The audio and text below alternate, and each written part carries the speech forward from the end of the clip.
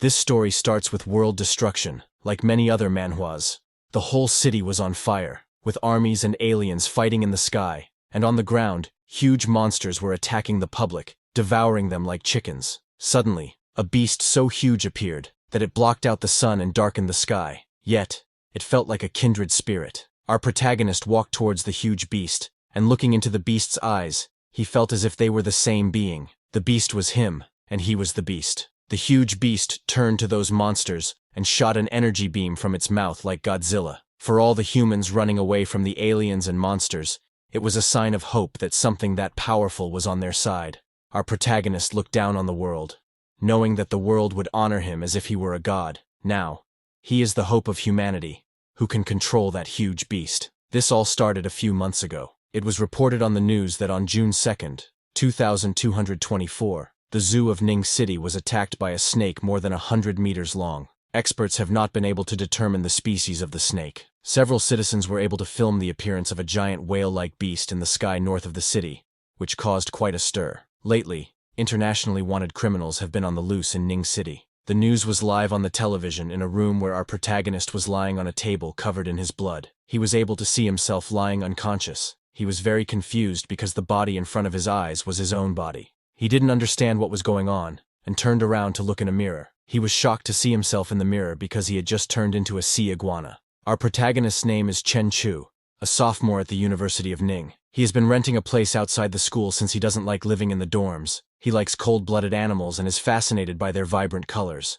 The pet store he bought animals from just got a new batch of exotic pets today, and Chen was immediately drawn to a sea iguana, an amphibious creature. Sea iguanas are generally gentle, but an accident happened the moment it was let loose. It broke its cage and attacked Chen, biting his hand with its sharp teeth. Chen was in immense pain, and immediately took out his phone from his pocket and hit the sea iguana on the head. When the sea iguana got hit, it lost its grip and freed Chen's hand. But before falling, the sea iguana's tail hit Chen's phone, and it struck Chen on the head. Like that, both of them lost consciousness. After seeing himself as a sea iguana in his dreams, Chen woke up. He found the sea iguana right in front of his face, but something had changed in both of them. Chen raised his hand, and the sea iguana also raised its hand. Chen was surprised to find that now he could control the body of the lizard, as if controlling his own arms. He smiled looking at the sea iguana, wondering if this was his so-called golden finger, and this was finally the time for his hero's journey to begin. But there was a problem.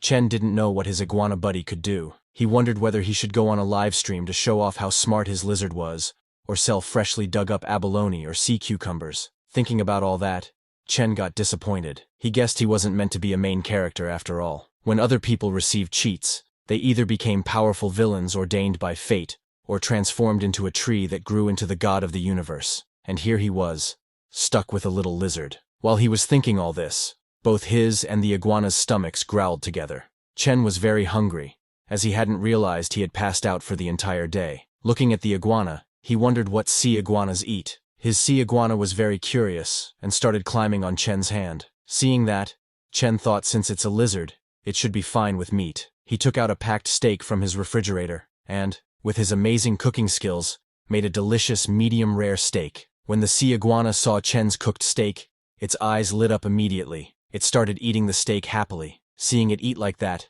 Chen smiled and said, "I knew it.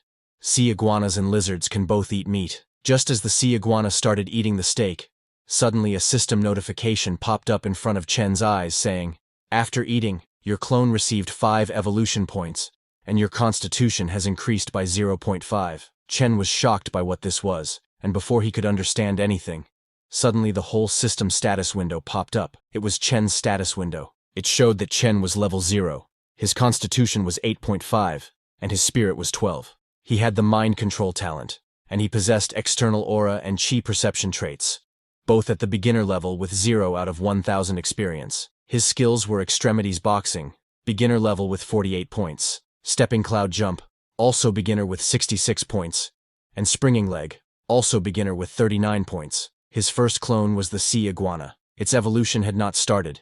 It had 5 points, and needed 200 points for the first evolution. Chen was too shocked to see that status window. He wondered if this was what his actual cheat was. In the status window, what caught Chen's eyes were his skills. Looking at those skills, Chen remembered his past. In his childhood, His father used to teach him martial arts. He used to tell Chen that if he only practiced the form without understanding the foundation, he might have learned nothing. The root of his force is at his feet. It should start from his thighs and control his abdomen. These lessons lasted 10 to 12 hours a day, making Chen's little body very exhausting.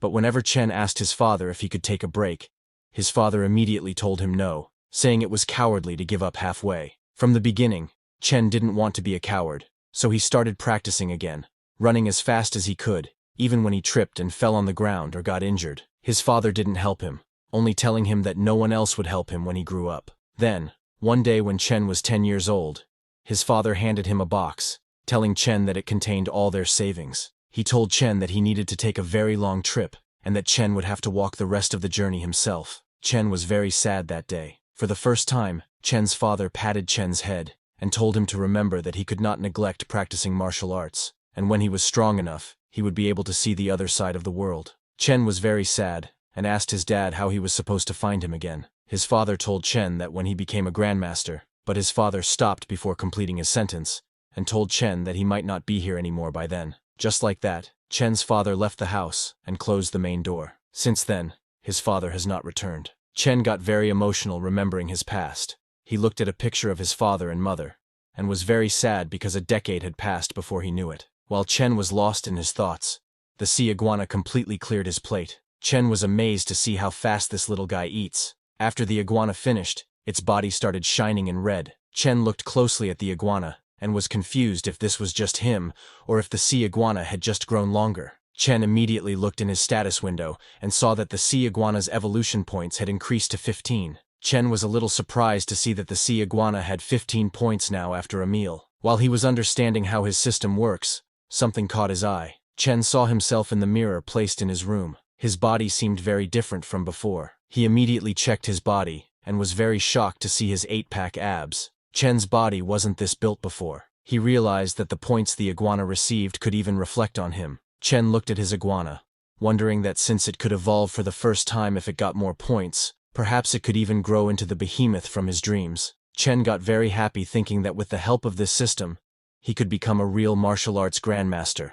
The next day at the marketplace, Chen bought 10 pounds of prime beef, no bones, and 20 pounds of pork, lean meat, also no bones, and asked the shopkeeper to pack all of it. He then used his phone to pay with the QR code. He put everything in the back of his car, thinking this should be enough to last for a few days. He then drove off from the marketplace. Without wasting any time, he directly returned to his apartment. Using his master chef skill, he made all kinds of dishes for the sea iguana to eat because, with that, he would be closer to becoming a martial arts master. Seeing those dishes, the sea iguana's mouth watered. In just a few seconds, the sea iguana finished all of the plates. Chen connected his mind with the sea iguana, and found out that in the sea iguana's palate, pork didn't taste as good as beef. He then disconnected the control, and woke up. With just a few minutes of connection, he felt tired. While stretching, he said, "The beef could use a bit more cumin. I'll make sure to add more next time." After the meal, the sea iguana took a nap while wearing sunglasses. On the other hand, Chen went to the martial arts room to train. With all his force, he punched the punching bag. His punch was so strong that it completely changed the punching bag's shape. A system notification came telling Chen that after his hard work training, his extremities boxing experience had increased by 5 points. Chen was happy because not only had his constitution improved, but his training progress was faster than before. 2 days passed like this.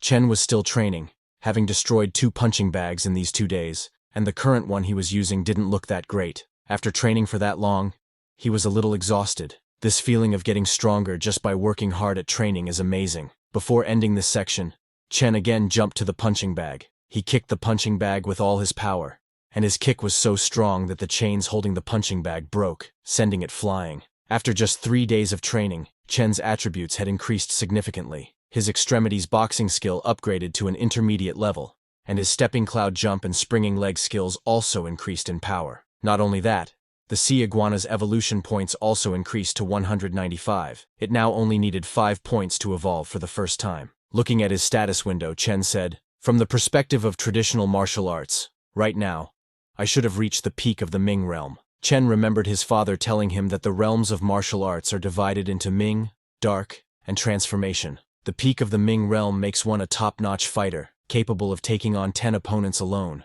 The Dark Realm makes one a first-rate expert, able to fight 100 at once, but they are usually hidden within legendary families. The Transformation Realm allows one to take on 1,000. They're the Grandmasters recorded in history, rare in modern times. The Transformation Realm represents an unbreakable body, only described in ancient texts. At that time, Chen was very amazed, and asked his father which realm he was in. Chen's father told him that he once briefly reached the Dark Realm, but his expression darkened, remembering what happened after that. Little Chen didn't understand his father's emotions. He was very amazed by his father reaching the Dark Realm, and asked him if he was from one of those legendary families too. Chen's father was shocked by little Chen's question. He took a deep breath and told Chen that he was just from Luotuan. In the present, it's already afternoon. When Chen comes out of the martial arts room, he finds his sea iguana lying on the sofa. He was surprised to see the sea iguana, which had grown so much already in just 3 days. The sea iguana only needed 5 more points to evolve. Looking at it, Chen said, "One more meal, and you will be ready to evolve. Let's hope it won't be disappointing." He again made many dishes, and gave them to the sea iguana. As the sea iguana started eating, its evolution points began to increase. The evolution points reached 199. It was almost ready to evolve. Chen connected himself to the sea iguana, because he couldn't wait to see how this little guy changes. When the evolution points reached 200, a system notification came telling Chen that his clone, the sea iguana, had met the evolution requirements, and evolution would now begin. Just as that notification came, a lightning-like pain ran through the sea iguana's left hand. It was too painful, and Chen, who was connected to the sea iguana, also felt that pain in his left hand. Both Chen and the sea iguana fell to the ground because of the pain. Spikes grew on the sea iguana's back, its body grew, and scales appeared all over its body. The sea iguana was in so much pain because of the changes in its body that it ran wild in the room, destroying everything in its way. After a few minutes, the pain of the transformation slowed down. Chen was still lying on the ground and was very shocked. He hadn't thought that evolution would hurt this much. Suddenly, he heard some noises from his side and took a look. It was the sea iguana, which had now grown to the size of a crocodile. Chen was impressed seeing its size and decided to see how strong his sea iguana was after evolving. On Chen's command, the sea iguana turned with lightning speed and hit the punching bag with its tail. The punching bag burst from the sea iguana's tail attack. Chen was impressed because the evolved iguana now had extraordinary power. After the sea iguana's evolution, Chen's attributes increased again. His constitution doubled, and his spirit increased by 2. His external aura and chi perception traits also became more powerful. After completing the first evolution, the sea iguana needed 1,000 evolution points to evolve again. Chen was surprised looking at his status window as he hadn't expected that when the clone evolves, his main body's physique and attributes would directly double in growth. Looking at his status window, Chen was a little confused. He just didn't know if his attributes increased because his current strength was too weak, or if every time the clone evolves, his body's constitution would double. Chen smiled, thinking, if it's the former, then my strength will improve at a decent pace early on, but if it's the latter, that would be kind of terrifying. Currently, judging by traditional martial arts standards, Chen realized that he had just entered the Dark Realm. He activated his traits which allow him to unleash external energy. Seeing a red energy coming out of his body, Chen got very happy because now, he was officially a martial arts expert. But after looking into that energy, Chen understands that with training, 100 skill experience points a day is the limit. He thought that, since the improvements are mirrored, to further enhance his body, he will have to rely on the sea iguana. He again connected himself with the sea iguana, and when he released his energy, the sea iguana also released the same energy. Chen was shocked to find that even the iguana could release his external energy. Suddenly, the sea iguana got alert and looked in the direction of the main door. It felt someone's presence. That person started knocking on Chen's apartment door.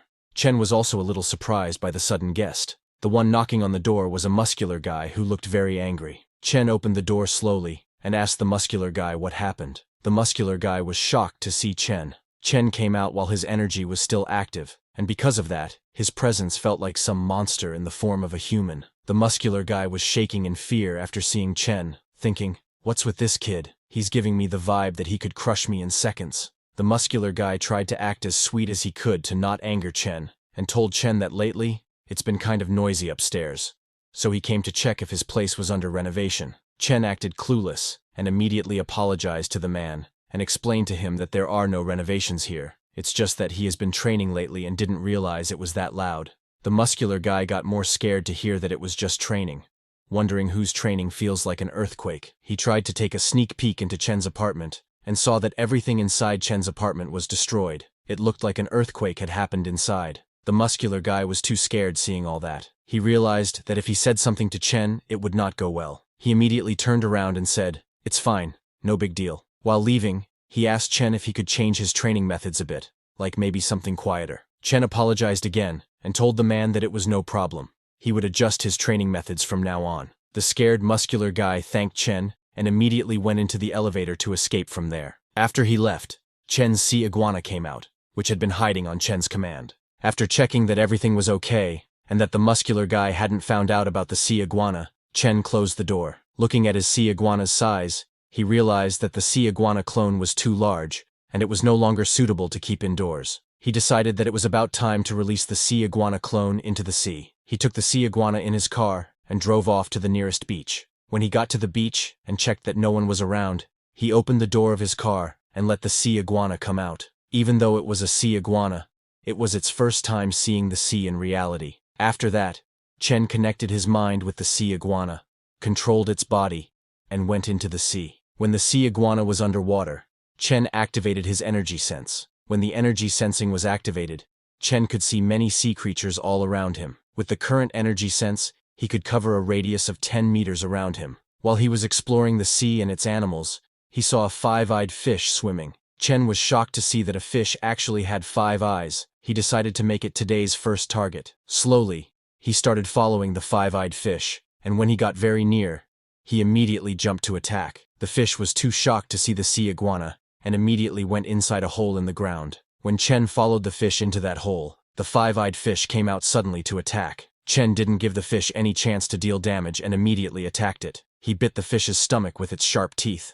After killing the fish, the sea iguana ate it. A system notification came telling Chen that after eating the mutated fish, his clone gained 10 evolution points. Chen's physique also increased by 1. Chen was surprised to see 10 evolution points because after evolving, eating normal food only provides 1 evolution point per meal, but mutated fish can actually give 10 points. Chen thought that with these kinds of mutated creatures appearing in the ocean, and considering the recent news, it seems like the world is far from peaceful. While roaming around, Chen noticed a mutated fish with 10 eyes and hunted it down. He killed that fish with its sharp teeth and devoured it, gaining more evolution points. After a few hours, Chen got a system notice that his clone had already reached the daily cap of 100 evolution points, and he could not gain more today. Chen was amazed to see that to human eyes, the ocean at night is cold and pitch black. But through the sea iguana clone's eyes, Chen saw that the underwater world is colorful and vibrant. As an amphibian,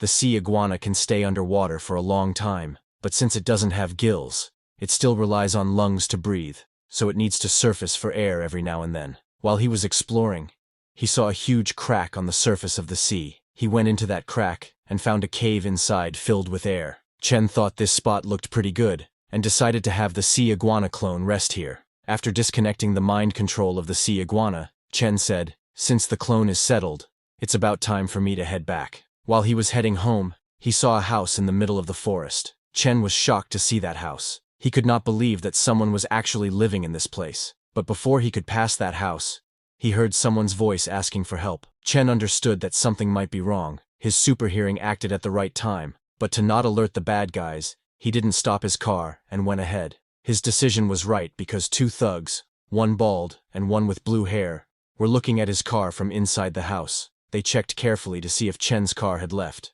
Those thugs had kidnapped a girl whose screams for help Chen had heard. 2 thugs were checking outside, and one black-haired thug was preventing the girl from screaming. The bald thug kicked the black-haired guy, shouting, "How are you this careless? Didn't I tell you to watch her? You didn't even notice the cloth fell out of her mouth." The black-haired thug explained to his boss that it was so dark out here. How could he have seen it when they dragged her in? The bald thug understood that it wasn't his fault. He took a cloth and covered the girl's mouth, telling her to shut up and behave, or he would let the guys have their fun tonight. The girl was very scared and helpless. Little did she know that her savior had already arrived. Chen came by foot so that the thugs wouldn't get alerted. He immediately activated his energy sense, which allowed him to easily see what was happening inside the house and how many people were there. It worked like X-ray vision. He saw that inside, there were 2 thugs having a drink, and a girl who was tied with ropes. There was another thug standing beside the main door, eating something and busy on his phone. Seeing the scene from inside, Chen realized that it was either kidnapping or human trafficking. There were 3 men, and 2 of them had knives. Chen decided that it was best to deal with them within a minute. He gathered all his energy in his hand, and then smashed the main door of the house. When he smashed the door, the thugs were surprised, and immediately took out their knives. Chen didn't give them any chance to attack. He immediately kicked the black-haired thug in the stomach. That thug went flying and hit a wall behind with a solid impact. Shouting, "You piece of shit!" The bald thug jumped to attack Chen from behind, but Chen turned around with lightning speed and hit that thug on the chest with his elbow. Chen's attack broke that thug's ribs, sending him flying. But then the third blue-haired thug appeared and caught the bald thug from falling. He told the bald thug to take a breath, then came forward and took a martial arts technique pose, announcing his move as Yue Wang Fist. His name was Ning Fu, and he asked Chen for his move. Chen also took the pose of the martial arts technique his father taught him, announcing it as Luo Tuan 8 Extremities Boxing. Their fight started when Ning Fu used his Yue Wang Fist technique, Move 1, To Lu Fist, and attacked Chen. However, Chen easily blocked his fist and pulled Ning Fu toward himself. Just as Ning Fu was within range, Chen attempted to kick him in the face, but Ning Fu blocked Chen's attack with his leg. Then he used his Yue Wang Fist's Move 2.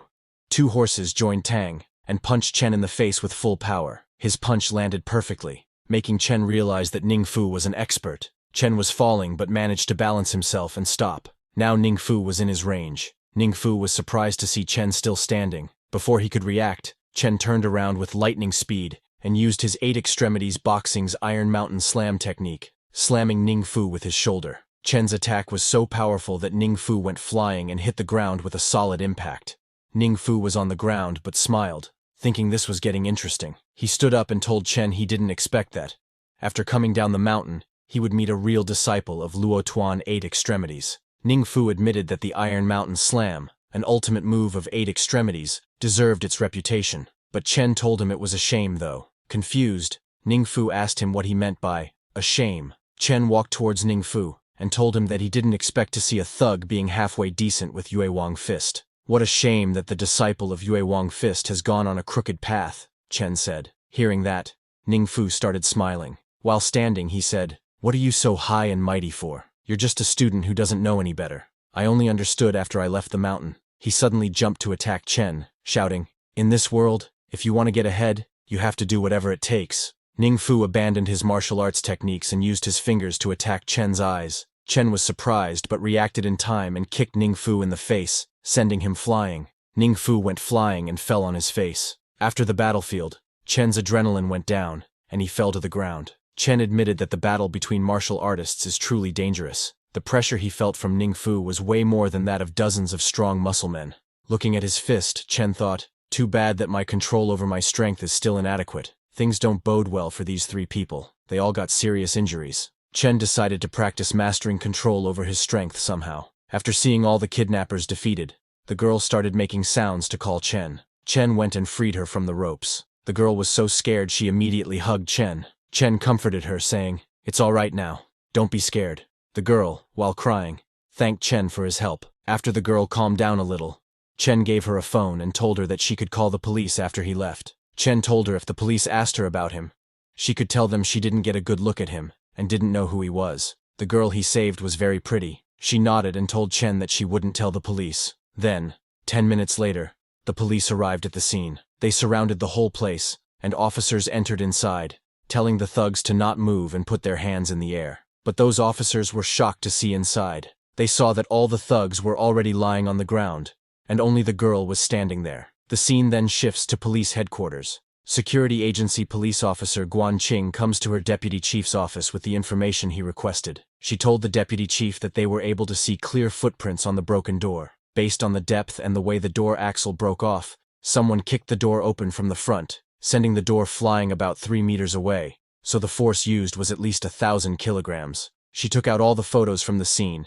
and told the deputy chief that among the kidnappers, 2 of them died instantly, and the one left has entered a vegetative state after suffering a major concussion. According to the kidnapped girl, Lin Rongya, the person who helped her was wearing a mask in the night, and she couldn't tell what they looked like. The deputy chief of the security agency looked at those photos and got confused, asking how this could be. The most force the king of boxing was able to exert was 800 kilograms on a machine in boxing. In real life, it's unheard of for this amount of force to be reached. Officer Guanqing agreed, saying, "It's true that this guy's strength is inhuman, although stranger things have been happening lately." While they were talking, suddenly thunder struck above the city.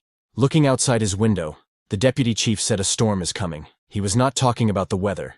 He was talking about evil things which could disturb the city's public. On the other hand, after saving that girl, Chen went to a lakeside with his car. There was a boat in the lake, and Chen's attention was not on the boat. He was looking at that boat from his car. From that boat, 3 men came out. 2 men were shirtless and looked like thugs, but the third man with black hair looked like a businessman. One of the thugs called the black-haired man boss and asked him why he had just made some money and already spent 1 million on a woman from Bald Tiger, questioning if that wasn't too wasteful. The other thug agreed with the first, telling his boss that it took them so long to dig up a sunken ship and they only made a little more than 2 million. Hearing them, the black-haired guy called them short-sighted and asked them if they even knew who that woman is, stating that money will not be an issue if they have her. Hearing that, both of the thugs got happy. The black-haired boss then asked one thug if he had finished the business with the company. That thug told him not to worry, saying he had already arranged a shipping company. They rented a high-end office building for the offices according to his request. Another thug told the black-haired boss that he also got the headhunting company to find them the prettiest girls for the secretary and the front desk positions,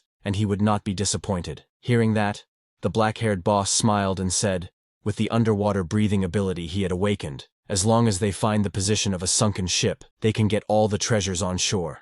They will have as much money as they want. He laughed and asked those thugs to follow him closely, and he would not let them starve. While they were talking, suddenly something jumped on a tree behind them, alerting those 3. The black-haired boss immediately turned around and asked, "Who's there?" It was Chen who was behind the tree. He came out and told the black-haired guy that he had seen a lot of perverts, but some were especially notable. Seeing Chen emerge from behind the tree, the black-haired guy took out his knife and immediately jumped to attack Chen, shouting, "You've got a lot of nerve, but people like you don't live long." He was fully intent on killing Chen, not knowing that Chen was a martial artist. Chen gathered all his energy into his leg, and then kicked the ground with full force, his attack so powerful that it made the ground explode, causing the black-haired man to bounce into the air. Just as he fell, Chen hit his hand, making him lose his knife. Chen didn't give the black-haired guy any chance to fight back and kicked him in the stomach, sending him flying into a tree. The other 2 thugs were scared seeing their boss defeated. One thug said,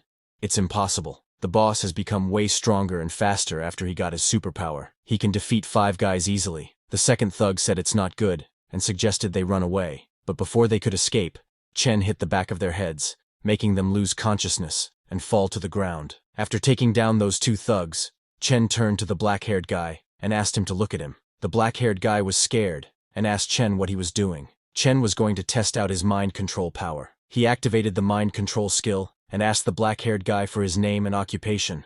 Looking into Chen's eyes, the black-haired guy's mind was controlled by Chen and turned purple. He came to Chen and told him that his name was Zhang Changshu. He owned a ship, smuggled for a living, and a month ago, he acquired the superpower to breathe underwater. Hearing the black-haired guy spill everything about himself, Chen was pleased because his mind control was very effective. The black-haired guy was now essentially a puppet under his control. He continued and told Chen that he raided sunken ships in the depths and exchanged any treasure he found for money with rich folks. After the black-haired guy had told him everything, Chen canceled the mind control. Just as the mind control ended, the black-haired guy's broken hand started hurting like crazy, and he fell to the ground. He called Chen boss and asked him what happened to his hand. Chen was confused and told him that he must have broken it himself accidentally. Hearing this, the black-haired guy again called Chen boss and said he understood. Realizing that his mind control had also affected the black-haired guy's judgment, Chen told him to rest a bit on the boat first and said he would be there in a sec after he woke up the other 2. The black-haired guy followed his order.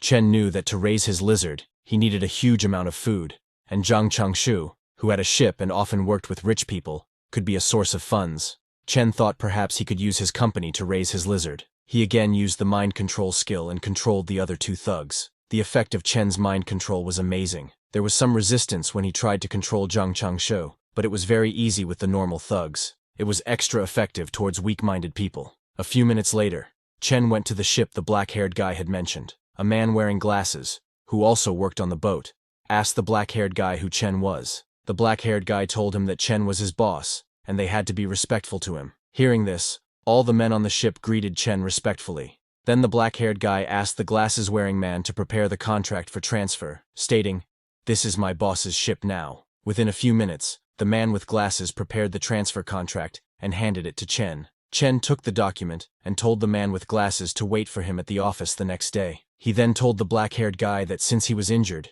he should follow Chen to the hospital. The next day, early in the morning at sea, Chen continued his hunt with his sea iguana. The sea was a haven of limitless food, and the sea iguana hunted and ate many fish. Meanwhile, in the gym, Chen practiced his boxing techniques. As the sea iguana continued to hunt in the sea and gain evolution points, Chen also gained constitution points. However, Chen knew that he couldn't rely solely on his iguana clone to increase his power.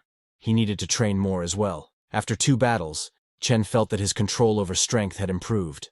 After the hunt, the sea iguana went into a mountain cave to also practice attacking. System messages informed Chen that absorbed energy had been digested during training, and he had gained 6 evolution points. That afternoon, Chen went to the office where the black-haired guy had transferred the ship to him. Chen was pleased because the transfer process was complete. He hadn't gone outside for a day, and had managed to gain more than 90 evolution points, and his sea iguana's body had also grown 20 centimeters. Chen decided that the next day, he would take his lizard to the deep sea. He was in a hurry because he now knew he wasn't the only person with superpowers in the world, and he needed to become stronger, especially now that there were unknown creatures in the depths of the ocean. The following day, the ship Chen acquired was fishing in the deep ocean. The 2 thugs who had been working with the black-haired man, Zhang, were on the ship. One guy checked the net and noted that there had been much fewer fish lately. They were basically catching nothing. The other guy suggested that perhaps there was a school of big fish down there, maybe sharks, as sharks move in groups and even killer whales have to be wary of them. So the smaller fish flee from the area. They were right, because right beneath their ship was a group of great white sharks roaming around. Chen's sea iguana, which was also following the ship to the deep sea, encountered these sharks. As soon as the sharks saw the sea iguana, they immediately attacked it. A great white shark took the sea iguana into its mouth and tried to bite it. But just as it tried to bite, the sea iguana raised its spikes, hurting the shark. The shark died, and seeing this, the others got scared and ran away. Then Chen's sea iguana started eating the dead shark's body, gaining 10 evolution points. Chen, connected to the sea iguana and sharing its senses, tasted the white shark's meat and thought it was too tender. After eating the shark, Chen received a system notification stating that his clone had met the evolution requirement and asked if he wanted to evolve the sea iguana. Chen was surprised to find that he could now choose to evolve. He confirmed the evolution, and the sea iguana came out of the sea to begin its transformation. Bolts of evolutionary lightning traveled into the sea iguana's body, causing it immense pain. Simultaneously, in the gym, Chen also felt the same pain and fell to the ground. He looked at his status window and saw that he had leveled up to level 1. His constitution was 130, and his spirit was 38. His beginner traits, external aura and chi perception, now had 280 experience points. His skills had also enhanced. They were all now intermediate. His 8 extremities. Boxing skill had 370 experience points. His stepping cloud jump had 290, and his tan leg technique had 370 points. Chen's clone had evolved into a scale-armored spiny lizard, a newborn ferocious beast, trying to evolve into a ferocious beast lord. It had evolved twice, and needed 5,000 points for the next evolution. It also acquired an ability named Water Affinity. Chen's body had become more muscular. He was happy because he had made a breakthrough, and his constitution was 13 times that of a normal person, reaching a level equivalent to great success in the dark realm in ancient martial arts. However, looking at his status window, Chen was slightly disappointed that his constitution hadn't doubled even after evolution, but this confirmed that it had doubled the last time, because his base stat was low. He looked into the sea iguana's details, and noticed that it now had water affinity, but he didn't know anything about it, and wondered what it meant to have water affinity. Chen then connected himself to the sea iguana, and was surprised to see its body size. The sea iguana's body had become much larger, its bone density a few times more than before, and its weight had reached 4 to 5 tons. Its power had doubled, and the claws were akin to steel, making it much more explosive than before. Following the ship, Chen noticed that the sea iguana could now swim up to 70 kilometers per hour, even faster than a large ship. The sea iguana made less noise and felt less resistance while swimming, which Chen thought must be because of the water affinity. The next day, Chen called the glasses-wearing man and asked him if anyone had been asking for treasures lately. The man told him that no one was asking right now. Hearing this, Chen said they would find the treasure themselves. He asked the glasses-wearing man how the research was going. The man told Chen that they had found a few locations with sunken ships, but without Boss Zhang, who could breathe underwater, they couldn't do anything. Chen told him not to worry about it. He could handle it. Chen looked into the database and found that the shallow water areas of routes used by Z country in the past and the major commercial waterways used by H and R countries had been mostly explored, but there were still a lot of priceless ships in the deep area. Chen took his sea iguana to a location 25 kilometers offshore in the Yellow Sea area. Connected to the sea iguana, he checked that he could now breathe deep underwater after this evolution, and his perception had also improved. He could feel the area up to 20 kilometers around him. He was confident that he was now ready to go after tidying everything up. Then he disconnected the connection with the sea iguana, looked at his phone, and saw that it was almost 11 o'clock. He decided to get some food to treat himself, thinking, isn't the point of raising a clone to enjoy life? To eat something, Chen went to Pedestrian Street, which was near his house. The meal was nice, but Chen was surprised to find that just one meal cost over 3,000. His savings were only 20,000. But he was not worried because he would soon take over Boss Zhang's company, so at least he got a taste of what it feels like to be rich. While returning home, he noticed something alarming. He saw a girl lying unconscious on the ground, and two men checking her. The scene didn't look right to Chen. As a righteous man of society, Chen raised his voice and asked them what they were looking at. Chen was confident because he knew that with his growing strength and his passion for martial arts awakening, as long as there was no real danger, he didn't mind stepping in. Seeing Chen step in, the thugs became very angry. One thug, in anger, asked Chen what he had just said. Another thug took out a knife and shouted, "Kid, get lost now, and I'll pretend I didn't see you." Chen didn't really want to fight them, and just wanted to scare them. He released his aura from his body. Chen's aura formed a beast form and looked at those thugs. Although it was not visible to human eyes, humans could feel its pressure. Both of the thugs got scared and didn't understand why it felt like they were being stared down by a beast. Scared, one thug suggested to the other to let's get out of here. But suddenly, the girl started laughing. She mocked the thugs, asking if they were actually scared and if they were really not real men. Seeing the woman provoking the thugs, Chen wondered if this woman was crazy. Hearing the woman's words, the thugs started to rethink their decision to run away. Looking at the woman, they thought that a woman like this doesn't come around every day, and they couldn't let her think they were weak. Immediately, both of the thugs charged at Chen. One thug said to the other that there was no reason to be afraid of Chen. He's just one guy. The other thug agreed, saying, "Yeah, let's get him. This guy's way too cocky." Chen was at a loss for words, seeing them charging at him. Everything was already resolved, but because of the girl, a fight ultimately broke out. Left with no choice, Chen got into his martial arts pose, and when the thugs were within his reach, he kicked them in the stomach, sending them flying. Chen barely used 10% of his strength.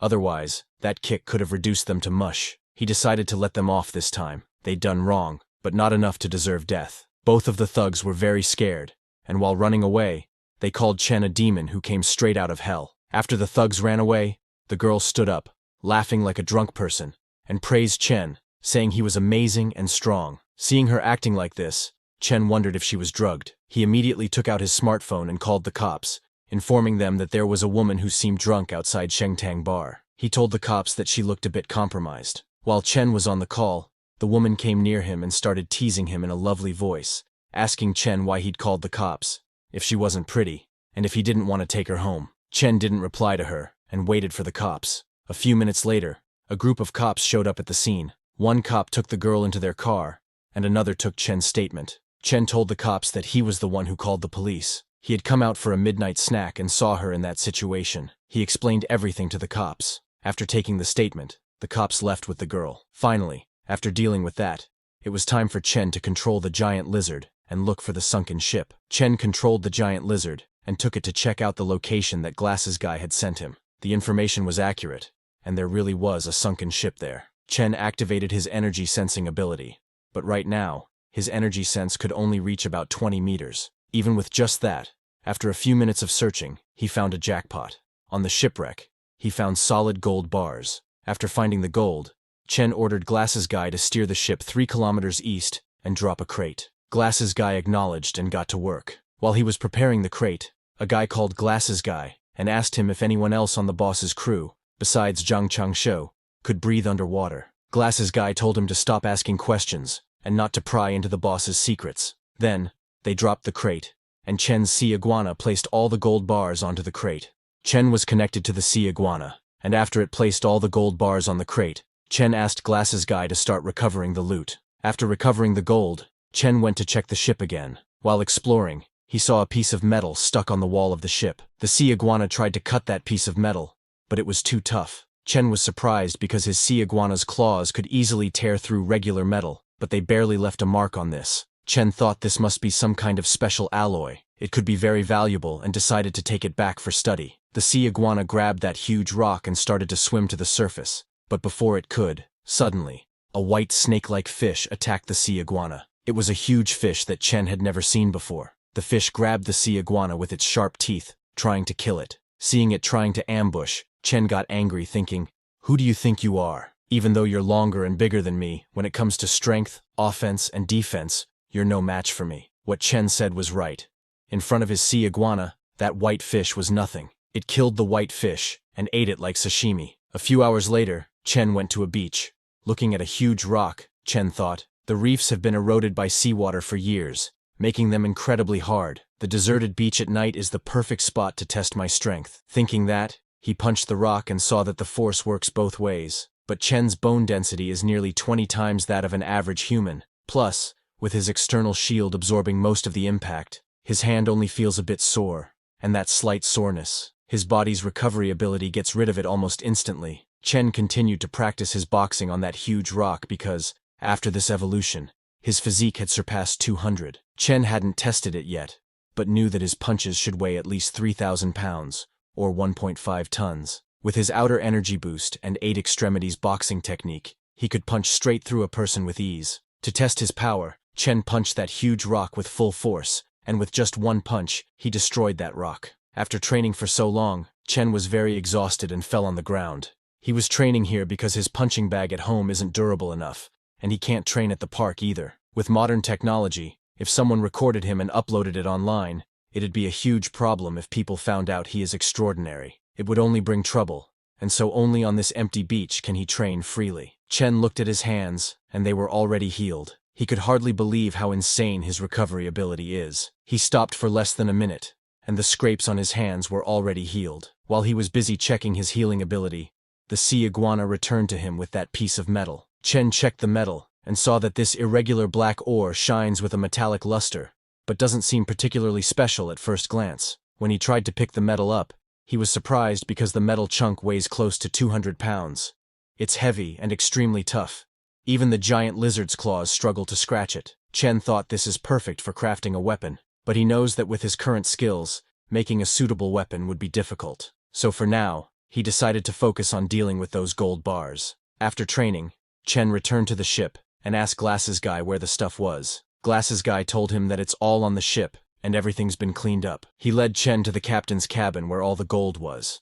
While Chen was checking the gold, Glasses Guy asked him how much money it is worth. He was amazed to see all that gold, saying he had never seen so many gold bars in his life. Chen told Glasses Guy that the gold bars don't have any markings, so they must have been privately minted, which means they can't sell them as antiques. The next day, after doing some research, Chen found that there is a shop in bustling downtown where he can sell the gold on the black market. Just as he entered, the receptionist welcomed him. Chen immediately asked her if they buy gold here. The receptionist told him they do, and asked him if he was selling rings or necklaces. Chen showed her the gold bars from his bag, and told her that he wanted to sell these. The receptionist was quite surprised, saying it was quite a lot of gold. She asked Chen to please come upstairs, and she would take him to meet their manager. When Chen went upstairs, he met the manager of the shop. He greeted, and asked Chen for his name, and how much gold he was selling. Chen introduced himself, then opened his bag and told the manager that he wanted to sell all this gold.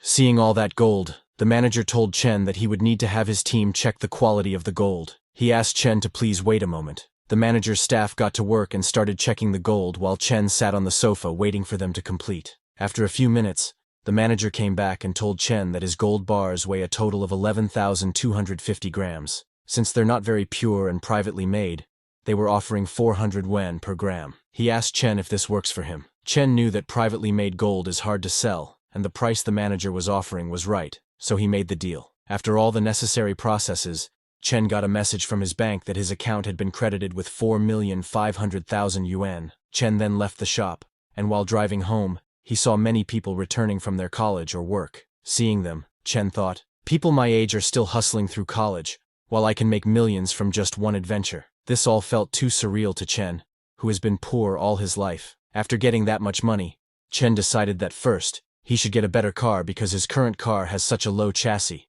making it terrible on the bumpy coastal roads. He went directly to a luxury auto showroom. Glasses Guy also went with him, and both of them started looking for the perfect car that Chen could use daily. While they were checking cars, some new customers entered the showroom, a black-haired guy and his red-haired girlfriend. When Chen saw the girl, he immediately recognized her because she was his ex. Back then, Chen had spent a fortune trying to win her over. And what did she do? She chased after wealth and status, living it up with rich boys. When the red-haired girl saw Chen, she mocked him by telling her boyfriend that the guy over there is the loser who used to chase her. Hearing that, her boyfriend laughed at Chen and asked, "What's a broke college kid like you doing in a luxury car showroom?" Glasses Guy got very angry, asking them who they were calling broke. But Chen stopped Glasses Guy, telling him not to mind them. Seeing Glasses Guy angry, the black-haired boy said, "Are we not allowed to say the truth? Aren't you just a broke college student? This isn't a place you can afford, is it?" The red-haired girl told her boyfriend not to waste time on him, and let's go look at cars. She went and picked a red car, telling her boyfriend that she wanted that one. Her boyfriend got scared when he saw the expensive car. He tried to make excuses, saying, "Let me check it out for you." He was thinking that money is for impressing women. He only gets a few tens of thousands a month for spending. So how could he actually buy her a luxury car? On the other hand, Chen checked out a white car. Looking at the car, Chen thought, this car has a high chassis and can carry stuff. It should meet all my needs. He told the saleswoman that he wanted this car and would pay by card. The saleswoman told Chen that this car costs 2.38 million yuan and asked if he would be paying by card or in full. Chen told her that he would pay in full. The red-haired girl was shocked to hear that Chen was paying by card for that car and that the car was 2.38 million. But her boyfriend came over and told her that Chen was just pretending, saying there was no way he had 2.38 million in his account. Hearing that, the red-haired girl agreed, telling him that back then, Chen couldn't even afford anything but instant noodles for weeks just to chase her. They made fun of Chen, calling him a broke student who was pretending to buy a luxury car. The black-haired guy came over and told Chen that there was no need to put on a show because it'd be embarrassing if his card gets declined. Glasses Guy told the black-haired guy that it's none of his business. He asked the black-haired guy what he would do if Chen could afford that car.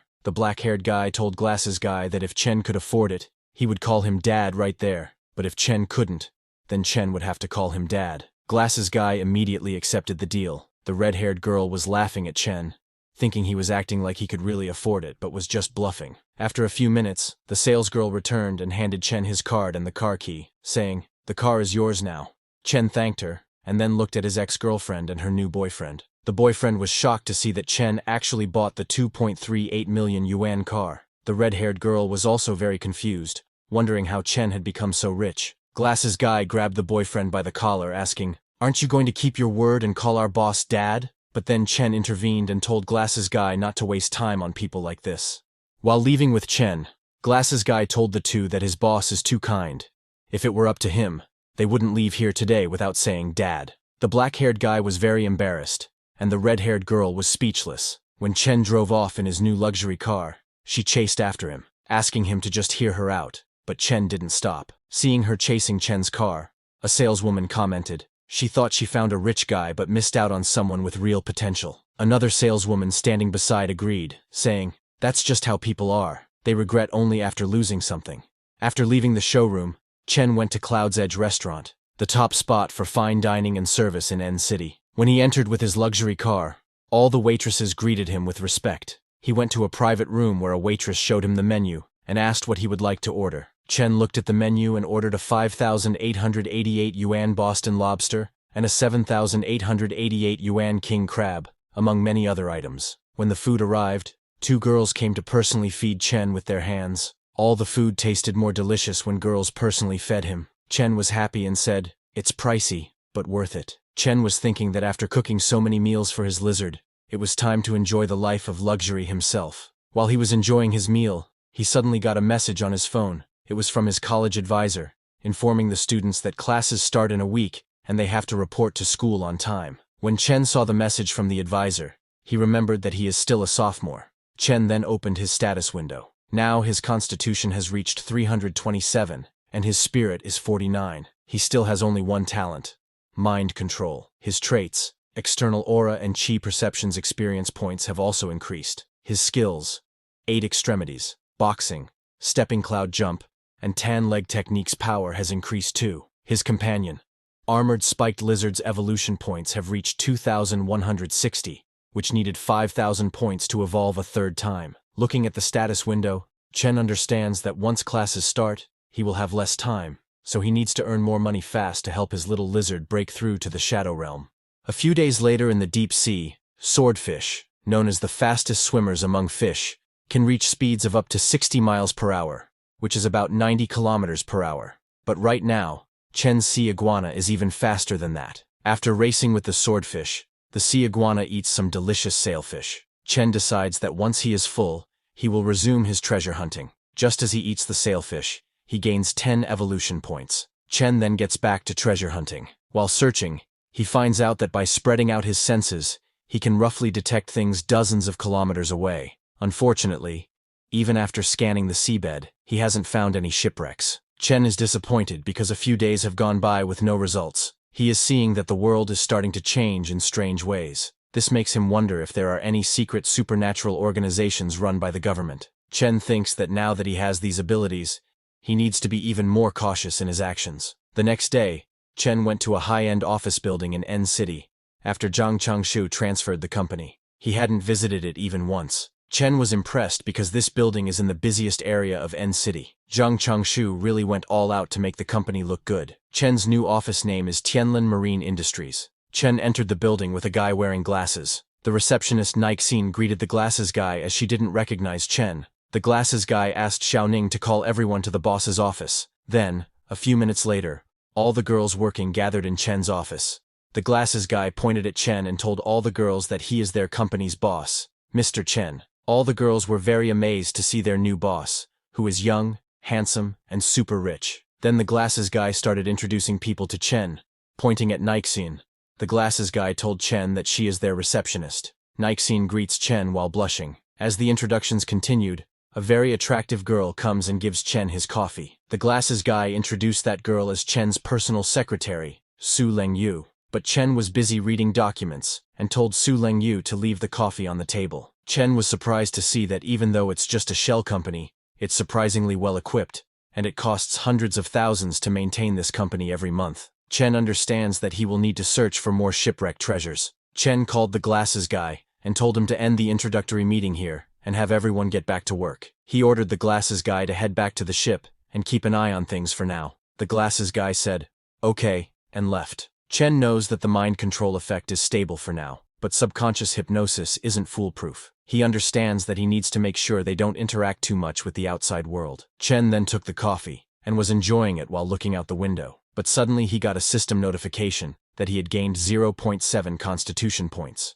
Multiple notifications came at once. Looking at those messages, Chen thought, using clones to hunt while just lying around and getting stronger feels amazing. Chen then connected his mind to the sea iguana. Chen's sea iguana is hunting fish. Now it could control the internal energy, and is using it to hunt big fish easily. The fish Chen hunted this time was a barracuda. He knows that barracudas are typically only about 2 meters long, but this one he hunted is 4 or 5 meters long. Its speed is incredible, and its teeth are harder than steel. If not for Chen's strong external force field, he might have been hurt. The number of fierce, mutated fish in the ocean is increasing. When the sea iguana eats it, Chen finds that this meat is clearly different, and it provides much more energy. Just as the sea iguana eats the fish, Chen suddenly gets a system notification telling him that his clone has devoured with effort and gained 90 evolution points. Chen also gains 9 constitution points. As that message comes, Chen's internal energy activates itself, and his body becomes more muscular. Chen feels that something's off. He realizes that this fish definitely has something unusual about it. Now, his muscles and bones are enhancing, and the increase is 10 times what it used to be. After seeing its effect, Chen looks for that fish, but it's a shame that in such a vast ocean, that mutated fish seems to be the only one of its kind. On the other hand, at Tianlin Marine Industries office, receptionist Nixin asks Su Lengyu if she thinks the boss has a significant other. Su Lengyu smiles and asks Nixin why she is asking, and if she is planning to make a move on him. Another girl jokingly asks Nixine if she has become a fangirl again. Hearing that, Nixine starts blushing in embarrassment. While they were talking, someone asks them why they are not off work yet. It was Chen, who was leaving for home. Su Lingyu greets Chen with a smile, and tells him that they still have a few things to finish up. Well, with Chen's hearing, he could already pick up on their chatter while he was in the elevator. But to avoid awkwardness, he decides to just pretend he didn't hear anything. Chen smiled and told them that since everyone's working so hard, dinner's on him tonight. Hearing that, everyone gets very happy. Chen and all the girls went to Cloud's restaurant. Nixine was very impressed, seeing Chen's luxury vehicle worth over 2 million. All the girls were amazed to see such a lavish restaurant. A waitress comes to take their order. Chen ordered the food, and its total came to 50,000. Chen just swiped his card and paid for the food. All the girls were shocked to see Chen making a 50,000 payment as if it's nothing. They all wondered which rich family their boss is from, as he is just throwing money around. They all thought that if they follow a boss like this, there's definitely a bright future ahead for them. Chen told the girls that he has something to handle tonight, so after dinner, he will get them all a ride back. All the girls thanked him, and they enjoyed the food together. Then, after driving all the girls home, Chen went to a deserted rocky shore. The sea breeze was so soothing that it lifted Chen's spirits. He started practicing his boxing on the rocks. He hasn't stopped training during this time, and his physique is now over 20 times that of an average person. Now, Chen's punch strength exceeds 2 tons, and with the external force field, his strength doubles, making his punches close to 5 tons. But the stronger he gets, the harder it is to control. Chen's footing wasn't steady, and he lost control again and again. This makes him realize that he needs to keep training to get used to his strength. While he was training, he suddenly noticed a boat. He was surprised to see there are people in such a remote place so late at night. There were some thugs on the seacoast waiting to receive the boat. The receiving thug asked the thug from the boat if he didn't trust him yet, noting that they had done so many deals together. The thug from the boat replied that it's just that the heat is on right now, and he reminded the receiver that the rules are as usual. Money first, then the goods. Chen was spying on them while hiding behind a rock, understanding that it was a D-grade deal, but they were armed, so he needed to be cautious. The receiver's men checked the goods and told their boss that it was top quality. Hearing that, the receiver gave the thug from the boat the money and shook hands, saying it was a pleasure doing business with him. While leaving, the receiver thug told his men to be careful because things are tight lately. His men assured him not to worry, saying, "Boss, we only work through single channels. Even if something goes wrong with the goods, they won't be traceable." Those thugs thought no one could catch them. Little did they know that Chen was coming for them. Chen approached with lightning speed, punched one thug on the neck, and kicked another one at the same time. The thug's boss was surprised to see Chen, and he immediately took out his gun to shoot. But before he could aim or shoot, Chen reached the thug boss and punched him in the face, sending him flying. In 5 seconds, Chen knocked down all 3 of the thugs. All 3 of them died immediately after getting hit by Chen. But Chen didn't feel sorry because he knows that these people have lost all humanity, so taking them out is practically doing a public service. On the other hand, in the sea, the thugs who were leaving on the boat saw something approaching them at high speed. It was Chen's sea iguana who came at high speed and hit the thug's boat from below. In front of the sea iguana's strength, the boat didn't last long and broke into 2. All the thugs were very shocked.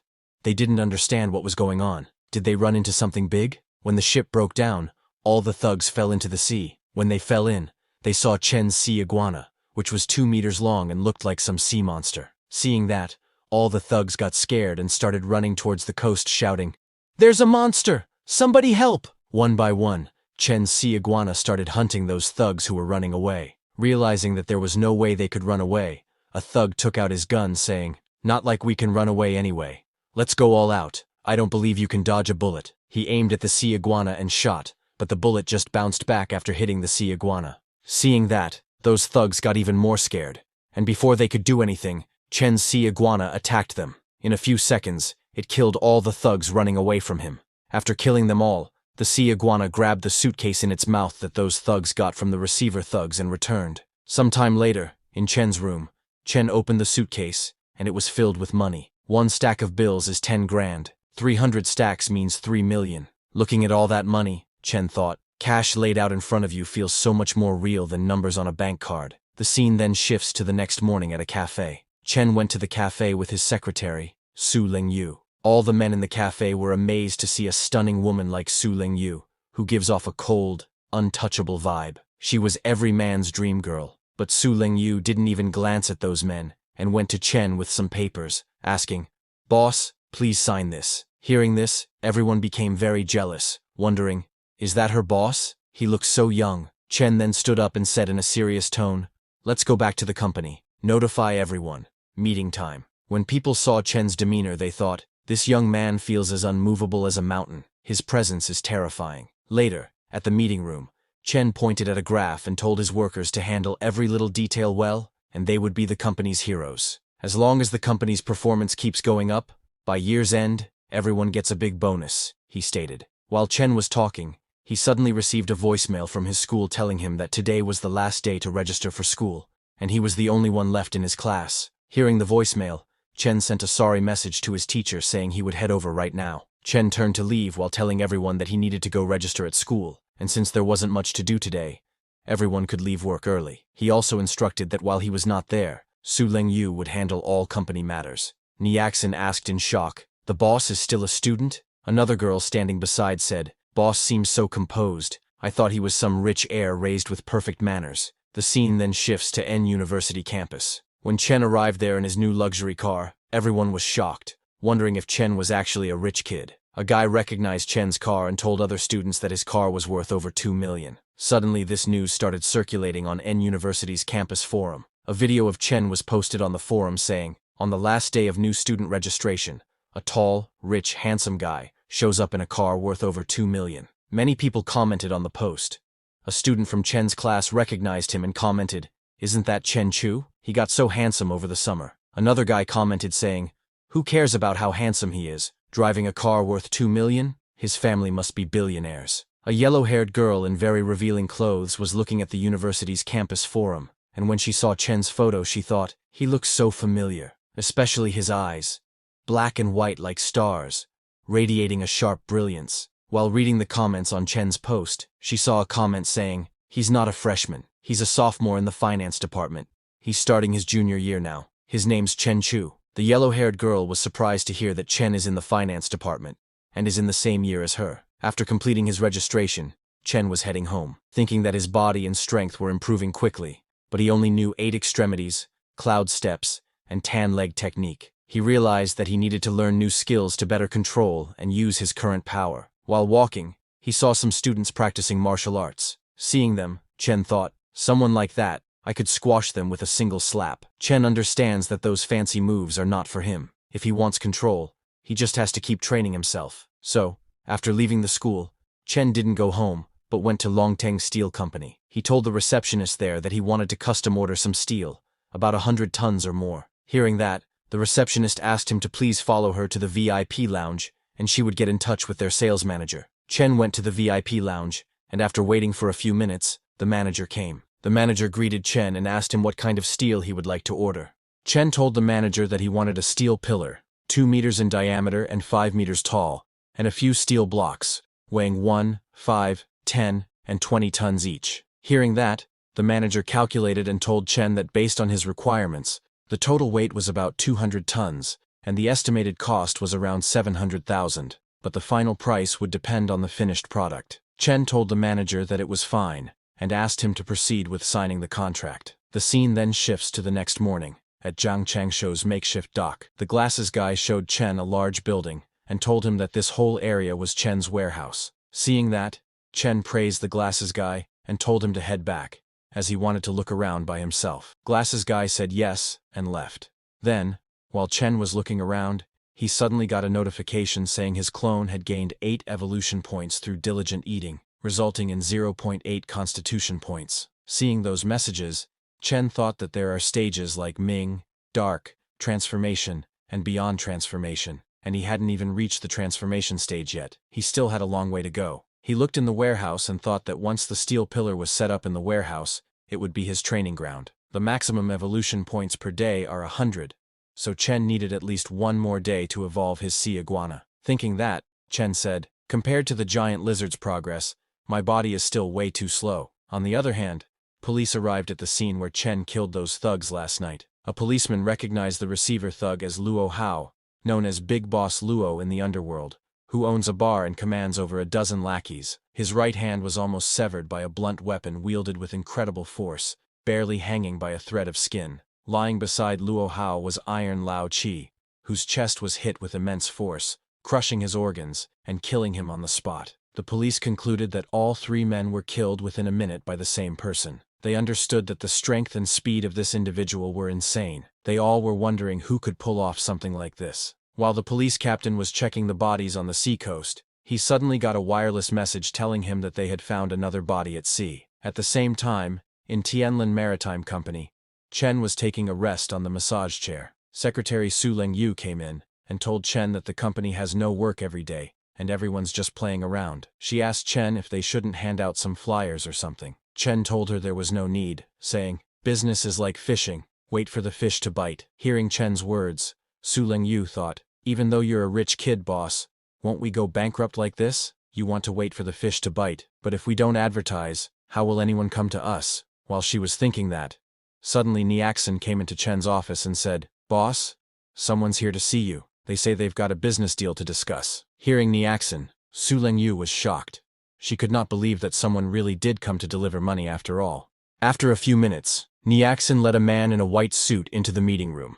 As the man entered, he asked for Zhang Lauda, the previous boss of the company. Chen informed the man in the white suit that Zhang Lauda and his people were now under his leadership. Hearing this, the man complimented Chen on managing to get Zhang Lauda on his side. The man then introduced himself as Wang Tianhua. Chen called him Boss Wang and invited him to sit down and talk. Once they were all seated, Su Lengyu offered, "Boss, I'll make some tea for you all." Chen nodded his approval, and then they got down to business.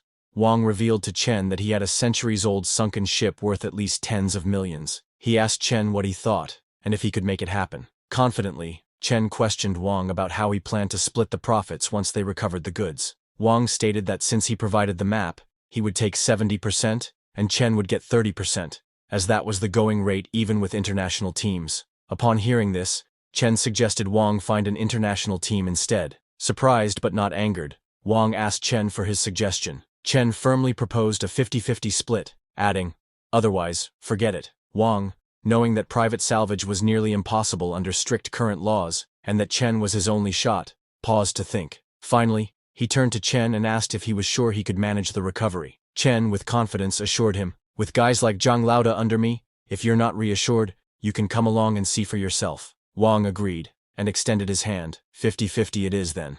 Pleasure working with you." Chen shook his hand and responded, "The pleasure is mine." Meanwhile, at police headquarters, the police captain was investigating bodies found in the sea and its coastal area. He was shocked to see such exaggerated claw marks on the corpses, and couldn't fathom what kind of creature could have claws that big. He logged into the confidential internal dialogue system, having already reported the multiple deaths suspected to be caused by a beast attack to his superiors. He also attached a confidential file, and finally received a reply saying professionals would investigate the case. Back at Chen's company, the huge iron pillar Chen had ordered arrived. Su Lengyu, surprised by the size of the pillar, asked Chen what it was for. Chen explained that it was a sea-calming pillar, buried at the pier to stabilize the waters and hold back the sea dragon kings.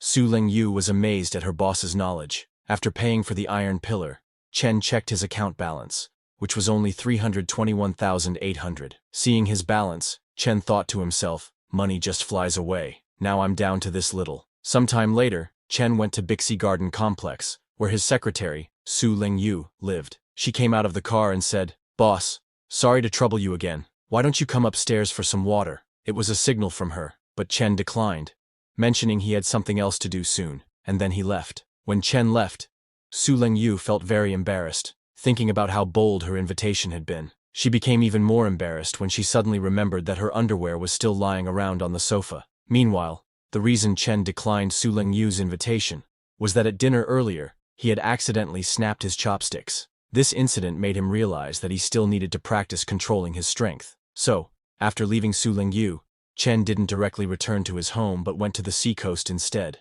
There, he practiced his boxing by punching rocks again. While practicing on the rocks, Chen realized that he needed to achieve perfect mastery to fully utilize his powers. He then released his internal energy, and saw that his aura shield could now cover up to 30 meters. He could sense every movement of the wind and grass around him. 3 days later, in the deep sea, Chen was connected to his sea iguana, which was eating a red-eyed fish. The red-eyed fish are mutated, and when the sea iguana ate it, it gained 210 evolution points and 21 constitution points. After it finished eating, it followed Wang Tianhua's ship. When Chen noticed that Wang's ship was slowing down, he understood that they must be close. When the ship stopped completely, Chen called out, "Boss Wang, my other crew has already arrived. When do we start?" Wang, impressed by Chen's quick work, asked Chen to let him prepare, saying they would begin tonight. Chen agreed and returned to his training. After hard work, he gained 15 aura control experience, and with aura enhancement, his strength multiplied. At night, Wang called Chen, saying he didn't see Chen's other crew yet. Chen told Wang that they were already underwater and asked him to just give the location. Wang was surprised and said, "That's impressive," then told Chen that the location was 200 meters to the left of his ship, about 700 to 800 meters deep. After hearing the location, Chen connected himself with the sea iguana and went to that location. But in that depth, even with the sea iguana's constitution, the water pressure made Chen uncomfortable. Upon arrival at the location, he saw that there was nothing there. Chen called Wang and told him, 800 meters deep, within a 200-meter radius, and there's nothing. Wang was surprised to hear that Chen had already searched the area, as it was just too fast. Wang could not understand how it was possible that Chen scanned 700 to 800 meters deep in just 20 minutes. Wang's secretary checked on his laptop and told Wang that after hundreds of years, the location had likely shifted. He told his boss to try moving about a kilometer east. Wang apologized and asked Chen if he could check about a kilometer east. Upon hearing that, Chen led his sea iguana to the new location. When he reached the new location, Chen activated his external energy and scanned the whole area. This new location was correct. There really was a centuries-old sunken ship. Chen smiled, seeing the ship because he was going to get rich. He loaded the loot from that ship onto the ladder, and Wang's men pulled it out. Wang's secretary checked and told Wang that 8 pieces were broken and 3 were intact, estimating the value at about 30 million, but if sold privately, they could get another 20 million. Wang, who was on the call with Chen, smiled hearing that and said, "Did you hear that, buddy? That's about the situation." Chen told Wang that the rest was up to him. He just needed to collect the money. Then, a few days later, Wang returned with the money. He told Chen that the loot totaled over 23 million. They each got 11.5 million. He asked Chen to count it if he would like. Chen told him there was no need. He trusted him. Hearing that, Wang laughed, calling Chen a straightforward guy. He told Chen that they would contact him next time they had info on a sunken ship. Looking at all that money, Chen thought, now my money problem is solved, but my strength is still too weak. I need to train to the point where sniper bullets and grenades won't affect me before I can try riskier moves. The next day at Tianlan Marine Industries, when Chen arrived at the office, Niaxin told him that someone had submitted a resume yesterday. They claimed they could bring 200 fishing enthusiasts every month for a 50,000 monthly salary. Chen asked to see it, and Niaxin handed him the resume highlights. Chen saw that the new guy was a member of the Fishing Association and knew many insiders in the field. When Chen saw that, he immediately realized it was a scam and told Niaxin to reject it because he was a scammer. Niaxin then asked him why he hadn't been to the office these past few days. Chen told her that he had a big project and made a few million casually. Hearing that, Niaxin was amazed and said, "Boss, you're amazing." Chen smiled and reminded Niaxin that he had said he would treat all of them after this project, so tonight, he would take her to Yunshang Tianwai to relax. Hearing that, Niaxin jumped in happiness. Another girl standing behind thought, "Working here is awesome. Easy work, good pay, and the boss always treats us. Not like my friend's company, where the manager even tried to hit on her." She wondered if she would agree or not if the boss tried to hit on her. That night, Chen took all of them to Yunshang Tianwai restaurant. While eating, Niaxin told Chen she didn't know sea fishing was so profitable. Just a few days of fishing trips, and it's millions. Chen told her that he got lucky and caught a bluefin tuna, one fish worth hundreds of thousands. While Chen was relaxing with the girls, a man approached him and asked if he was Mr. Chen, the owner of Tianlan Marine Industries. The man greeted Chen and introduced himself as Li Tianrui, the deputy general manager of Tianhong Group, and also a friend of Wang Tianhua. Chen was a little surprised by his sudden approach. Manager Li said that he wanted to go fishing in the sea, and asked Chen if he was interested in cooperating. Chen told Manager Li that as long as it's profitable, he is interested. He asked Manager Li to come to his company tomorrow, and they would talk there. Su Lingyu gave Manager Li a card, saying, "This is our boss's business card." Manager Li took the card and told Chen that he would see them tomorrow. Looking at Manager Li, a girl commented that she didn't expect him to be so young. Niaxin asked her if this group is really big. That girl told Niaxin that their chairman is worth tens of billions, even richer than the richest man in N City.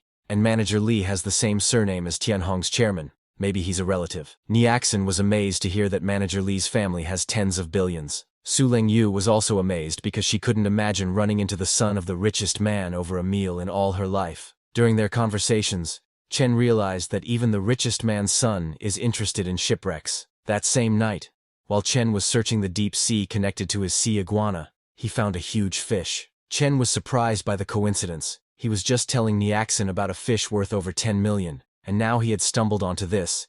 And not just one, but two of them. A few minutes later, Chen's sea iguana ate one fish and took the other one to the warehouse. Chen and his giant sea iguana looked at the fish and thought, a fish worth over 10 million, and its meat doesn't even taste that special. But I know this isn't just a fish. It's practically money swimming in water. Now I just need to find a buyer and sell it off. The next day, while Chen was training his boxing while holding the 2-ton dumbbells, he suddenly got a call from Su Lingyu. She told Chen that young Master Li had been waiting for him at the office for quite a while. Chen said all right and told her that he would head over now. A few minutes later, Chen arrived at Tianlan Marine Company. When the meeting started, Manager Li told Chen he had got the exact location of a shipwreck. Chen asked Manager Li that with the wealth of Tianhong Group, is young Master Li also interested in shipwrecks? Manager Li told Chen that no one ever thinks they have too much money. Then, after discussing the location and loot price, Chen told Manager Li they would split it 50-50 after the goods arrive. Manager Li agreed, saying it's no problem. From the look on Manager Li's face and how easily he agreed, Chen immediately realized that he's not just after the treasure on board, but decided not to say anything. Chen changed the topic and asked Manager Li if he knew anyone who runs high-end seafood restaurants because he had got a 4-meter bluefin tuna. Hearing that, Manager Li was impressed that even bluefin tuna was within Chen's reach. Manager Li took out his phone and told Chen that actually, he did know someone who owns a seafood restaurant. He asked Chen to let's grab lunch from there, and he will also introduce them. Then, after meeting with the seafood restaurant owner, Chen went to his warehouse. The restaurant owner came out of the car and ran into the warehouse to check the fish. Chen smiled and asked him not to rush, saying, "The fish is right there. It's not going anywhere." A worker checks the fish and told the restaurant owner that the fish's quality is perfect. Every aspect meets A-grade standards. Looking at the fish, the restaurant owner said, "Mr. Chen, this fish of yours is truly top-notch. We're all friends here, so how about a flat price of 7 million? What do you think?" Chen made the deal because he thinks the price is right. Chen's secretary, Su Lingyu, was amazed to see that a single fish sold for a whopping 7 million. It was quite unbelievable for her. Then, after getting the money, Chen went to Marriott International. He went there with Su Lingyu, telling her that since they had a great haul today, it's time to splurge a little. Su Lingyu was amazed to see the Marriott International shopping mall because it's a gathering place for the world's top luxury brands. Chen bought many items from that mall. Seeing him, Su Lingyu thought, this is the epitome of indulgence. The boss's money comes way too easily. But the mall staff were very happy, seeing Chen thinking a big spender has arrived. After shopping, Chen went to his dock warehouse. Chen moved all the items he bought into the warehouse. Su Lingyu was amazed seeing how much he has spent. Chen's watch alone is worth 2 million, and he bought her so many luxury goods, probably over 2 million as well. When they went inside, Chen told Su Lingyu that he wanted to buy a villa. It needs to be big and spacious. It's fine if it's in a quieter location because he prefers peace and quiet, and for the price, something around 30 million should do. He asked her to keep an eye out for him. Su Lingyu said okay, and returned home. After she returned, Chen connected himself to the sea iguana, and just as he connected, he saw 2 massive submarines passing by. Upon seeing those submarines, Chen turned around in disappointment, thinking, I'm not strong enough. Otherwise, I would tear those 2 submarines apart. While roaming around, Chen saw a sea cave in the deep sea, and also noticed some huge claw marks at the entrance of the cave. Chen immediately realized that there was something dangerous down below, and decided to leave it untouched, thinking there was no need to take unnecessary risks. The creature inside the sea cave, a giant crab, noticed Chen's sea iguana, and came out of the cave and attacked it. Seeing it attacking, Chen moved with speed to dodge, telling it not to think he was easy to mess with. Chen dodged the sea crab's attack, but after seeing its attack power, he realized it was much stronger than the mutated ribbonfish. The crab started attacking the sea iguana with all its claws, but the sea iguana moved very fast and dodged every attack. The force that the monster unleashed was over 10 tons. Now it was Chen's turn to attack. He dodged all the crab's claws, and while using his internal energy with full force, hit the crab's main body. The crab died immediately after getting hit. Looking at its huge body, Chen thought, this big guy can't be finished in one go, and I have to absorb it slowly. The sea iguana started eating the giant crab, so Chen disconnected the connection and started looking for reports on unusual marine phenomena in recent years. He was concerned after seeing giant ribbonfish, giant triggerfish, and now a giant crab. He was certain that the world might really be changing. While searching, he found a post saying that an M-country nuclear submarine, which had vanished at a depth of 600 meters in the Pacific, was reported to be attacked by an unknown giant sea creature. When he searched more, he found another similar case where a nuclear submarine in the Arctic collided with an underwater iceberg, killing all 127 crew members. Looking at those cases, Chen found out that all of this had happened within the past 2 years, and it seems the deeper they go, the stronger these unknown creatures become. While Chen was looking into the changing world information, his sea iguana continued eating the giant crab. A system notification came telling him that he had gained 290 evolution points and 29 base body stats. After eating, Chen noticed that his sea iguana's body had now grown to 18 meters. Not only that, Chen's physical stats had also increased by over 100 points. His bone structure, muscle strength, and everything had reached an entirely new level. Now, when he practiced his boxing on the iron pillar, he found that even punching an iron pole didn't hurt anymore. Looking at his newfound power and strong body, Chen realized that now not even a handgun could do more than scratch his skin, and with his natural armor and reaction speed, ordinary bullets wouldn't even leave a dent on him. The next day, Chen went to the Manhwa bookstore to get some books. He thought that since the world isn't as simple as he had thought, learning and reading are always the right choices. While Chen was reading books, a girl noticed him and asked her friend to look at how handsome he is. Her friend suggested she go ask for his contact info, but she was shy and didn't dare approach Chen. Later, Chen returned home and took out 2 martial arts books that his father had given him, telling him that only through continuous learning could he keep improving. He went to his warehouse and started practicing those techniques. After practicing for a while, Chen realized that Bajiquan and Xingyiquan seem simple, but mastering them is no easy task. While he was practicing, he suddenly received a call from Manager Li. When Chen picked up the call, Manager Li told him that they had arrived. Chen said all right, and told Manager Li to send him his location, and his people would be underwater in half a day. A little later, Chen connected his mind to his sea iguana and went to the location Manager Li gave him. When he arrived, he saw gold in a box. Chen called and told Manager Li that they had found gold and some shattered porcelain. When Manager Li heard that, he asked Chen if they saw a special box. He told Chen that as long as he could find that box, everything else on the shipwreck was his. Chen said all right and told Manager Li he would ask around. Chen first took the gold, as just that gold alone was worth over 20 million. As for the special box, after looking around for a few minutes, Chen also found a small box, which looked completely different from the others. But when Chen looked inside that box,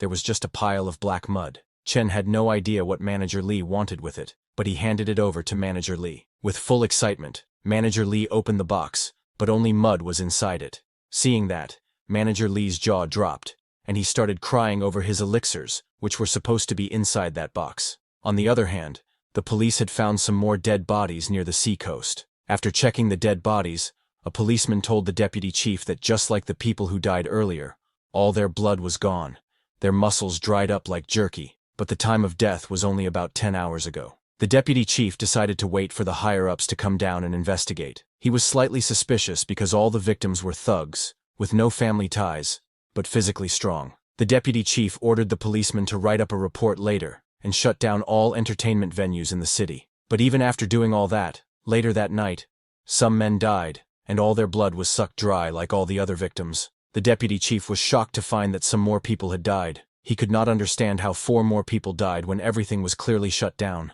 Days passed, and this continued happening. On the other hand, Chen continued his training in the warehouse. After a few days of training, he made great progress in both Bajiquan and Xingyiquan. After Chen learned those techniques, he received a system notification saying, "You have comprehended a new martial art technique. Please name it." Chen decided to call it Explosive Fist, because it combines Bajiquan's 8 extreme stance and Xingyiquan's half-step Bengquan. It's 1 step, 1 explosion.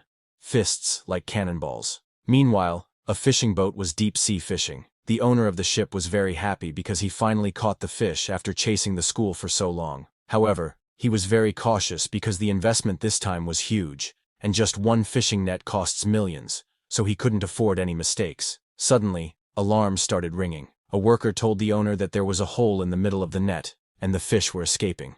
Shocked to hear that, the owner asked the worker to pull the net up quickly. A few minutes later, the worker told the owner that their detector shows nothing, but the net wouldn't budge. The reason the net had a hole and would not budge was because Chen's sea iguana was inside it. With a single bite, the sea iguana takes dozens of fish at once. Chen was connected to the sea iguana and was very satisfied with this delivered feast. He was not worried at all because he knows that with his water affinity, those sonar detectors can't detect him at all.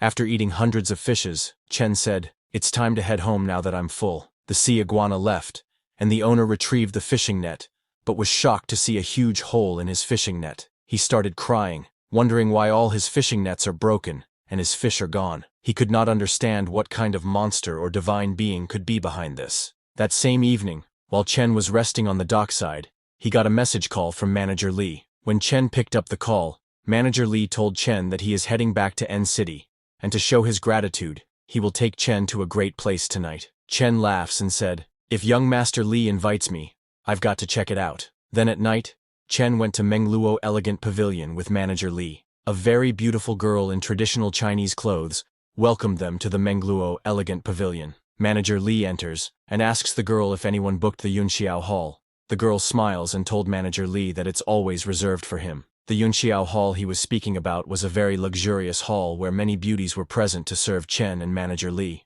Some were dancing for them, and some were standing beside to fulfill all their needs. Seeing the atmosphere of the Yunxiao Hall, Chen thought, no wonder the king neglects his duties. There's a reason. Places like this are perfect for soaking in the atmosphere. Then after indulging, Chen left the Mengluo Elegant Pavilion and went home in his car, but with high speed. Someone was following him. Chen's internal energy activated, and with that, Chen realized that something was following him. The person's aura was making him uncomfortable. It felt like the night Chen was being stalked by that giant lizard. Chen smiles, wondering if it's a monster or a ghost. This was very exciting for Chen, as it had been a while since Chen stretched his legs. But while Chen was driving, suddenly a couple driving in their luxury car called and asked Chen if he wanted to spar. Seeing them, Chen got annoyed because if there were many people, maybe the one following Chen might stop. So, to leave them behind, Chen sped up his car and then made a scary turn towards the seacoast. Seeing Chen's insane turn, the couple stopped their car, wondering if he was trying to kill himself. Meanwhile, after leaving that couple behind, Chen still didn't slow down and continued towards the seacoast. At Chen's speed, even the fastest car couldn't keep up, but Chen was surprised to see that the one following him was still sticking close. This made him realize that it's no weakling. When Chen reached a secluded part of the seaside, he stopped the car. Exiting the car, Chen called out to the person following him saying, "I'm not a bad guy. You can come out." Hearing this, a girl hiding behind a tree stepped out. She was the same girl who had welcomed Chen and Manager Lee into the hotel. She smiled and said, "What a funny way to talk, big brother. I was just bathing by the sea, and someone took my clothes. Could you grab me something to wear?" Hearing that, Chen responded, "You want clothes?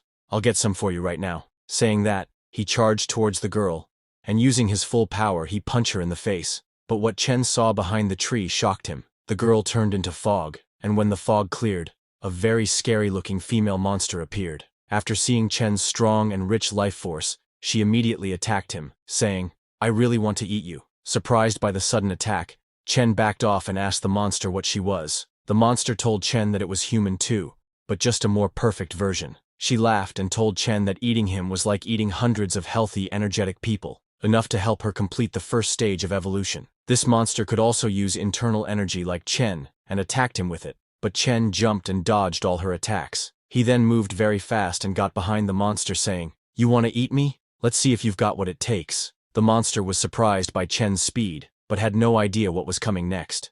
To finish her in one go, Chen used his internal energy and punched her with full power. Chen's punch destroyed the ground around them and sent the monster flying. The monster fell on the ground and was heavily injured. She could not understand how it was possible because Chen clearly didn't have the aura of an awakened being. After getting heavily injured, the monster started hiding in the trees, but it was futile because Chen began destroying all the trees. When Chen destroyed the trees, the monster moved into the rocks. Chen was surprised to see that this monster could fuse with tree trunks and stones. However, every time Chen attacked its attachments, its aura weakened. He understood it was the monster's weakness and used that to his advantage. After a few minutes of fighting, the monster finally fell to the ground, clinging to its last breath. Chen told the monster that fusing with tree trunks and rocks was a nice survival skill, but unfortunately, it had run into him. He then asked her to answer a few questions for him, and he would grant her a quick death. The monster laughed and asked Chen if she looked like someone who was afraid of dying. She looked at the sky and said, "What beautiful moonlight. Too bad I won't see it again, but it's fine.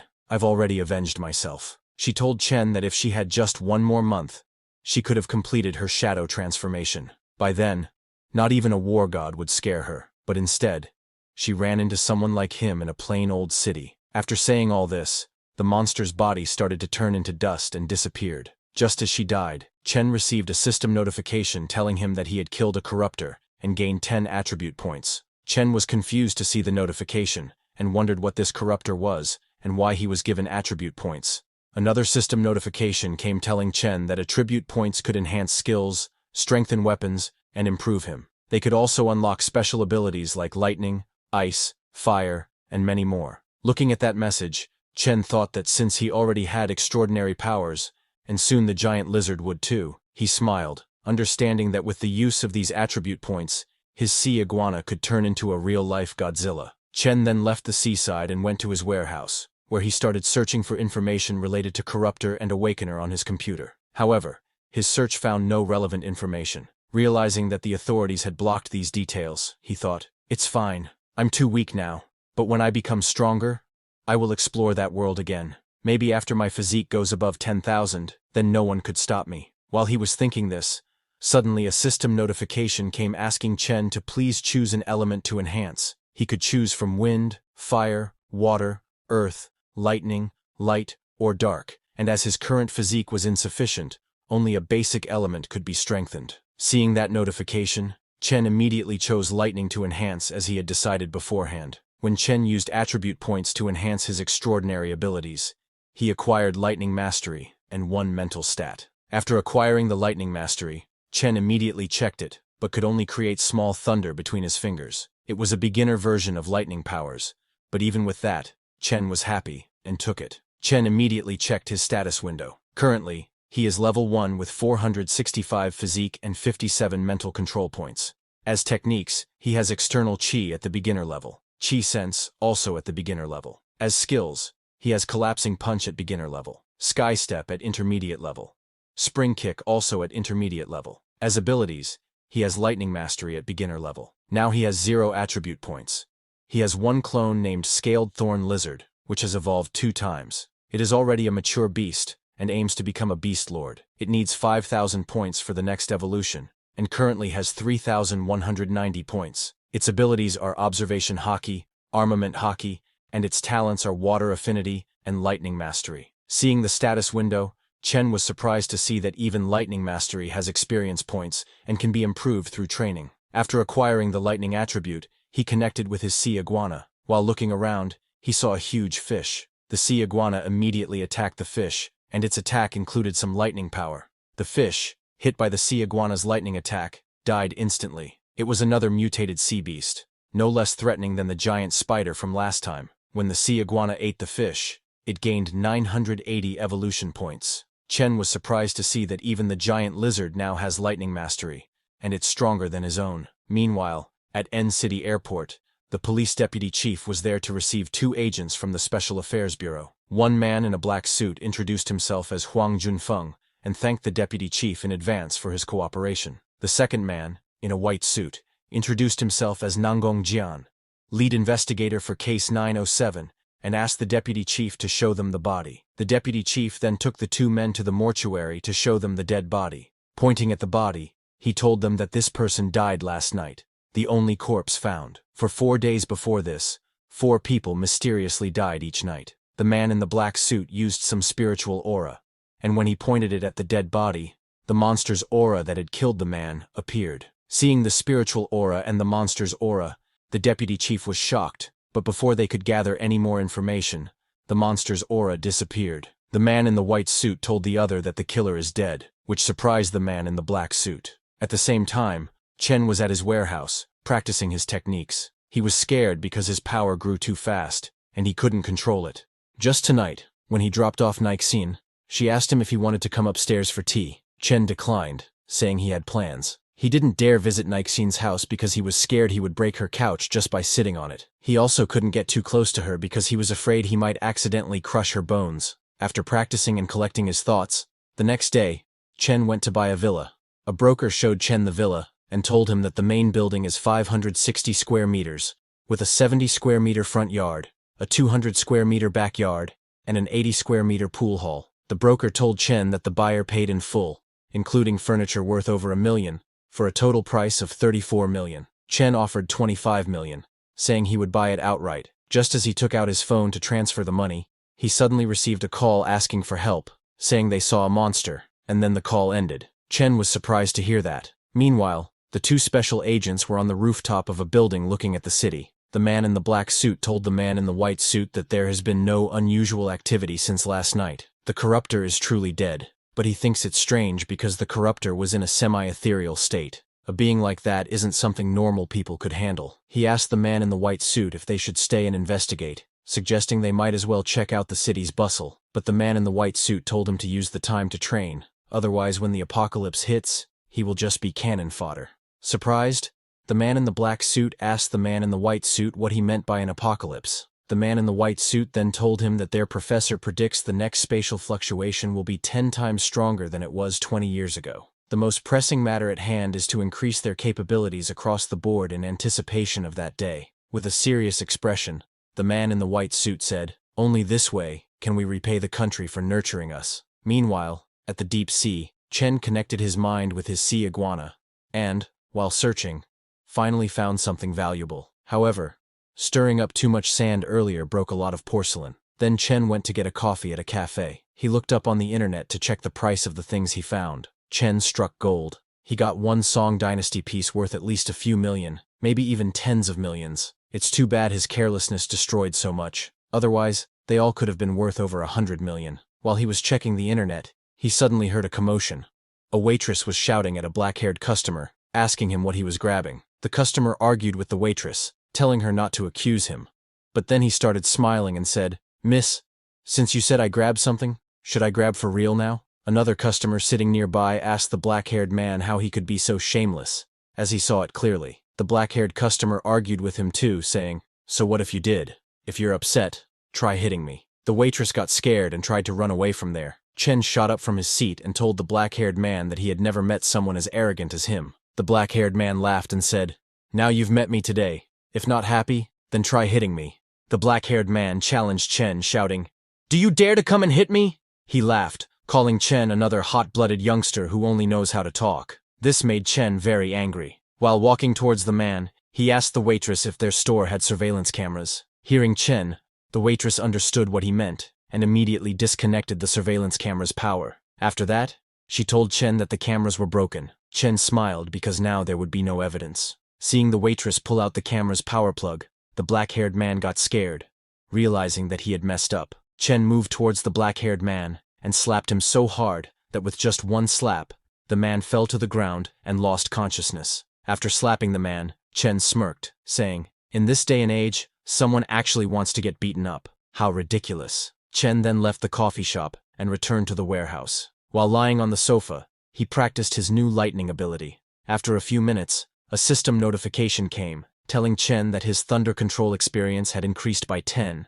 and his mental strength by 1 point. While practicing, Chen thought to himself, "A human life, barely a century, is but a blink in the lifespan of a star, and one day, I will break through the boundary of life and death." The next day, while leaving in his car, Chen asked his secretary to find some time to study accounting books, because she would have to handle the company's finances when the time comes. Chen added that he would pay her double. The secretary hesitated but accepted as her pay would double. Seeing Chen entering the car, she asked him where they were heading next. Chen told her that they were going to sell some stuff.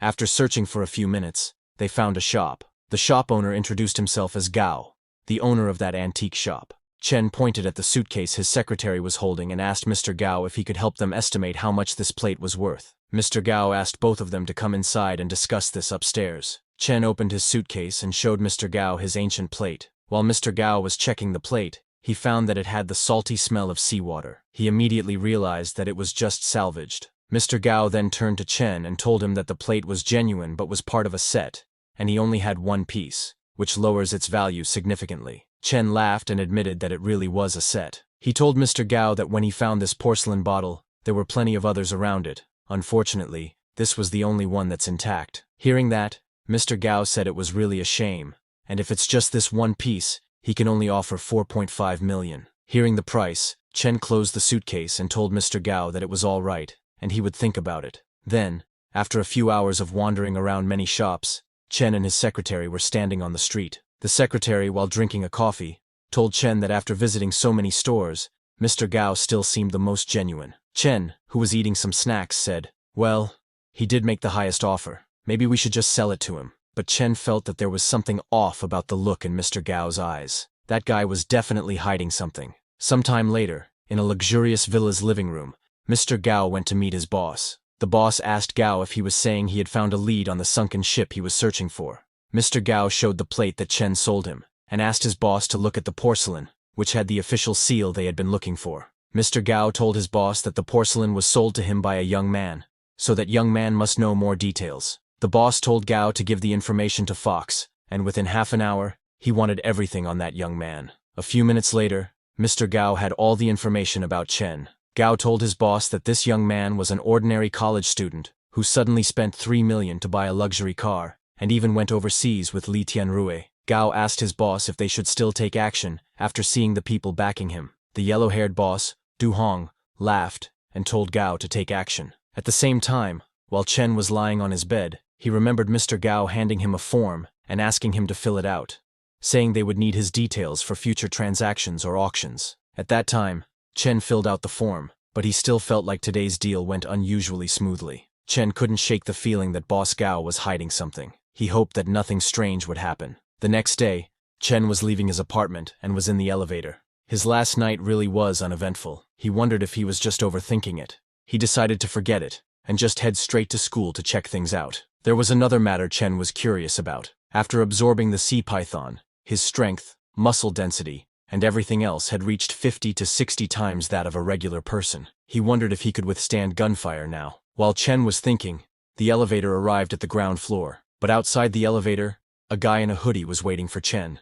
Just as Chen came out of the elevator, the thug grabbed Chen from behind and told him not to move or make a sound. He asked Chen to come with him. The thug had a gun pointed at Chen's back, so Chen decided to go with the thug. The thug took Chen into a car where his other partner was waiting. The thugs kidnapped Chen and headed to their base. While Chen was in their car, he acted scared and asked the thugs where exactly they were taking him because he didn't recall ever offending them. The thug who was driving told Chen that they were taking him to meet someone and asked him not to try anything. The thugs took Chen to an abandoned warehouse where many other thugs and their boss were waiting for him. The thugs told their boss that they had brought the guy. Hearing that, the thug boss looked at Chen angrily, shouting, "Let me see what kind of guy kept me waiting all night." After seeing the thug boss's face, Chen's attitude shifted from scared to his original calm self. With a smile he asked, "Why is it just you guys?" Seeing Chen like that, all the thugs became alert. The thugs who kidnapped him were confused because he had been so scared earlier, but now he was suddenly calm. Chen's calmness was unnerving.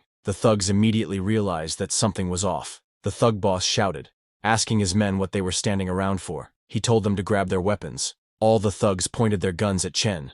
With lightning speed, Chen turned around and kicked the thug standing behind him. The thug's gun went flying, and Chen kicked him again in the face.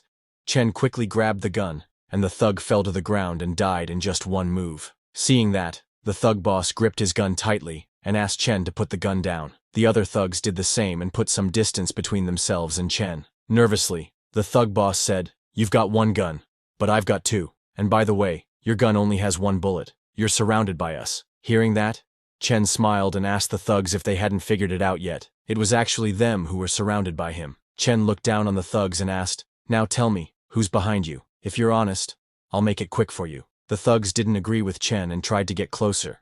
So without any hesitation, Chen fired his last bullet, shooting the thug boss in the head and killing him instantly. Seeing that Chen was out of bullets, all the thugs shot at him. But Chen immediately threw his gun into the air and blocked the bullet, using his internal energy to grab the bullet aimed at his body. Seeing this, the thugs' jaws dropped.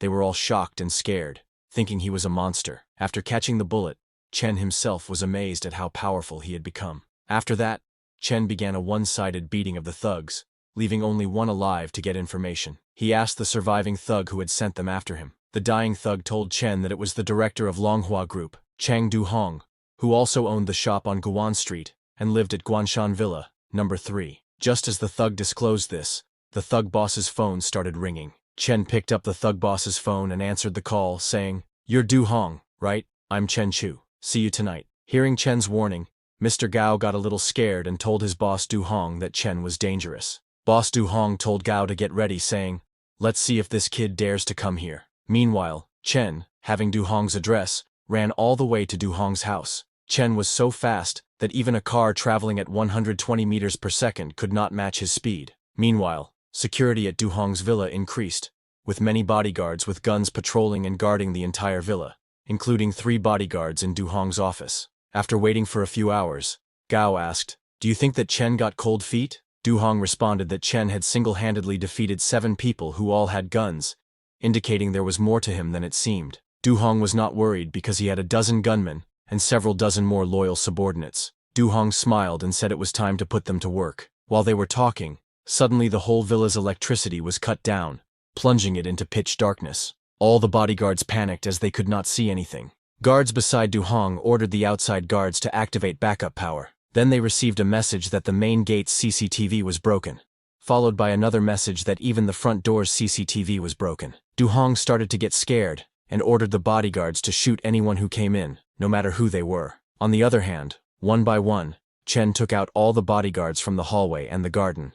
After that, he started banging on Du-hong's office door. The bodyguards inside the office aimed at the door and got ready to shoot. Chen broke down the office door and entered inside. Just as the door opened, Du-hong ordered the bodyguards to fire, but before they could even shoot, in the blink of an eye, Chen reached them and knocked down both of the bodyguards, and then walked towards Du-hong. Seeing Chen move so fast, Du-hong asked if he was awakened. Scared, Du-hong told Chen that he would give him 500 million if Chen left them 2 alive. Chen smiled and told Du-hong it was a tempting offer, but he couldn't leave the 2 alive after killing everyone else. Chen asked them to talk about those who've awakened, saying if they told him, he would make their deaths painless. Du-hong was very angry, but understanding that he had no choice, he began telling Chen about awareness. He recounted that in 1999 at Tiger Mountain Town, he was fighting for territory with over a dozen brothers, when suddenly a person covered in flames descended from the sky, turning the town into a sea of flames in the blink of an eye. When he went there the next day, that place was nothing but a huge lake,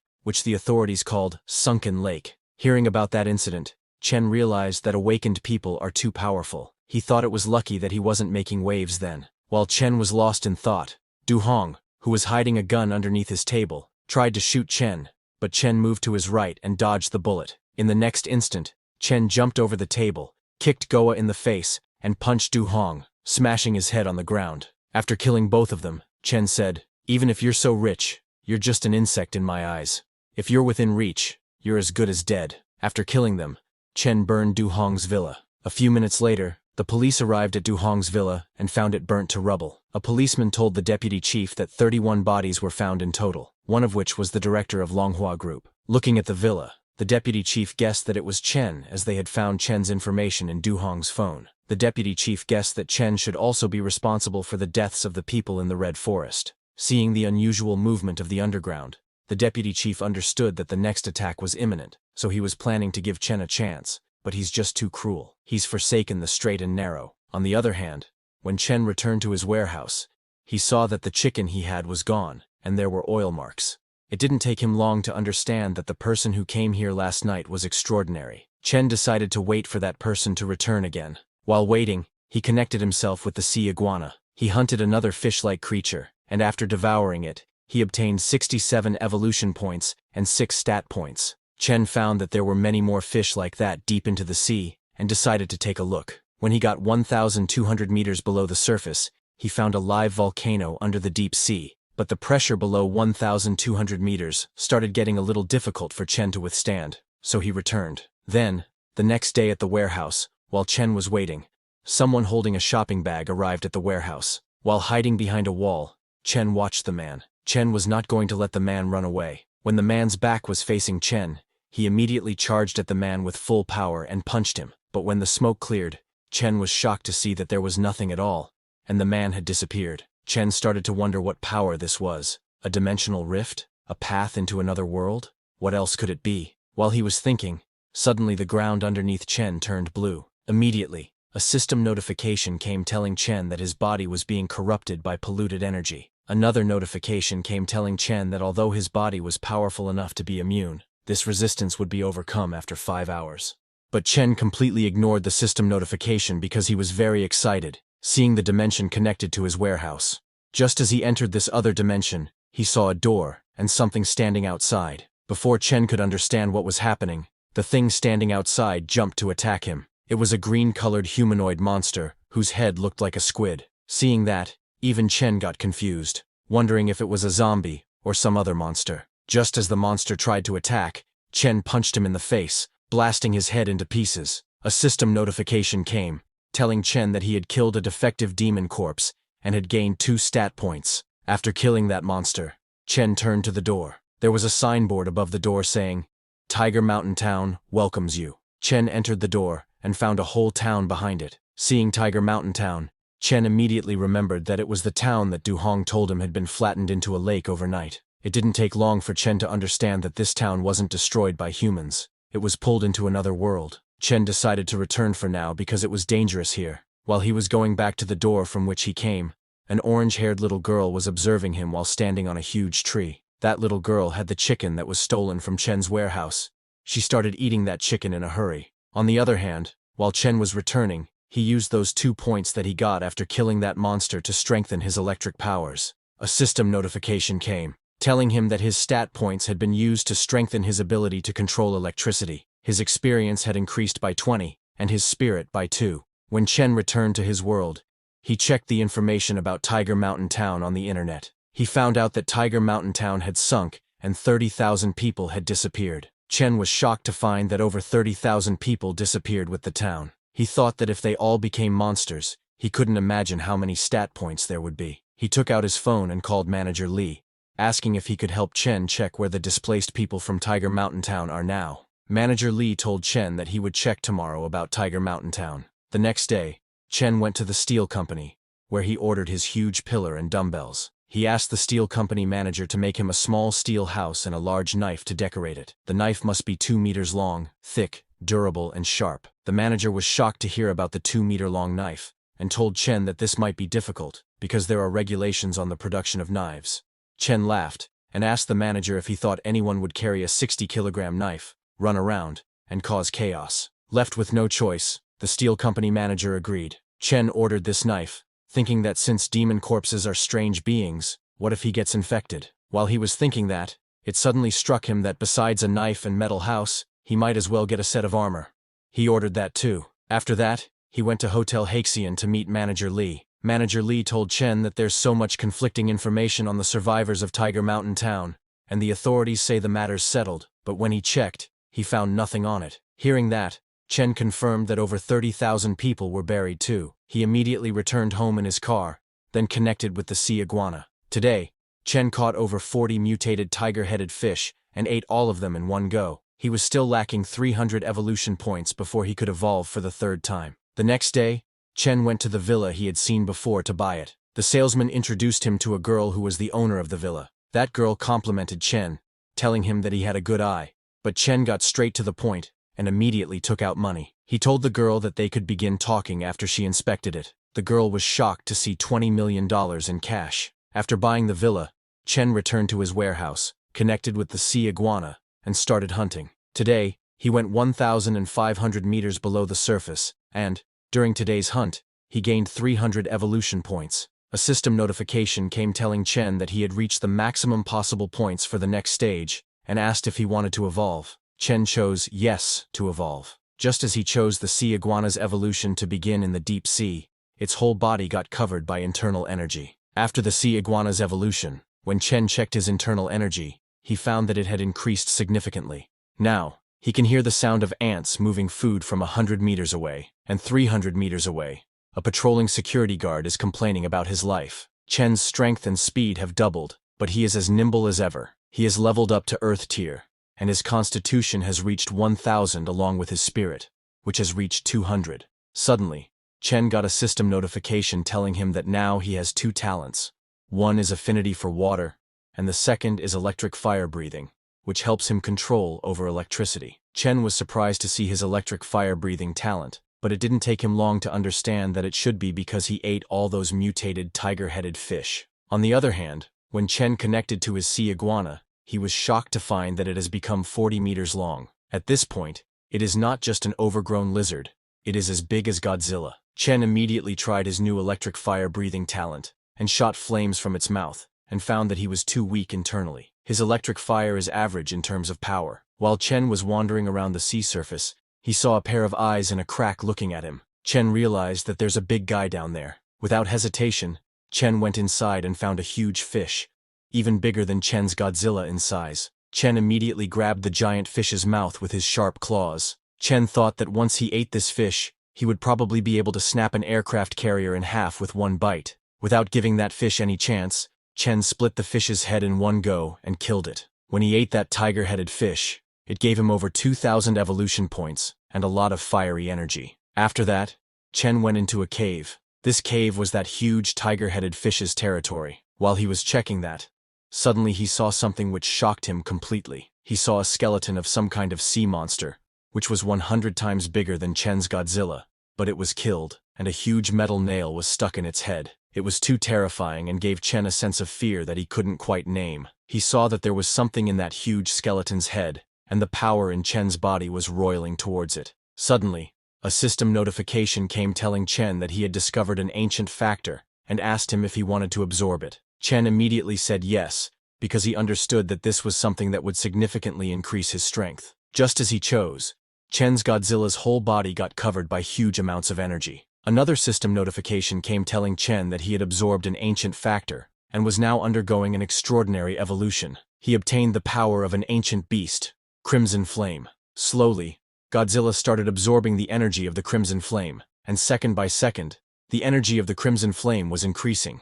Chen decided to test this Crimson Flame and opened its mouth and shot a beam of flame. This beam of flames was so strong that it destroyed a whole island in one go. Chen was shocked to see the terrifying show of power. With one blast of energy, an island disappeared. A few days later in the warehouse, Chen's 2-meter sword and titanium alloy armor had arrived. The sword weighed 120 kilograms, the perfect weight for Chen. He decided to call it the Heavenly Sword. He checked the titanium alloy armor and saw that it was not bad either. It was pretty handy in combat. After he was completely ready, he activated his detection technique. After he had evolved, he could detect other beings.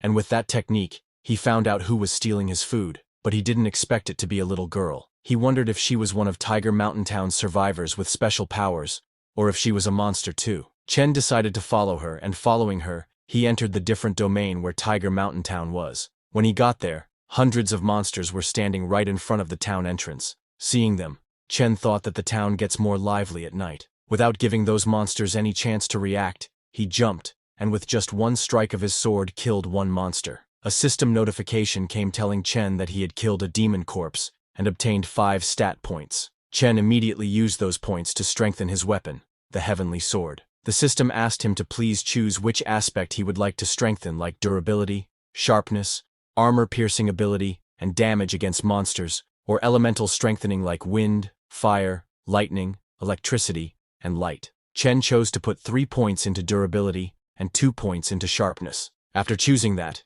he swung his sword again to kill more monsters. Suddenly, there was an explosion of energy and smoke spread everywhere.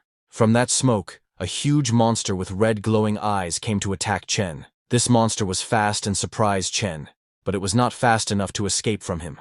With one strike, he killed that monster too. A system notification came telling Chen that he had killed a second-tier demon corpse and obtained 10 attribute points. His armor had strengthened to 15 points, and he had obtained a first-tier shock-deflecting ability. Chen immediately used 5 points to increase his armor's resilience, and gave 5 points to increasing his sword's sharpness. While he was doing that, suddenly he noticed something. He saw monsters coming towards him. With lightning speed, Chen moved and sliced all those monsters into pieces with his sword. System notifications popped up like crazy, telling Chen that he had killed a second-tier violent demon corpse and gained 12 attribute points. After killing those monsters, Chen felt that something dangerous was behind him, and when he turned around, he saw a huge monster 10 times the size of a human standing behind, ready to attack. Chen was surprised by how big this one was, but he didn't panic. because he didn't get all those points for nothing. The huge monster tried to punch Chen with its full power, so Chen did the same and punched the monster with full power. Both of their punches collided,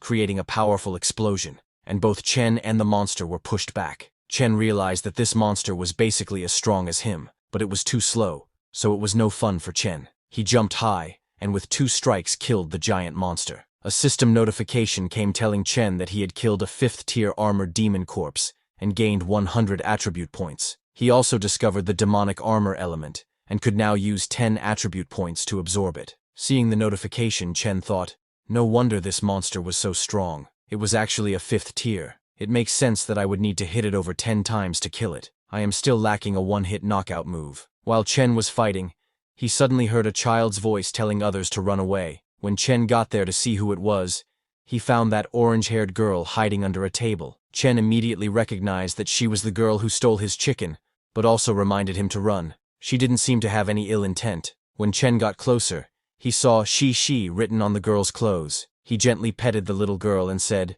"You're Shi, right? I'm Chen Chu. You're my little sister now, so I'll take care of you. Let's go, Shi. I'll bring you to the city and get you a new set of pretty clothes." Chen took the little girl and left that dimension. While going in the car, Chen pointed at the lake, which was created after the disappearance of Tiger Mountain Town, and asked Shi if she knew what that dark lake in the flooded area was.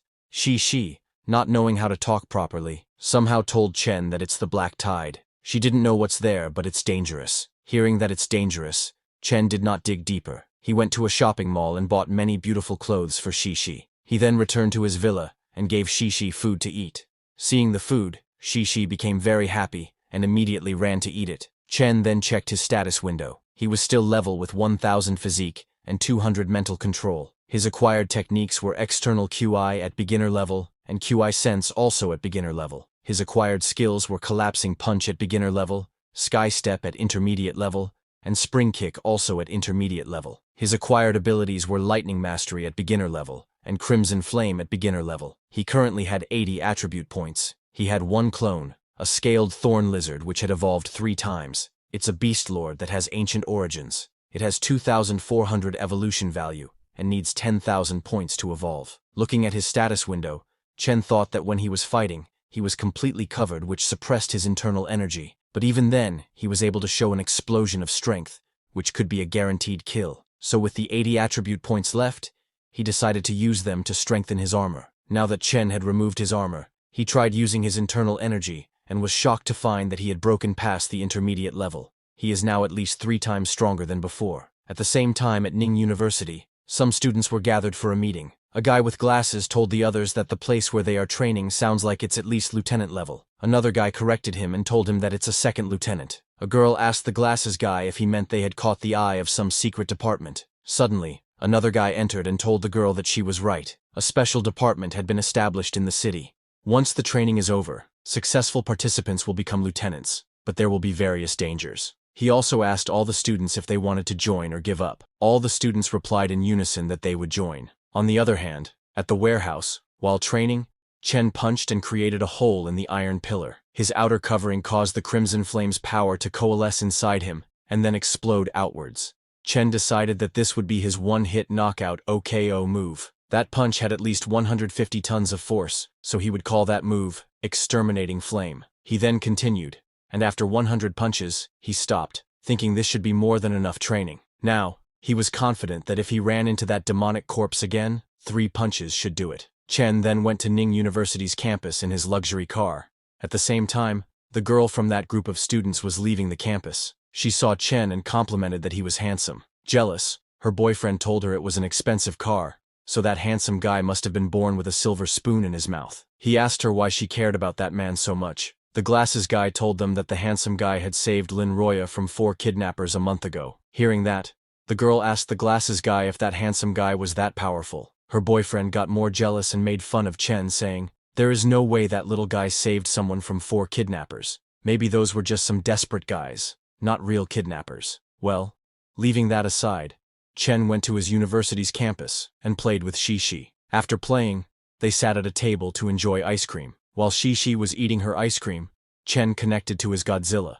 Just as he connected, he saw a submarine right in front of his eyes. Chen scanned the submarine with his detection technique and found out that it was a yacht filled with bandits from Kangaroo Country, and that's why it was so small. It seemed like a good place for Chen to test his strength. In the submarine, the sonar detected a large life form 100 meters below rapidly approaching. They all panicked, seeing it moving towards them very fast. They were very scared because it was going to hit them, but they could not do anything against it. Chen's Godzilla scratched the outer layer of the submarine with its sharp claws. The 2 cabins at the back of the submarine were damaged and were leaking. Their sonar had been damaged as well. The captain of the submarine ordered his men to close the valves and stop the water from coming in, turn on the multi-beam bathymetry, set a destination, and get a picture of the surroundings. After a few minutes, a man told the captain that it was a huge creature around 40 meters long, even bigger than a blue whale. The captain was shocked, asking how something so big could exist since even blue whales are only 30 meters long. He ordered his men to close the back hatches and resurface. A man told the captain that the water ingress was severe, and that the huge monster was still attacking. Hearing that, the captain ordered them to fire the torpedoes and set the turbines to their maximum power and resurface as fast as possible. Seeing the torpedoes coming, Chen turned around and swam away. He reached a speed of 200 kilometers per hour. At this speed, the torpedoes wouldn't be able to catch up to him, but this show had just started. Chen then took a turn and headed towards the submarine, and the torpedoes followed him. He immediately hid behind the submarine, and the torpedoes, unable to change their direction so fast, collided with the submarine and exploded with a huge explosion. Seeing the power of the explosions, Chen realized that if he were directly hit, he would definitely be injured. This made him understand that he had to get even stronger. Then, after eating the ice cream, Chen went to his university's evening party. There, a yellow-haired girl was performing a traditional dance. A man standing beside Chen complimented the girl, saying she was one of the 4 beauties from all the new students, and that she danced as nimbly as a bird. When Chen saw the yellow-haired girl's face, he immediately recognized her as the girl he had saved on the road where she was lying and had been drugged. She, sitting in Chen's arms, complimented the girl, saying she was very pretty. Then, after her dance, the yellow-haired girl greeted all the audience and was about to leave. But before that, a brown-haired boy who was holding a bouquet climbed onto the stage and approached her. He proposed to the yellow-haired girl named Qian, saying he had fallen in love with her at first sight and asked her to be his girlfriend. The yellow-haired girl was surprised by the sudden proposal. Before she could say something, the whole audience started shouting, asking the brown-haired boy what he was talking about. They told the boy they didn't have so much free time and asked him to get off the stage. Some angry people commented, telling the boy that doing this was way too old-fashioned and he should stop embarrassing himself. Seeing the support from her audience, Qian stood up for herself and told the brown-haired boy that her audience wouldn't let her say yes, and she didn't like him anyway. After getting rejected, the boy got off the stage. A while later, when the whole program ended and Chen was returning home with Shi, he was stopped by Qian, asking him if he still remembered her. When Qian stopped him, people around were shocked to see that the school beauty was waiting for Chen. Qian ignored them and told Chen that last month he called the police and saved a girl who was drugged. Hearing that, Chen remembered that he did something like that, but he didn't remember that it was Qian. He asked Qian if there was an issue. Seeing that Chen didn't recognize her, Qian started thinking about what she should say, but Chen didn't wait for her and walked past her, telling her that if there's nothing, he would take his leave. He said goodbye to Qian and left from there.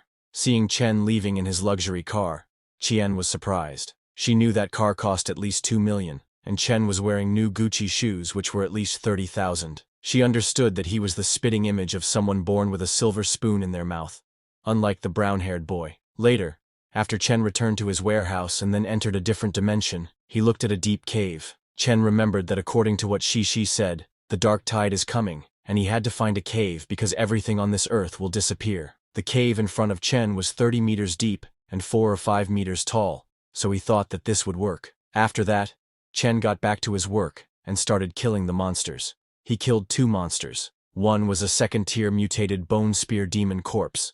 By killing it, he gained 20 attribute points. The second monster he killed was a third-tier mutated flaming demon corpse. With that, he gained 20 attribute points. Chen was surprised to see a demon corpse evolve the power to wield flame, and it was a little hot because Chen could feel it on his skin. He asked the system to increase his clothes' resistance to demon attacks. A system notification came telling Chen that he had used 10 attribute points. Now his armor had fused with materials from demons and had ascended to become extraordinary. Hearing that he got extraordinary demon armor, Chen tried touching the corpse of that flaming demon, and this time the flame didn't feel hot to Chen. Seeing that, Chen laughed because it had basically made him immune to normal flames. Chen then connected to his Godzilla, which was in the deep sea. By accessing Godzilla's memories, Chen found that the Pacific doesn't have many deep-water fish, and mutated fish are hard to find. Thinking this, he decided he might as well hunt for them in fish farms. Chen then went to a fish farm and caught 20+ large fish, which should suffice for half a day of food. After feeding Godzilla, Chen disconnected himself and resumed his hunt. While he was hunting, suddenly a monster attacked him, which Chen hadn't sensed approaching. Chen was shocked by the monster's speed because it broke the sound barrier. Chen used his sword to defend against the monster's attack. Just as Chen blocked that attack, the monster immediately jumped high to attack again, calling Chen new meat. This monster had huge spikes on its hand, which it used as a sword. Chen was surprised by this demon corpse's sword skills. It was surprisingly nimble. However, observing the monster's movements closely, Chen discovered that when the monster holds a blade, its arm shakes twice, and the sword's trajectory changes. Understanding the monster's weakness, Chen got ready to end this. Chen jumped at the monster while swinging his body so that the monster could not block it. But the monster had a trick up its sleeve. It had a second head hidden in its stomach. When Chen got near, the monster's second head shot flames at Chen. But Chen was fast and blocked the monster's flames with his sword. Chen used his exterminating flame skill with his sword to subdue the flames. The monster's second head was shocked seeing Chen do that. Chen didn't give the monster a chance to do anything else, and used his long sword to cut it into 2 pieces. A system notification came telling Chen that he had killed a 5th-tier burning flame demon corpse and gained 100 attribute points. Then another notification popped up saying a fusion core element had been discovered, and Chen could spend 10 attribute points to extract it. Chen was confused about what the fusion core element was, but he decided to extract it. Immediately, a head-like parasite appeared on Chen's sword. The system told Chen that his weapon, Heavenly Sword, had melded with demonic materials and had ascended to become extraordinary. After obtaining this fusion core element, Chen immediately tested it. His sword engorged with flames, and when Chen swung it, it sent a very powerful fire strike combined with lightning. Seeing this, Chen was very happy, because now he could combine the power of flame and lightning to make a blast of energy from his sword. Sometime later, while exploring on the other side of town, Chen saw a huge monster with 8 legs roaming around. Amazed, Chen observed a demon corpse that had mutated to look like a spider. However, Chen didn't attack the monster because the forest was so quiet, it became uncanny. Chen decided to return first. When Chen returned to his warehouse through his dimension portal, he was welcomed by little Shi. She greeted Chen and said, "Big brother Chen, I will close the door for you." Chen was surprised to hear that Shi could close a formless door, meaning she has power over space and is more mysterious than he had thought. Chen thought closing the door was good. At least it would prevent remaining demon corpses from coming out when he was not there. While Chen was contemplating this, suddenly a system notification appeared, telling him that it had been detected he could increase his storage space. 10 attribute points would equal 1 square meter of storage space. The system asked Chen if he would like to use it. Chen immediately agreed because that was just what he needed. He was just about to complain that carrying his sword and armor around was becoming inconvenient when the system offered him additional storage space. Chen then connected to his Godzilla. He was surprised to find that in just 3 hours, its body had grown 5 or 6 meters, and it had gained over 500 evolution points. From his Godzilla's memories, Chen found out that human-farmed fish taste good, just as he expected. On the other hand, above the sea at the fish farm, workers noticed some fish coming to the surface. A worker asked his senior to look over there and see what had happened to that tuna. His senior said it was strange because they had enough oxygen, but when he looked closely, they saw that the fish were half-eaten. Realizing something had happened to the tuna, the fish farm workers were shocked. Before they could do or check anything, Chen's Godzilla hit their ship with its huge tail and destroyed it. Later at the villa, Chen reviewed his stats and found that he had over 100 attribute points left. He decided to level up everything. He used 40 attribute points and strengthened his chi sense, gaining 400 experience and breaking through to the intermediate tier. He then used 60 attribute points and strengthened his spring kick, gaining 600 experience and breaking through to Moonstep. After that, Chen jumped high to test his new power. His chi sense had increased from 100 meters to 500 meters, and Moonstep allowed him to stay in the air for a while. A few days later, while Chen was cutting Shi's hair, it was reported on the news that a surprising black fog had appeared in the city, covering 100 kilometers and causing the disappearance of over 50 people. When Chen heard about the black fog, he immediately remembered that it was similar to Tiger Mountain Town's black tide. It seemed to Chen that the world's peace wouldn't last much longer. Meanwhile, At the sea of Aoding Island, a submarine was traveling to an underwater laboratory. Inside the submarine, there were awakened beastmen. One of them asked a man controlling the submarine, named Sean, how Professor Kant's research was progressing. Sean told the beastman that the professor had retrieved a special substance from the giant beast's body, and even found the method by which the beast heals itself. Hearing about the extraordinary substance, the beastman became excited, saying they could now create extraordinary humans. Sean told the beastman that they would also be able to control even the largest beasts.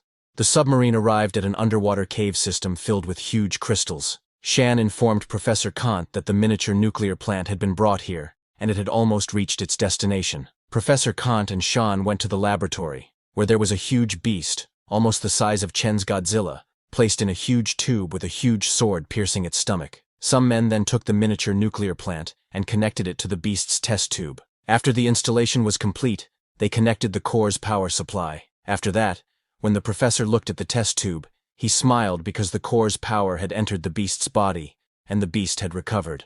Professor Kang had installed a metal collar on the beast's neck, and this beast was smart enough to know that the metal collar could kill it, so it should now follow instructions. Sean praised Professor Kant, saying he was even smarter than Einstein. While they were talking, suddenly the huge beast moved its head and started stirring. Seeing this, Professor Kant jumped in happiness, because his decades of hard work had paid off, and the beast was finally waking up. Sean and Professor Kant were celebrating their success, not knowing that another beast was watching them. It was Chen's Godzilla, who had followed the submarine and found their location. Seeing that these fellows were trying to resuscitate a giant beast, Chen decided that they should die. He didn't give the beast time to fully wake up and charged in. He destroyed a wall of the cave and entered.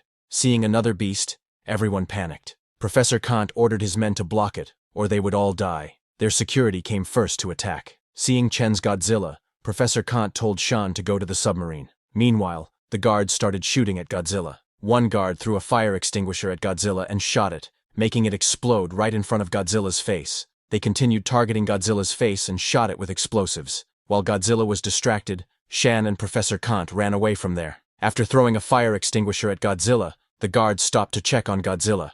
But to their surprise, when the smoke cleared, Godzilla came out unharmed. The guards were shocked because they used a 24mm armor-piercing round and an exploding bullet, weapons typically used in civil wars, but all that could not even scratch Godzilla. Immediately, an awakened man jumped towards Godzilla and used his Thunder Spear technique to attack it. Seeing that this was all humans could do against his Godzilla, Chen decided to end things now. He used his ultrasonic roar and threw flames from his mouth, sending the awakened man flying. While Godzilla was destroying and killing the guards, Professor Kant and Shan tried to sneak out in their submarine, but Chen noticed them running away. He shot a fire blast from his mouth and destroyed their submarine before they could escape. While Chen was killing them, the huge beast in the cave started to wake up fully and opened its mouth. Chen was surprised to see that it had really been resuscitated. Chen felt a very terrifying aura coming out of the beast. Chen decided to stay away and then kill it. He shot a fire blast at the beast from his mouth. His fire shot hit and exploded, making the beast scream, "I've just woken up. I'm not strong enough. Don't kill me." But before the beast could complete its words, its body exploded, and it died. A system notification came telling Chen that he had discovered a damaged ancient relic. The system asked if he wanted to absorb it. Chen was confused about what the system meant by damaged, but looking at the beast's body pieces, he didn't think much of it, and decided to absorb it. After that, Chen disconnected from Godzilla and went to a restaurant to eat with Shi. While they were eating, Chen got a system notification telling him that his clone had rested and gained 5 evolution points and 0.5 physique. These notifications came again and again. Chen was surprised to find that he could get stronger just from resting after absorbing the damaged relic. While Chen was busy, Shi was cleaning her plates because the food was too yummy. During this, Chen's phone received a message. When Chen checked his phone, he saw a message from Chen asking, "Senior Chen, are you free tomorrow? Let's have lunch together." Chen replied to her saying, "Sure, I will pick you up at 11. Then, after the meal, Chen again went to the other dimension through the teleportation door. There, he fought a flying insect-like monster that was striking Chen with its strong wings. Chen dodged the monster's attack, but was amazed to see that the monster's wings were so sharp that they could probably rip even a tank to shreds. Chen then jumped high and cut the monster into 2 with his sword. The system notified Chen that he had killed a 4th-tier demonic creature and gained 50 attribute points. Chen was slightly surprised to see that notification because he thought this monster should be 5th tier at least. After that, Chen moved to a different location. While going, he activated his super sense and sensed something ahead. When he arrived there, he encountered a worm-like monster with many spikes in its mouth. That monster slammed into Chen, pushing him back quite a bit. Chen used his sword to defend, but the monster's attack damaged Chen's extraordinary tier armor. Chen added 50 attribute points for strengthening his armor, and then charged at that monster again. He jumped high, destroying the ground, and swung his sword at the monster. But when he attacked using his fire, his attack bounced back due to a protective barrier around that monster. Chen was surprised to see that this monster had an energy wall. He then decided to get a little serious. Using his exterminating flame, he cut the monster into pieces. The monster's barrier broke like glass. A system notification came telling him that he had killed a 6th tier demonic creature, and gained 200 attribute points. Chen immediately used 100 points to strengthen his external chi, and 100 points to strengthen his crimson flame. With that, the temperature of his flames increased from 3,000 to 10,000 degrees, and his attack's distance also increased to 30 meters. He swung his sword and cut down a flying monster in two. Chen laughed, seeing that he could take out one dragonfly with each strike. Chen then returned home and checked his status window. Currently, Chen Chu is at the Earth tier, and his power has exceeded extraordinarily powerful individuals. His physique is 1752, mental spirit is 254, and he has external chi and chi sense techniques both at intermediate level. He has collapsing punch skill at beginner, sky step skill at intermediate, and spring kick skill at advanced. He has lightning mastery and crimson flame abilities. Currently, he has 280 attribute points and a 2 cubic meters inventory. In weapons, he has the heavenly sword and demonic emperor armor. His clone is scaled thorn Godzilla and a 3 times evolved beast lord that has ancient origins. It has 7,500 evolution value and needs 10,000 to evolve again. Looking at his status window, Chen said, "External chi increases my power. I've got exterminating flame for my one-hit knockout move, crimson flame for my long-distance move, and chi sense for my senses and various demon-repelling demon armors and weapons. His flame control is also very good now." He then decided to train up collapsing punch, sky step, and his control over electricity and lightning. The next day in the evening, Chen went to pick up Chen. She arrived and asked Chen what they should eat, stating that it was her treat. Chen suggested having seafood. While they were talking, some classmates of Chen were watching them. One girl asked another if that wasn't the school beauty, Chen. With an annoyed expression, the other girl said, "Looks like even she couldn't resist the allure of a fancy car. When did Ning University's atmosphere become this bad?" With his super hearing, Chen heard them, but ignored them, and went to a fancy restaurant. At the restaurant, Chen checked the menu and saw that wild-caught flower dragon was 4,000, and 2 oysters from Country F were 10,000. Hearing about the prices, Chen calculated and found that it was over 70,000. She got worried because she only had 10,000 in her account, which was 3 months of her living expenses and allowance. She hesitated but told Chen that she only brought 10,000.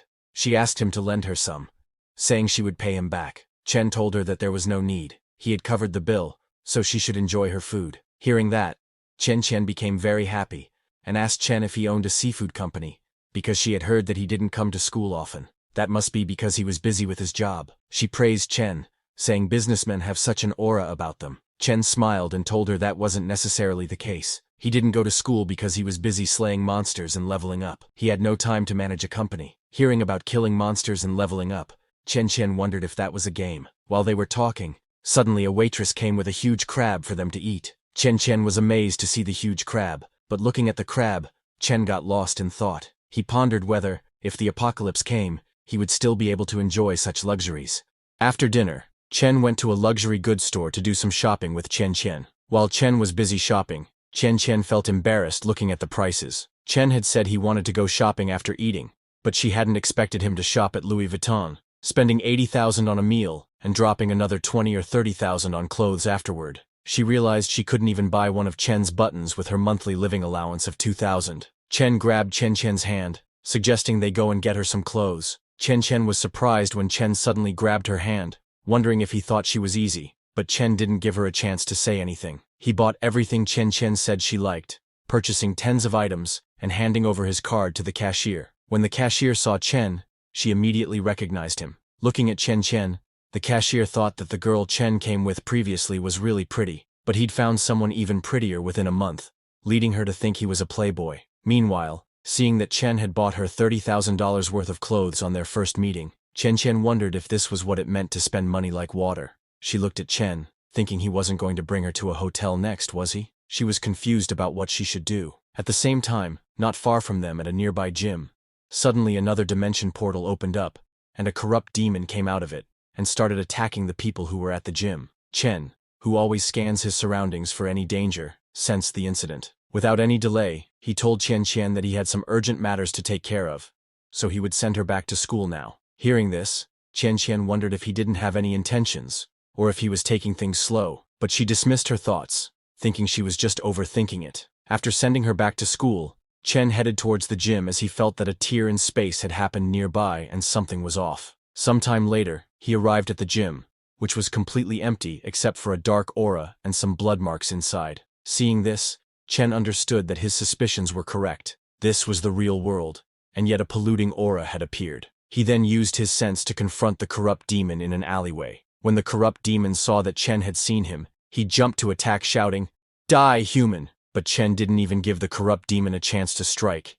He kicked the corrupt demon in the face using his lightning and destroyed the corrupt demon's face. A system notification came telling Chen that he had killed a low-level polluted monster and gained 5 attribute points. Seeing the notification, Chen understood that it was just a polluted monster and not demonic like that dark elf from before. Then, after Chen left, a few hours later, the police arrived at the scene and found the polluted monster's destroyed body. The police deputy chief was there with the senior students of Chen's university, whom they had selected to form a team to fight against the upcoming apocalypse. The deputy chief told the students that he had wanted to use this polluted individual to see if their hard work had paid off, but it turns out someone killed it before they could. He told the students that by the looks of the monster's corpse, the one who killed it appears to be a superpowered individual who can control flame. Deputy chief was confused, wondering when someone with control over flame had appeared in N City. Later, when Chen was at home, he saw on the news that an immense number of tears in space had appeared in their world today.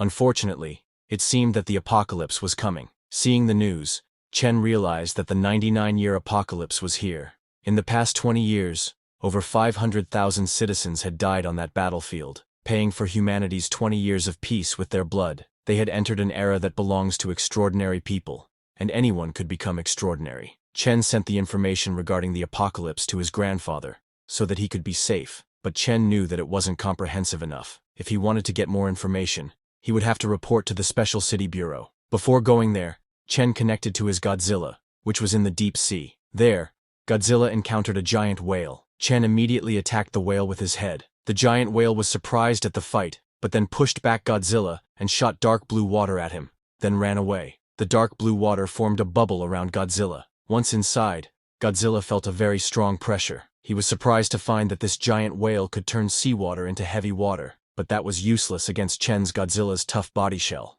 Chen didn't give the whale any chance to run away and shot it down with his crimson flame. Looking at the giant whale's corpse, Chen thought that once he ate this giant whale, he would get at least 10,000 evolution points. Meanwhile, at a branch office of the Special City Bureau, all the chosen students were gathered to talk. One guy told the others that whoever killed that polluted monster yesterday was very good, better than any of them. The others agreed, saying it must be a normal citizen who has awakened power over flames. Chen was also there. She wondered if it could be Chen because, based on what he did that day, she didn't think she could do that even now.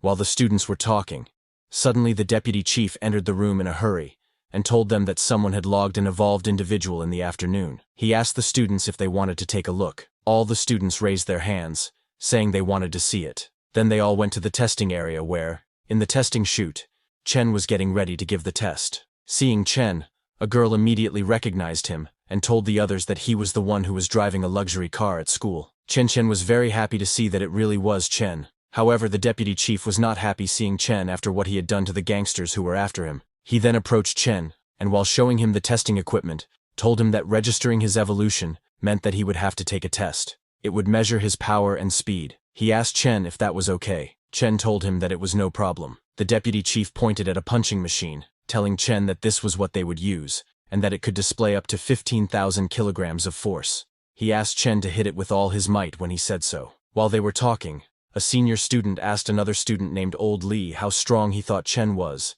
and how many stars he would get. Old Lee told the first student that since Chen killed a polluted monster last night, he's stronger than them for sure.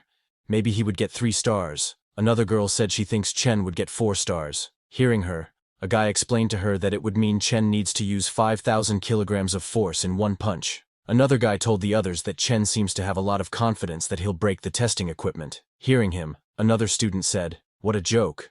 Our captain's an evolved individual with 5 stars, and he's only at 10,000. But to everyone's surprise, when Chen hit the punching machine, he scored 12,000 kilograms. All the senior students were shocked to see that Chen is really 5 stars, and a strong one at that. Meanwhile, Chen was a little disappointed because he had overshot. He used too much power, and now it would attract attention. Then, after Chen reached the standard for 5 stars, the deputy chief told him that he could collect 50,000 yuan at the Special City Bureau every month, and if he was willing to join them, he would be paid much more. They would promote him to vice head, and he would get a title. He asked how that sounds, but Chen immediately told him no, saying he is used to flying solo. The deputy chief said okay, and then asked Chen if it was him who killed that polluted monster yesterday. Chen confirmed that it was him. Hearing that, the deputy chief noted that Chen has power over flame too. He told Chen his power is very strong, as good as those awakened individuals he saw back in the day, and with his talent, he might be taken on by the fighting god Jiang as a disciple if he joined the bureau. Hearing about the fighting god Jiang,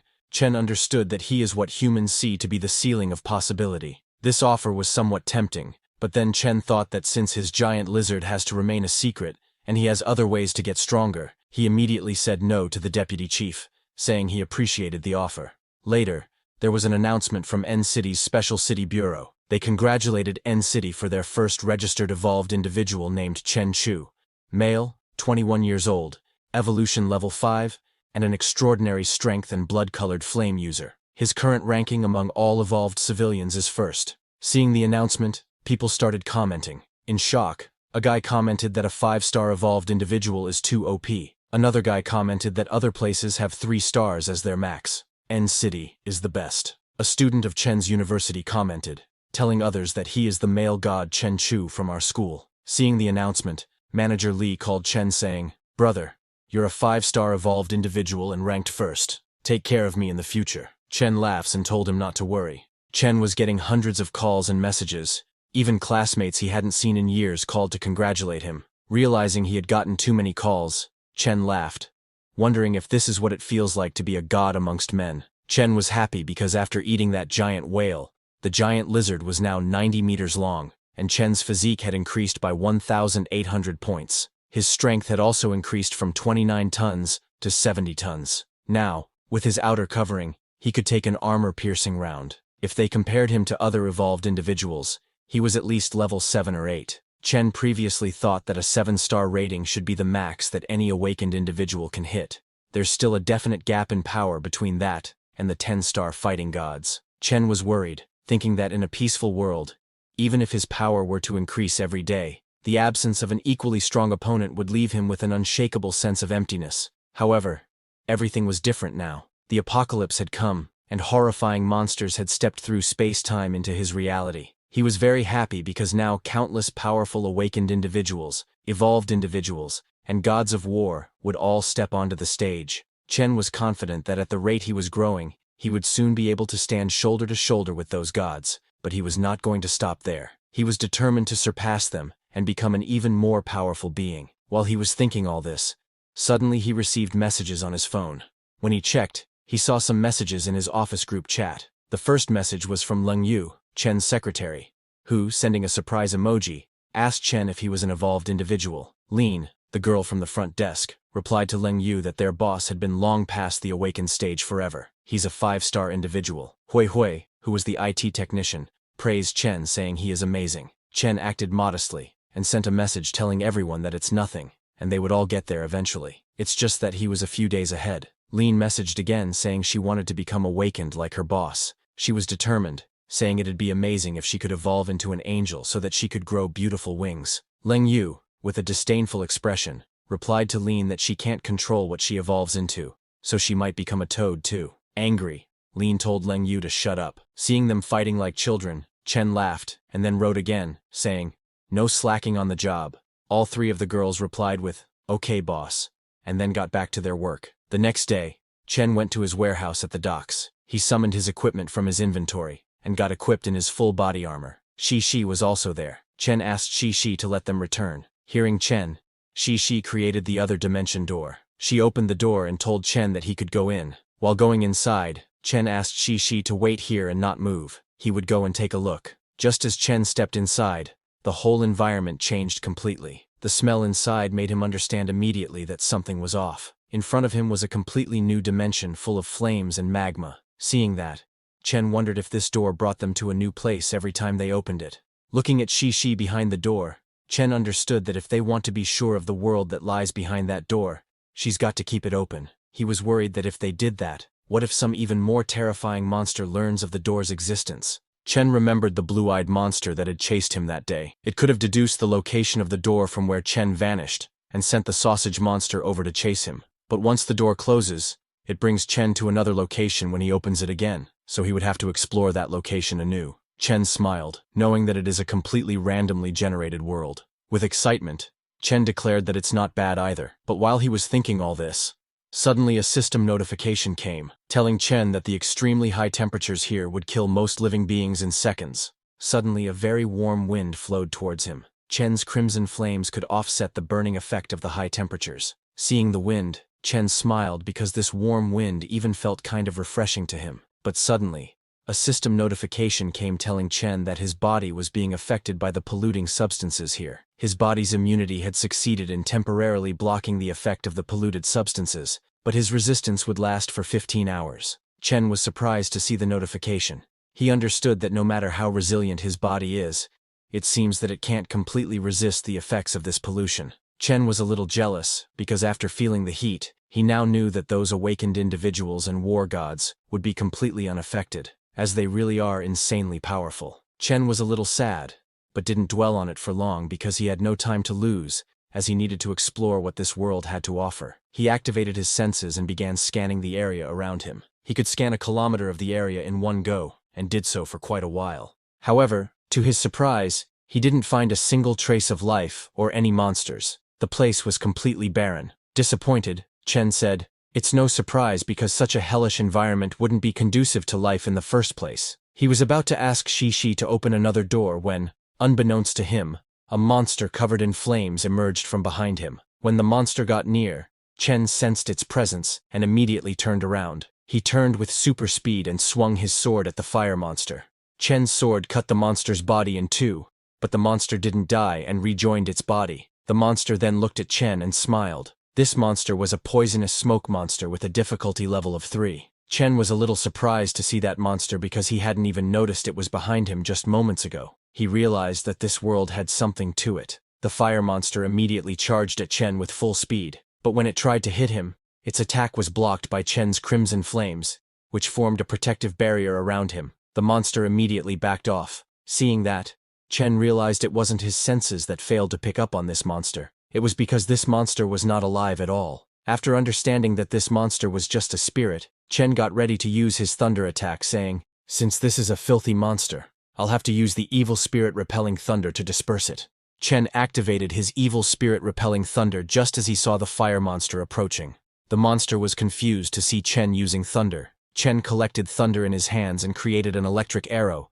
Then with full power, he shot it at the fire monster. Before the monster could dodge or escape, Chen's electric arrow hit it and pierced its body, creating a huge hole in its stomach. The fire monster screamed in pain when it got hit, and its fire started to disappear, leaving only a skeleton behind. A skeleton head was all that remained of the fire monster as it fell to the ground. A system notification informed Chen that he had killed a third-tier strange monster and obtained 20 stat points. When Chen found out that it was a third-tier monster, he felt it was strange because it looked powerful, as it had the special ability to render physical attacks useless. Chen couldn't harm it at all just now. Plus, it might be because it was born in lava, but fire attacks were also useless. So, with all that, how could it be only third tier? Chen thought he might just be lucky that he happened to have the talents needed to counter it on hand. If not, this fight would have been extremely difficult. While he was thinking all this, suddenly Shi came there. Chen sensed her presence and turned around, only to be shocked to see her. He went to her asking,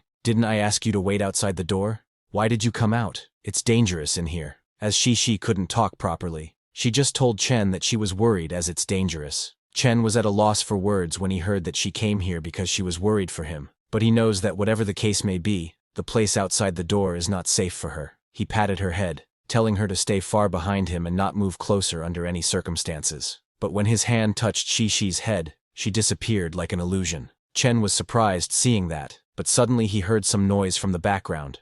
To check what it was, he activated his senses to scan the surroundings. But before he could find where the noise came from, suddenly the rock Chen was standing on broke into pieces, releasing magma from everywhere. Shocked, Chen immediately jumped from that rock to escape the magma, and then, while jumping from one rock to another, he checked his surroundings. When he found the highest point of that place, he went towards it. The highest point he found turned out to be a huge rock pillar. Surprised, when Chen looked behind, he saw many rock pillars, same as the one he was standing on, all chained together creating a circle. When Chen looked closely, he saw magic runes engraved on those rocks. Seeing that, Chen smiled because he could call it a building, but it looked more like a seal or a prison, and it could completely hide a huge monster's aura. Just as Chen thought, there was indeed a monster hiding, using that seal. Chen walked towards that monster and said, "So the real treasure hidden in this world was you all along." The sealed monster Chen was talking to was Vandenfeld Fiery Wings, a true dragon.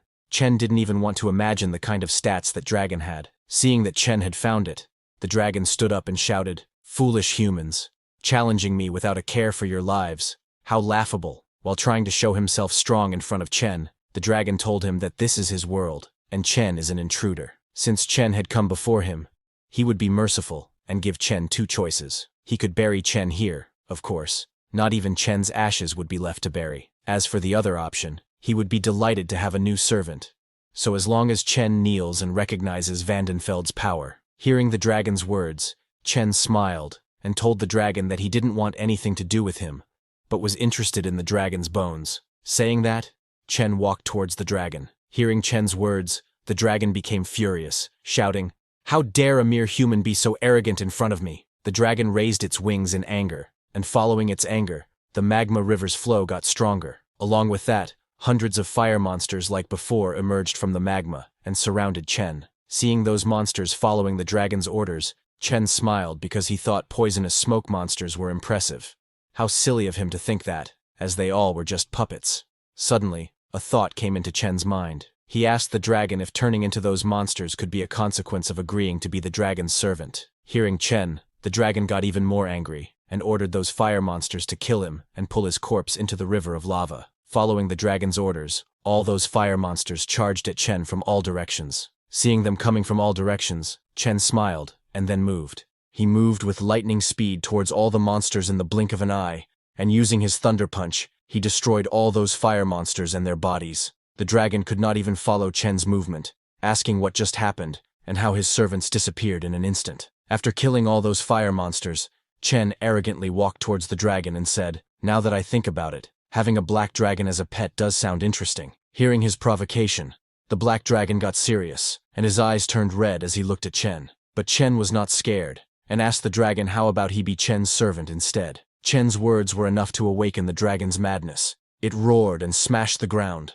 and the ground underneath Chen's feet broke and magma came out. But Chen was not going down that easily. He took out his flame sword to attack, and when the dragon tried to charge at him, Chen first balanced his footing and then smiled, telling the dragon that he would cut him. Saying that, Chen swung his sword with full power, aiming at the dragon. The dragon tried to dodge Chen's attack, but chains on the dragon's neck stopped him from moving out of the way fully. Chen's sword strike slightly touched the dragon's neck before passing. The dragon started bleeding yellow blood. This made the dragon too angry. Its eyes turned bright red as it stood on its two back legs, shouting, "Human, watch me send you to hell." The dragon inhaled air into its mouth, and then, with full power, used its Hell Dragon Flame skill, shooting flames at Chen. When Chen saw the dragon shooting flames, he immediately placed his sword in front and used his red flame body skill. Immediately, a protective barrier appeared around Chen, which blocked the dragon's fire breath from reaching Chen's body. After blocking the dragon's fire breath, Chen mocked the dragon,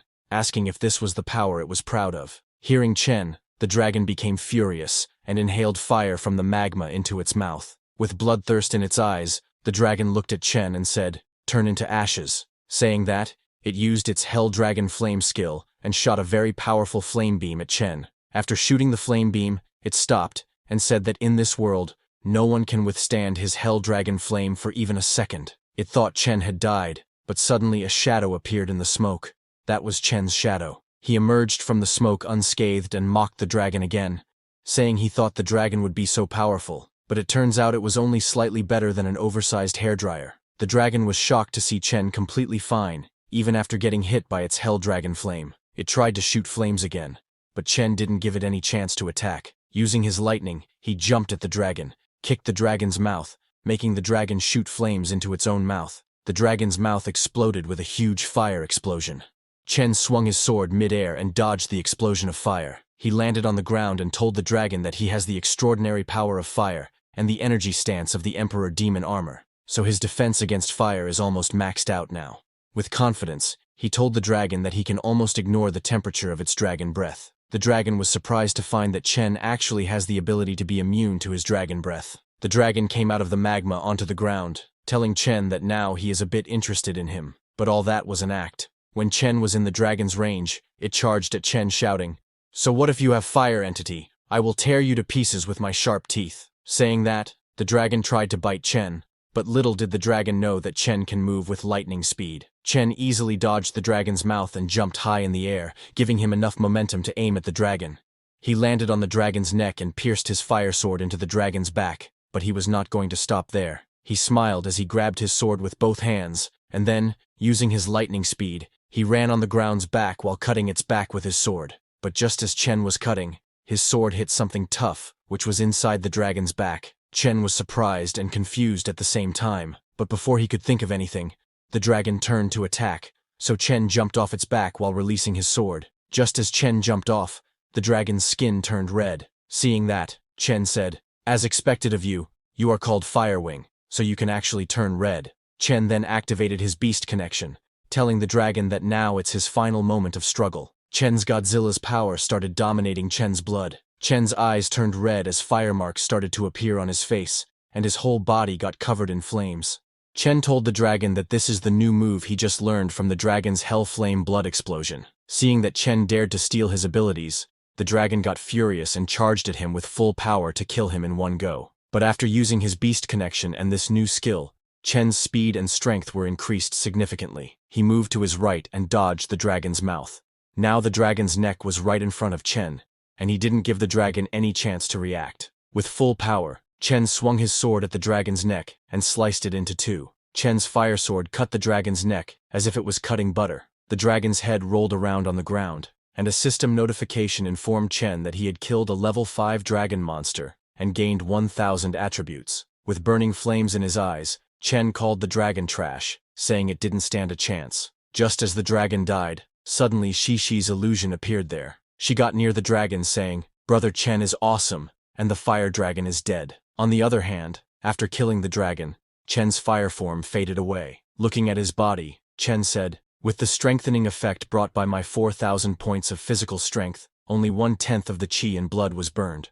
But the power generated was so terrifying. This level of physical damage is barely enough to keep up with my recovery ability." Chen looked at the fire in his hand and decided that this form is called Blood Explosion Form 1. After naming this new technique, Chen went to check the dragon's dead body.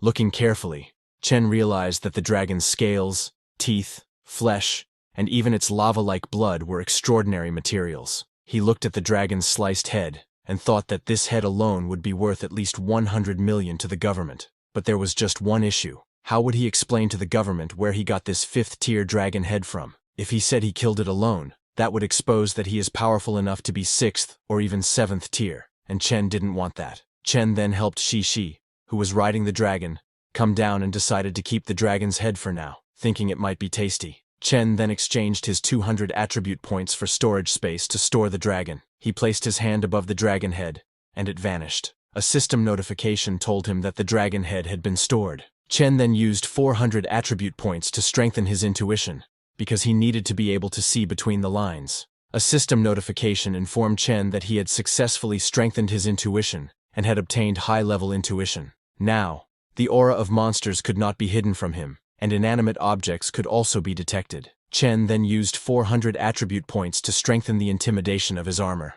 Another system notification informed Chen that he had successfully strengthened his armor's intimidation. Just as Chen strengthened his armor's intimidation, he immediately felt a very strong pressure on his body. Just from that pressure, the ground underneath Chen cracked. Suddenly his whole body was covered by flames, and a new system notification informed Chen that he had awakened the king's intimidation. Chen was surprised to find that he had awakened the king's intimidation. He immediately checked the details of this king's intimidation, and found that it could cause a person to tremble in fear. Even the merest bit of eye contact could render them completely powerless. Seeing the details of this new power, Chen was too excited to use it, but not right now. He calmed himself, and the flames coming out of his body disappeared. Chen thought that this should be useful for clearing out the fishes. He decided to immediately try this new skill and connect to his Godzilla, which was in the deep sea of our country. At the same time, an our country's long-distance fishing ship was passing by. While the fishermen were fishing in the deep sea, suddenly their net got happy. They all were very happy, thinking something was on the hook. They immediately pulled out the nets, but to their surprise, there were very few fishes in their net. Seeing that, they got very confused.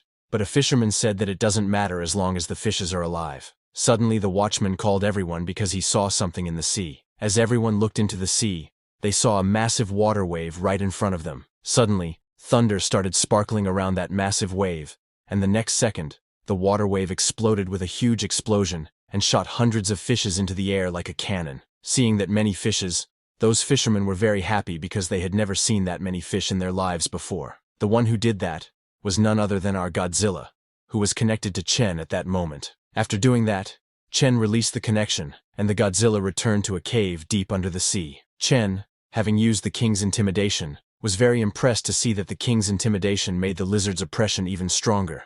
Nothing could move in its area of effect, and while doing that, Chen discovered a new technique. When he used his flames and electricity together, Chen could fly. Without any delay, he used this new skill because humans have always yearned for the skies. As long as Chen combined the power of electricity and fire, he could be free from gravity's confines. He started flying into the air like a rocket, and could even increase his speed as he pleased. While flying in that dimension, he suddenly noticed something far away that looked like a city. Chen's intuition told him that there are unexplored places in this world, so he immediately headed towards that city, thinking he could get some information about a being that even the dragon that ruled over this world was unaware of. While going there, it suddenly clicked for Chen that Firewing is only a magic dragon that has been imprisoned here, so there must be a higher power trying to imprison it. He decided to go over there and see what was going on. The city Chen saw from the sky was the ruins of the Kingdom of Giants. Chen landed in the middle of the city and started exploring it. While looking around, he saw a huge wall painting. In that painting, Chen saw that there were many dragons, and they were all kneeling in front of some humanoid-type creature. Seeing that painting, Chen realized that there used to be a giant dragon civilization here, but he didn't understand what they were worshipping. He wondered if it was a dragon god or a true god. Before he could understand anything, suddenly a massive door beside him opened on its own. Seeing that, Chen felt like there was a huge danger there, but he also knew that there was no way to catch a tiger without going into its den. Chen opened that door, and with lightning speed entered it. When he went inside, he found a long hall with massive dragon statues placed all around. Seeing that, Chen realized that Firewing was these dragons' little brother. But before Chen could explore this area further, suddenly a system notification came, telling Chen that the pollution in this area had strengthened. He was temporarily immune to the pollution thanks to his strong physique, but in 3 hours, his physique would be weakened, and he would be affected by the pollution. Seeing the notification, Chen was confirmed that there really was something strange in this temple. Pollution had suddenly increased, which means something other than Chen had also entered this temple, but it hadn't even shown its true self, and it was already capable of causing such pollution. This made Chen more curious to know what it was, so he shouted, telling that thing to stop hiding and come out because he knew it was here. Chen's voice echoed very loudly in that temple, and suddenly Chen felt something coming towards him from above. He immediately backed off, and a very bright light descended onto the ground right in front of him. Chen, with a serious expression, asked. From that bright light, a humanoid creature with no face and 4 arms emerged, saying, "The Venerable One has awakened." Suddenly, a red line appeared on that 4-armed faceless face, creating an eye. As that monster looked at Chen, the red line transformed into a mouth, and it smiled at Chen. Seeing that 4-armed creature flying and smiling, Chen could not understand what it was. The 4-armed creature made the first move and raised one of its hands towards Chen, and before Chen could react, the 4-armed creature shot a dark lightning of eternity at Chen. Seeing the 4-armed creature suddenly attack, Chen was shocked. He pulled out his long sword and stabbed the ground, creating a flame barrier around himself to block that dark lightning. Seeing the power of the dark lightning, Chen wondered if the four-armed creature he was fighting could be 6th tier. However, it didn't take long for Chen to realize that it must be a 7th tier demon, because its power was gradually pushing him back. The four arms were using just one of its hands to push Chen back while asking Chen to worship it and surrender. As it increased the power of the dark lightning, the ground beneath Chen cracked. Hearing it demand him to kneel made Chen very angry, and he asked if it wanted to die. Now serious about fighting back, Chen unleashed his crimson flames and entered his bloody explosion Type 1 state. He released so much internal flame chi from his body that the stone and ground around him got destroyed. After unlocking his bloody explosion state, Chen smiled. He looked at the four arms with dead eyes and told it that for asking him to kneel, it was going to die. Seeing Chen's bloody explosion form, the four arms used its second hand to fight. It employed telekinesis to turn all the nearby stones into spears and aimed them at Chen. It mocked Chen by laughing at his bloody explosion form 1, then shot all those stone spears at Chen with full speed. After unleashing his bloody explosion form, Chen's speed had significantly increased. He moved very fast and destroyed many of the stone spears coming towards him, but they seemed endless, and Chen continuously destroyed them. Seeing that he couldn't break free, Chen swung his sword with super speed, creating a barrier to block the stone spears from reaching him. Then, with super speed, he jumped from the ground towards the four arms, and with his long sword, he cut the four arms into 2 pieces. But just as Chen landed on the ground after cutting it down, the body of the four arms disappeared from mid-air and then appeared right behind Chen, pointing 2 fingers at the back of Chen's head. Chen was shocked, questioning how it was still alive after he had just cut it down. While activating the dark lightning of eternity, the four arms called Chen a disgusting ant and shot the dark lightning. There was a huge explosion that destroyed the walls of the temple. As the smoke started to clear, the four arms was the only one standing. But suddenly, the four arms saw something shocking that it hadn't expected. Even after getting hit by its dark lightning from that close, Chen was still completely fine but even more angry. The flames on Chen grew stronger as he got angrier and declared that he was going to end this. Seeing Chen still standing, the four arms immediately backed down and started collecting the dark energy. This made the four arms angry, and it used all 4 of its hands to fight. It collected the dark energy and smashed its hands together, trying to control the ground and smash Chen between 2 stone pillars. But Chen destroyed those stone pillars with just one swing of his sword, and then jumped towards the four arms. He struck and cut down the four arms along with the stone pillars it was controlling to attack with just one swing. But like before, that was just an afterimage of the four arms, and it used its super speed to dodge Chen's attack. Little did it know that Chen was not going to fall for the same trick twice. Suddenly, a sword pierced the four arms' chest. It was none other than Chen who also used his super speed to get behind the four arms again and stabbed him. Chen laughed and told the four arms that this is bloody explosion form 2. However, Chen's laughter didn't last long because the four arms suddenly grabbed Chen's hand. Chen was surprised to see that the four arms hadn't died and had turned around. It called Chen arrogant and used its dark lightning of eternity again. There was another huge explosion, and Chen was in the middle of this explosion. From the smoke, Chen's sword went flying. Then a shadow appeared in the smoke. It was Chen, who walked out of the smoke saying his weapon would only slow his attacks, so he would deal with the four arms with his own 2 hands. The fire on Chen's body had grown stronger. While laughing, he charged at the four arms again. Seeing Chen coming, the four arms created a dark energy barrier to block his attack, but Chen's attack was too powerful. With just a single punch, he destroyed the four arms barrier and sent it flying, crashing to the ground with solid impact. Chen's attack was so powerful that just from its impact, the ground underneath him exploded, destroying all the nearby walls. After getting hit by Chen's punch, the four arms lost its momentum, went flying, and continuously hit the ground, unable to stop its body. Just as the four arms regained control and stopped itself, it saw that its face had cracked like a mirror. This made it very angry, but Chen wasn't going to give it a chance to attack. He charged at the four arms with lightning speed, and in the blink of an eye, he reached the four arms and punched it again in the face using his internal fire. He smashed the four arms onto the ground so hard that the ground underneath was destroyed. He didn't let go of the four arms until it stopped moving, but just as Chen turned, thinking it was all over, the four arms flew into the sky again and aimed at Chen using its fingers. It used all 4 of its hands and attacked Chen using its entrap skill. Sensing the upcoming attack, Chen immediately turned around to defend, but before he could even reach it, the ground underneath his feet cracked, making Chen lose his balance. Suddenly, some aura chains came out of the ground and tied down Chen's legs. Chen tried to break free, but more and more chains came out of the ground and tied down his whole body. Chen tried using his internal flame to melt down those chains, but it didn't work. A system notification informed Chen that this was a dragon sealing formation, and it could absorb the energy of the item it had sealed and use it to strengthen itself. Realizing that the more he tried, the harder it would be to escape the forearms binds, Chen looked above and asked the forearms if this was how it trapped those ancient dragons. Chen then moved his hand using just his strength and told the forearms that it was a pity that it was not quite good enough to seal him. Saying that, Chen slowly moved those chains and got into position to gather his internal flame in his body. As he gathered energy, he laughed and told the forearms that he was different from those dumb dragons. Saying that, Chen snapped and broke those chains with his power.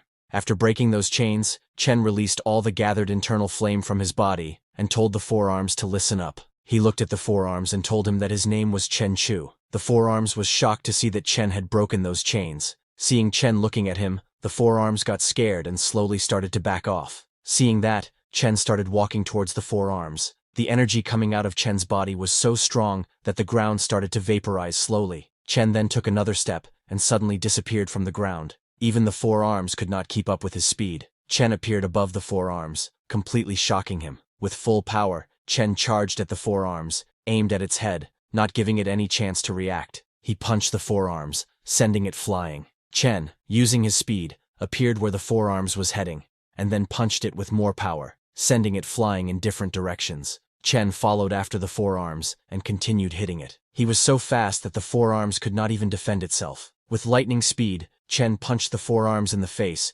breaking his face again.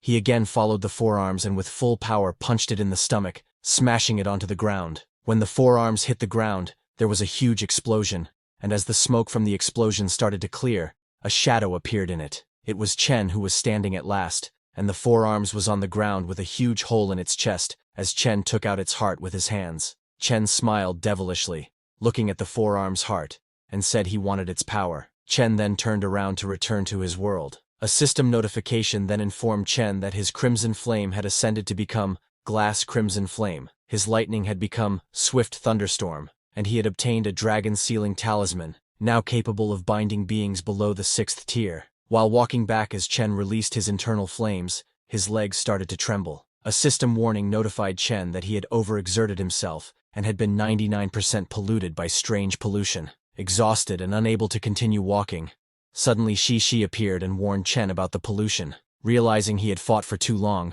making the pollution worse, Chen knew he couldn't stay there any longer. He used his internal flame and lightning skill to fly back to the dimensional door that Shi had created. Without the forearms' protection, the world of dragons and giants began to fall apart, and slowly everything started to destroy. With his exhausted body, Chen somehow managed to enter the dimensional door and return to the original worlds.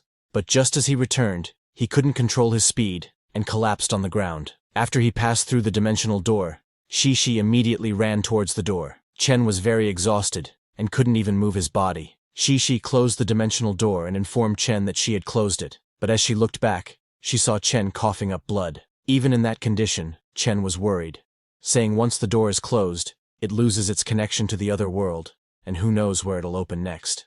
Shi immediately went to check on Chen. Chen patted her head and told her that he was fine, explaining there's always a price to pay for power. After this fight with forearms, Chen realized that although the blood explosion seems like just an explosion of pure power, only someone with insanely powerful endurance would be able to withstand it. If a normal person used even type 1 of it, their blood would be vaporized instantly, leaving behind a withered corpse. So if he wanted to break through to type 3, he would need to further increase his physique. Thinking all this, Chen slowly stood up and told Shi that since the teleportation door was closed, they should get some rest. But Shi didn't say anything, and just looked at Chen, very worried about him.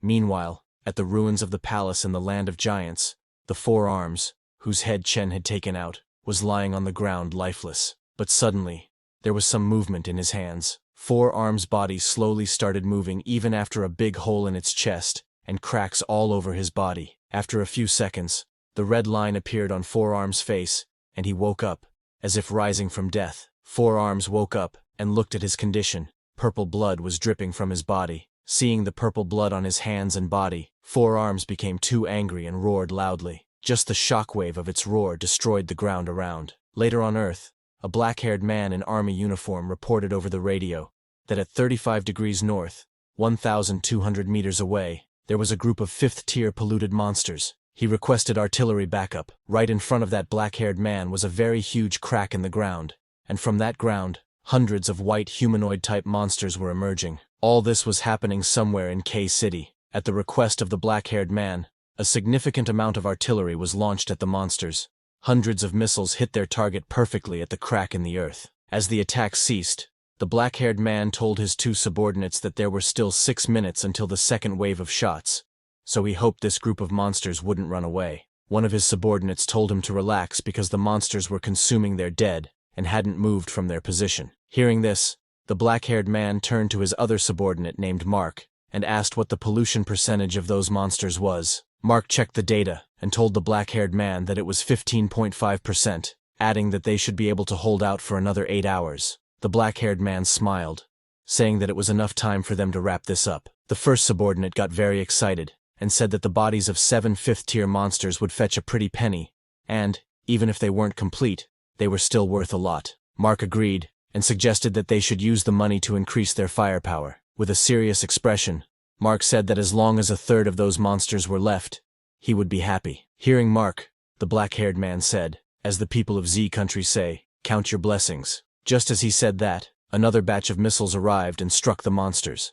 Seeing those monsters burning in flames, the black-haired man told his subordinates that without the base's support, any one of those monsters at full health would mean they were all done for. A few minutes later, after the second attack finished, the black-haired man told his two subordinates that it was time to get to work and clear these bodies. In excitement, all three of them walked toward the monsters. The black-haired man told the others that these monsters should be enough to get 5 bottles of purifying energy, so they should keep 3 and sell the rest. The subordinates were also very happy because the black market priced those monsters at 200 million a bottle. After selling them, all 3 of them would be living like kings for a while. But when all 3 of them got near the earth crack, they saw a monster standing in the smoke. Because of the smoke, they hadn't seen that monster before, but now there was a huge monster staring at them. It was 100 times bigger than those normal monsters, and all 3 army guys looked super tiny in front of it. The black-haired man was too shocked and scared upon seeing that monster and exclaimed, "What is that?" But before they could understand what was happening,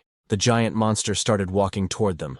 Mark's detection device started ringing immediately. He checked and told the black-haired man that the pollution level was increasing very fast and had reached 531% and was continuing to rise. The black-haired man was shocked to hear this and turned to ask Mark how this was possible. But just as he turned, he saw that the giant monster used its tentacles and killed Mark. Seeing this, the black-haired man started shaking in fear and told his other subordinate to just run. He immediately started running away, and when the other subordinate tried to follow him, he was also killed by the monster. The black-haired man ran for his life at full speed, but the giant monster followed after him. Suddenly, a red line appeared on the giant monster's black face, similar to the 4 arms that Chen fought with. It was as if the monster suddenly became intelligent and immediately killed the black-haired man. Just as he killed the black-haired man, another batch of missiles was shot at him. Meanwhile, at the Apocalypse base in M country, it was reported that an apocalyptic event had occurred, activating the highest level of Apocalypse defenses and beginning the elimination of all threats for the good of humanity. The army of M country launched a nuclear missile at the monster. The missile ascended into space and then, with full speed, descended, hitting the target and exploding with a huge blast that destroyed everything around it. The monster was still standing. While all this was happening in M and K countries, Lin was sleeping in his room, unaware of what was happening in the world. After a few days of proper sleep, Chen finally woke up. He then went to Xishi's room and knocked on her door, telling her it was time for breakfast. Xishi came out of her room while rubbing her eyes. As she emerged, she was still sleepy and asked Chen for a hug. Hearing her, Chen sighed and hugged her, asking, "What will I do with you?" But just as he hugged her, she fell asleep again in his arms. Before Chen could wake her up again, suddenly their house bell rang. Right in front of their house, a pink-haired girl in a leather jacket was waiting. The jacket had "Speedy Takeaways, Chasing Away Your Hunger," written on the back. The very waifu-like girl was Huangfu Ziyan. She called Chen, telling him that his food was here. Chen opened the door and came out with Xishi, who was sleeping in his arms. He was surprised to see Ziyan in a leather jacket, but what surprised him more was the bike Ziyan was riding. Seeing that, Chen got suspicious, and told Xian that it was the first time he had seen a lady delivering takeout at the crack of dawn on a $100,000 motorcycle. Hearing that, Xian looked at Shi and told Chen that she had also never seen someone who lives in an expensive mansion order takeout every day,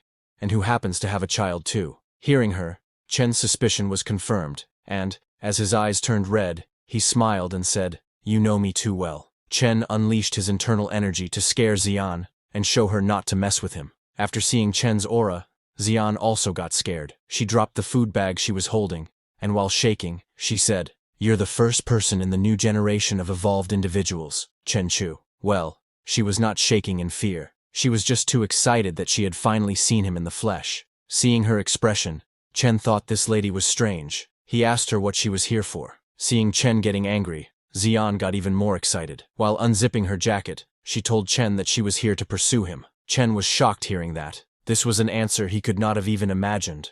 Xian turned around to leave, confirming that she wanted to pursue him. She went to her bike, and then, before leaving, looked back and told Chen to remember her name, Huangfu Xian, and that she lived nearby. She roared off on her bike, telling Chen she would see him at his next order. Then, right after she left, the Li family's young master, Li Ning, came to meet Chen. He told Chen about the recent news and how, without Chen, N City could not survive this apocalypse. Hearing that, Chen laughed and told Li Ning he was over-exaggerating because N City has a special investigation bureau, and if pollution spread here, they'd rush over as soon as possible. Hearing that, Li Ning argued that they could not be compared to Chen, as he is not from the government and doesn't need to be accountable to anyone. He told Chen that this is why it's of vital importance to know whose side Chen is on. Still not understanding the seriousness of the situation, Chen asked Li Ning what he meant. Seeing that Chen was still unaware, Li Ning told him that after news about him spread yesterday, most of the houses in the wilderness near that mountain had changed hands. Right now, Chen is so famous that the entire area's value has more than tripled. All the rich people in N City are fighting to move here. Li Ning told Chen that everyone is saying they want Chen's help, but all they want are his resources. In return, connections, money, anything Chen wants, they won't turn them down, as long as when monsters come, he helps them out too. When Chen heard about the resources, he began to take the matter seriously. Li Ning continued, telling him that they're all businessmen, and who can blame them? They'd like to invite Chen for a meal, which is why he was here. Hearing about the invitation, Chen got an idea. He smiled and agreed, telling Li Ning he would go. Hearing that, Li Ning got excited and told Chen to keep his word. He turned to leave, telling Chen he would see him at Lin Shu's Supreme Hotel that afternoon. But before leaving, Li Ning remembered something and stopped. He told Chen that he had just seen Huangfu Xian, and asked Chen if he knew her. Chen said no, and told Li Ning that she suddenly came over and told him she wanted to pursue him. Hearing that, Li Ning's expression turned serious. He told Chen that she could be a little overbearing because ever since she was young, she's been determined to get whatever she wants. Li Ning warned Chen to be careful because now that she likes him, Chen should know that Huang Futi is behind her, and he is the richest person in N City. A few hours later, news regarding the world's pollution began to be broadcasted. It was reported that Z country has used its strongest equipment and decreased the pollution for the time being, restoring societal order. The next piece of news was about Y Village, which had been invaded by polluted monsters, and hundreds of people had been killed. Then, in our country, a temple was polluted by a female corpse that was buried alive by its monks, creating a vengeful monster that killed 20 people. The most important news was that Z country announced its plans to deal with an apocalypse 20 years ago,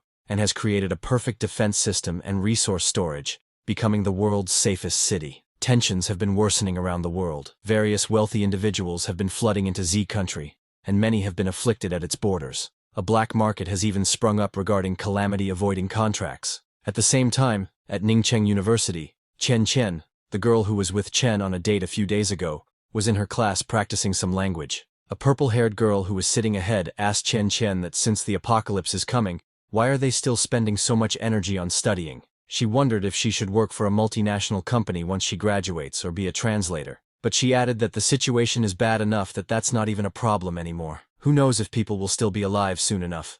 So she might as well find a powerful guy here and get married. Hearing her, Ching removed her headphones and thought about Chen, who is a 5-star awakened individual with extraordinary power over flame. He is a household name online, and is even more famous than some celebrities. The amount of discussion about him online could fill several thousand blogs, but with fans also come questioning voices. Seeing Ching lost in thought, the purple-haired girl got curious and asked Ching Ching what's up with her and that extraordinary boyfriend of hers. Showing a very inappropriate hand sign, she asked Ching Ching if both of them have slept together yet. Hearing her, Ching Ching got embarrassed and, while blushing, asked the girl what she was talking about. Ching Ching thought Chen is powerful, talented, and handsome. He's so perfect that no one can find something to complain about. He is her boyfriend in name at Ning University. But in reality, Ching Ching doesn't even know if she actually has feelings for him. While she was thinking all that, suddenly there was an incoming call from Chen on her phone. The purple-haired girl also looked into her phone. Ching Ching, while blushing,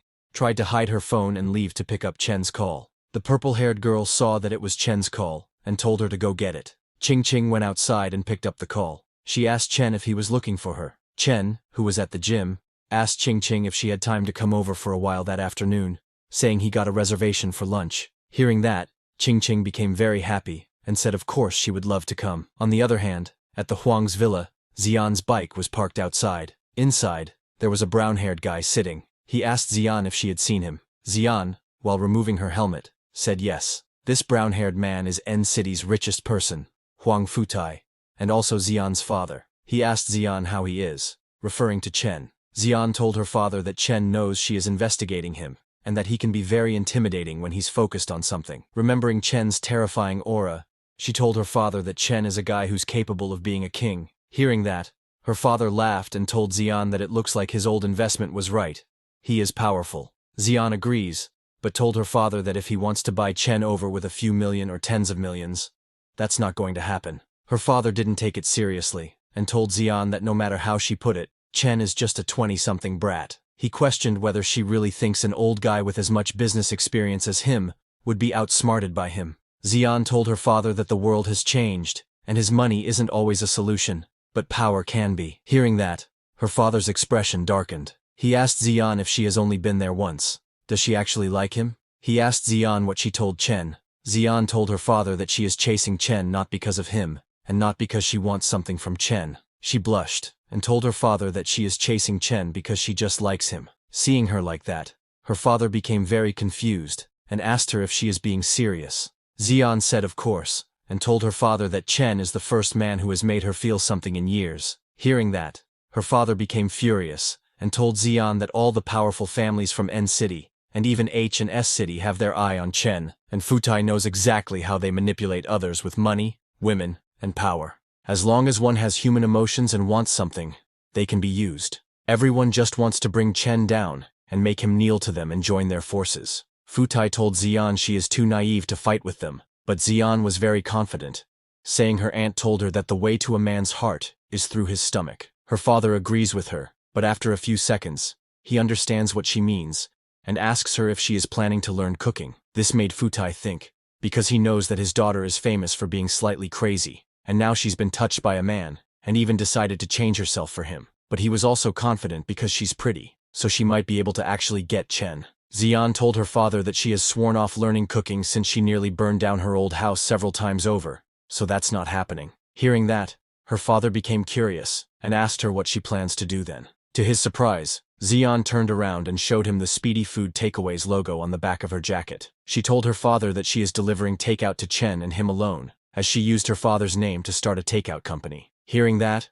her father became more confused, and couldn't process that the Huang's money was being used to start a takeout business. Proudly, she told her father that the little space Chen had rented before, the warehouse at the docks, or even the villa here, Chen always relies on delivery for his food, even breakfast. So, she found someone to take Chen's phone and download the delivery app. Now, as long as he places an order, she will be the first to know, and can then send it over to him personally. Hearing all that nonsense, her father almost had a heart attack. While grabbing his chest, he asked Xian what she was doing. With full confidence, Xian told her father that Chen would be touched by her sincerity soon enough.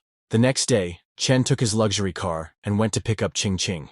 He arrived at the west gate of Ning University. Because Chen had become so famous, all the students immediately recognized his car and got very excited seeing him in person. Ching Ching was waiting for him there, dressed beautifully, making everyone around jealous. All the girls were especially envious of her, wishing they were the one Chen had come to pick up. Ching Ching walked directly to the car, smiling happily when she saw him. Chen asked her to get in. Meanwhile, a few students, also awakened and currently working under the deputy chief in the Special Awakening Bureau, were observing Chen and Ching from a distance. An orange-haired student commented to his black-haired friend that, compared to Chen, they looked like trash. That orange-haired guy was the group leader of the awakened students. The black-haired student replied that the leader was letting his ambition cloud his judgment. He reminded him that they were all evolved too, and their group would eventually catch up to Chen. Looking at Chen, the black-haired guy added that Chen just happened to break past 5 stars first, but they weren't far behind. As they spoke, another friend arrived.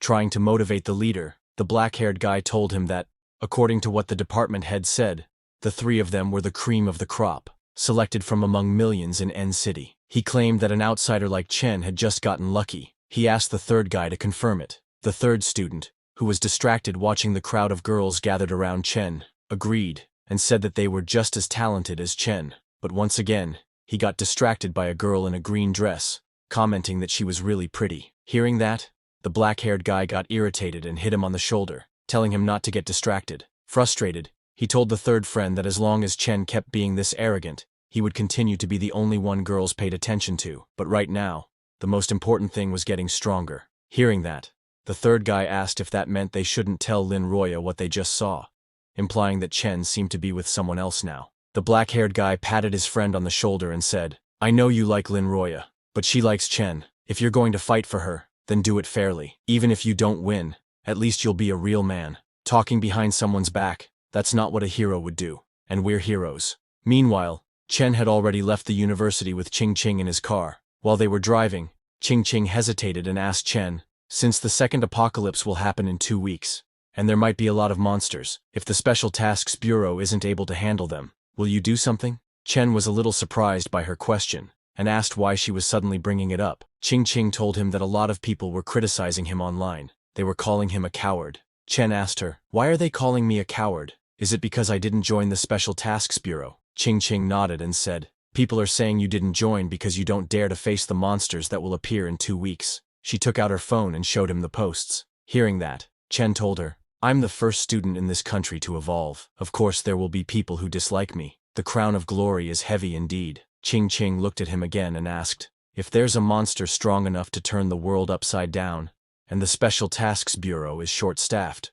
would you help?" Chen smiled and told Ching that if the time came, he would stand on the front lines without hesitation. He explained that the reason he didn't join the bureau was because he didn't want to be constrained by red tape. Having to file reports for everything he did didn't suit him. Hearing Chen's response, Ching was overjoyed. She began to look at him with admiration, blushing as she thought to herself that the man she liked wasn't a coward after all. A few minutes later, they arrived at Hotel Supreme. As Chen entered the main banquet hall with Ching, he introduced himself as Chen Chu. Ching followed behind, only to be stunned by the scene inside. The room was filled with billionaires from the top companies in the country. The first person to greet Chen was Li Hong, head of the Li family and father of Li Ning. He welcomed Chen warmly, saying, "It's good to finally meet you, Mr. Chen." He then asked if his useless son had kept Chen updated on the situation. Chen replied that he was familiar with the gist of it. Li Hong got straight to the point and explained that, to ensure their safety during the upcoming apocalypse, they had decided to form a security council, and they wanted Chen to be its chairman. Chen was surprised to hear about the Security Council. Li Hong explained that it was intended to protect the older generation like themselves, and to ensure that the villas around the hill would not be damaged by polluted monsters. He added that, since they were being protected, it was only fair for Chen to receive a remuneration of 100 million yuan per month. Ching was stunned by the offer. Chen smiled and said, 100 million doesn't sound bad at all, but then asked, "Is that really the right price for protecting all the billionaires living in those villas?" He went on to say that if the fee were split among the 30-plus families living there, each would only need to contribute around 1 million yuan, a small sum for billionaires. Walking closer to Li Hong, Chen added with a smile, "I don't know how much you'll charge those billionaires for joining the council. 10 million? 100? Either way, it sounds like a very profitable business." Hearing this, Li Hong began to sweat nervously, because everything Chen said was true. Just then,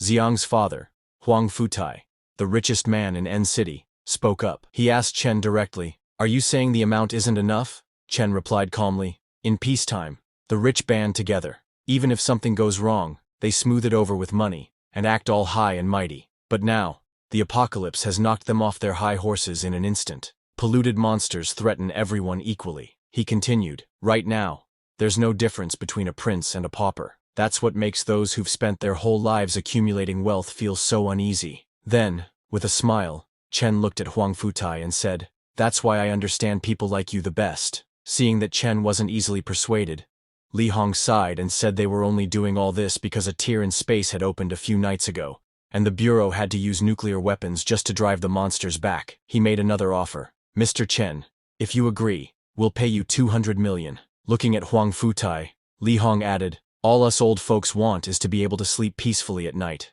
Isn't that right, old Huang?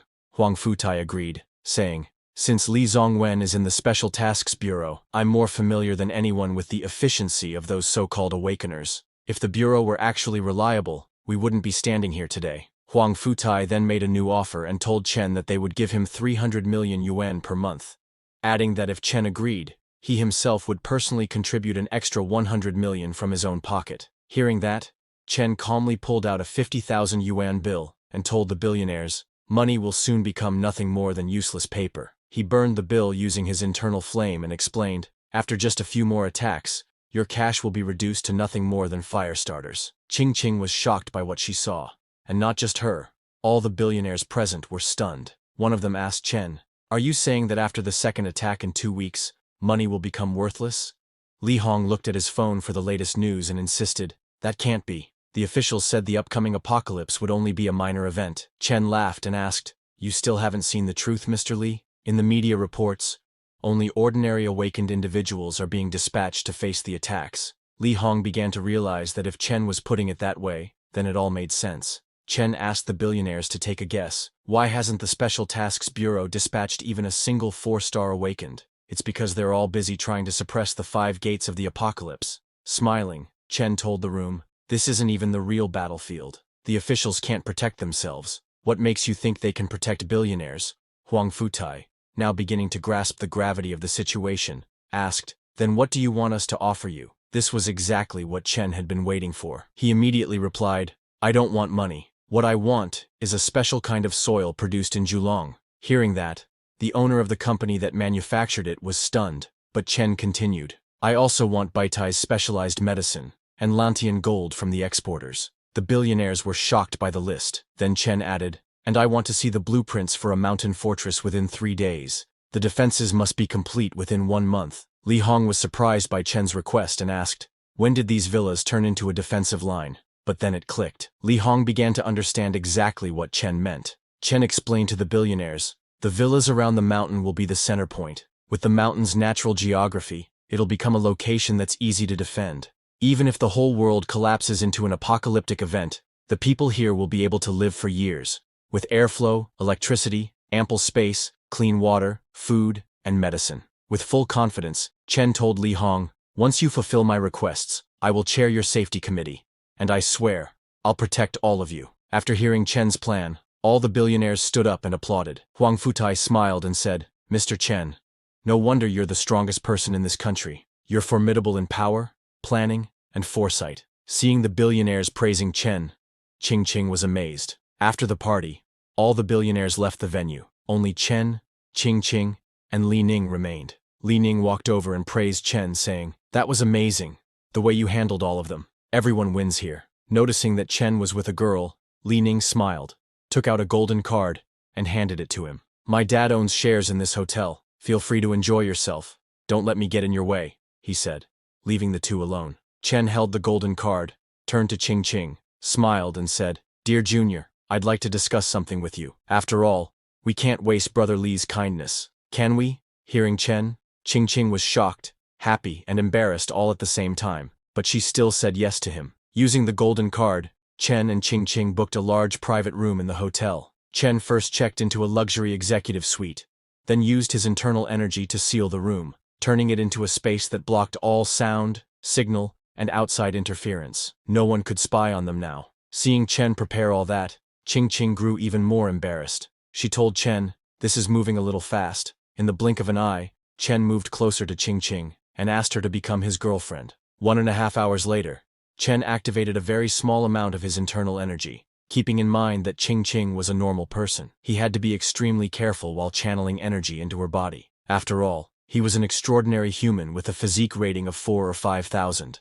Slowly, Chen reached toward Qingqing's neck with 2 fingers. He knew that even the slightest mistake could cause serious harm. He gently touched her neck and channeled a trace of energy into her body. But even that was overwhelming for Qingqing. It felt like her whole body was being electrified. A few minutes later, when Chen stopped, her body began to meld with the energy. It slowly started to change. Chen observed that there was no pollution or mutation in her system, so all he had to do now was wait until tomorrow. In the meantime, he poured himself a glass of red wine and sat on the sofa. He knew that by using the dragon sealing stamp, he could extract a portion of the monster energy he had devoured and crystallize it into an evolution seed. When implanted into a normal person, it could help them evolve. He knew it was risky, but he had to help Qingqing evolve too. This had all started just 1 hour earlier, when Chen had explained to Qingqing that each wave of the apocalypse would grow stronger, and in a world like this, there was no way she could finish college. Shocked, Qingqing had asked him, "Then what am I supposed to do if not study? Just keep running from monsters."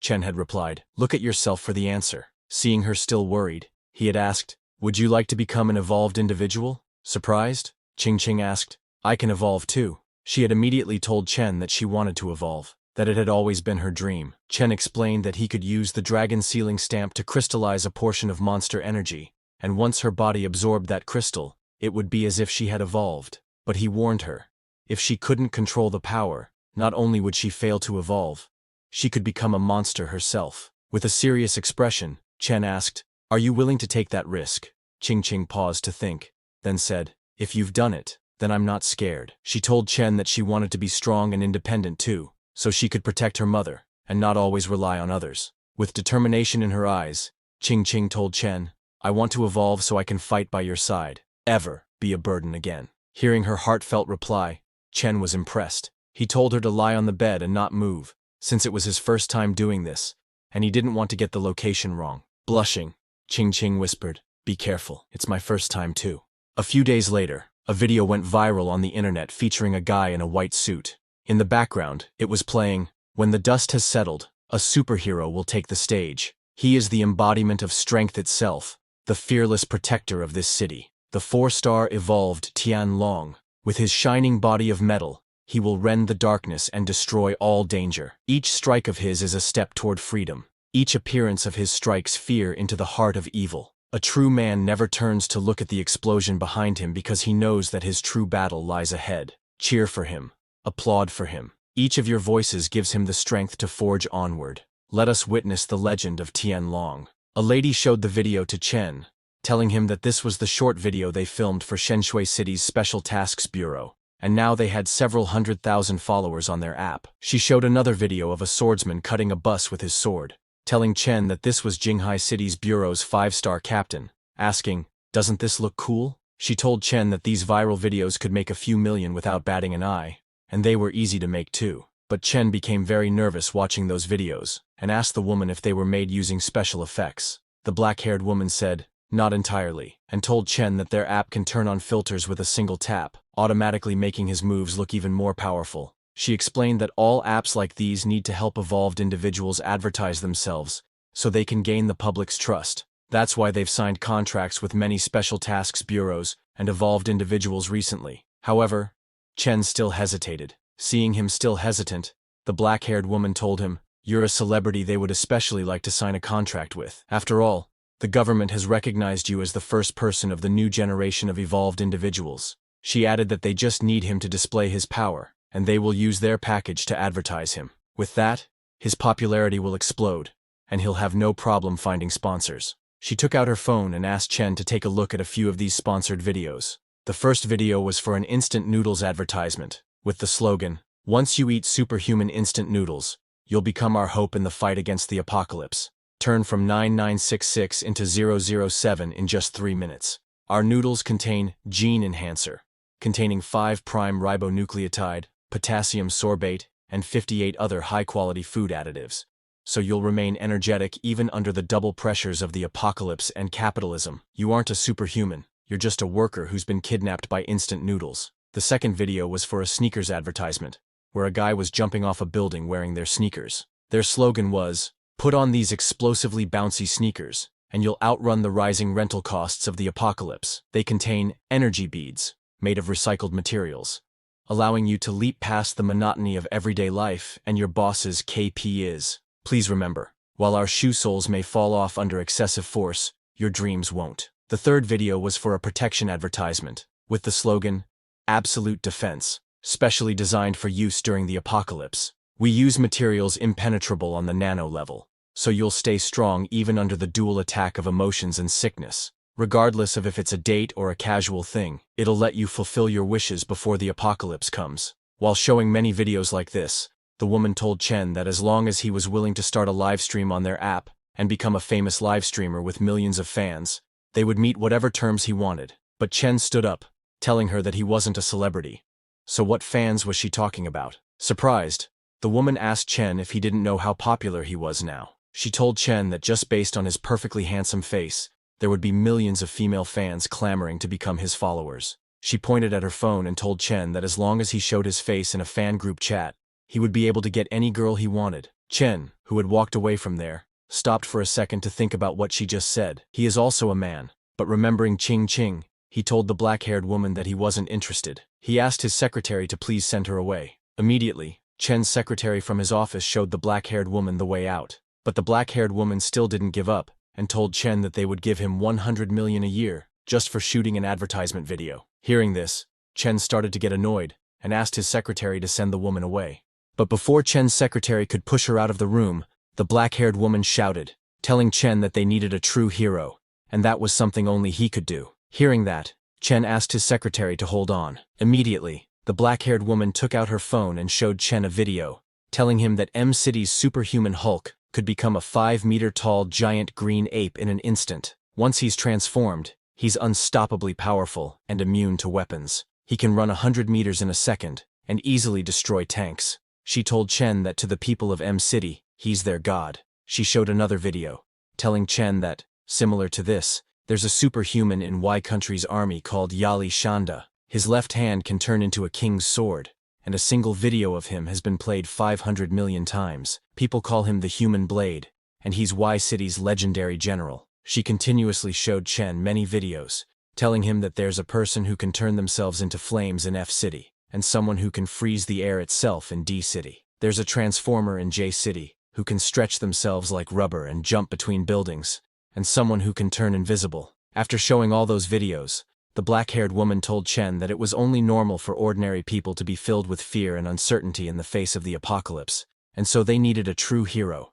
A hero who could make them feel safe and give them hope. She told Chen that, just like M-City's Hulk and Y-City's Yali Shanda, who had become symbols of their countries, they needed a symbol like that too. Hearing all that, Chen understood what she meant to say, and thought that increasing his sphere of control wouldn't be a bad thing, especially now that there were people criticizing him online. Chen told the black-haired woman that as for live streams, that was a no, but he could consider filming a video. Hearing that, the black-haired woman became very excited. Then, the next day, a video of Chen was uploaded on the internet. In that video, Chen was standing on top of a building holding his long sword. He then jumped off that building, and as he jumped, some drones followed him to film him. A slogan played in the background saying, "In the darkness, he is the light. In despair, he is hope itself. His blade strikes with precision and grace, and he moves through the air in a deadly dance." While it was playing, Chen landed on the ground and swung his sword to cut down hundreds of mutated monsters. Suddenly, a hobgoblin jumped behind him,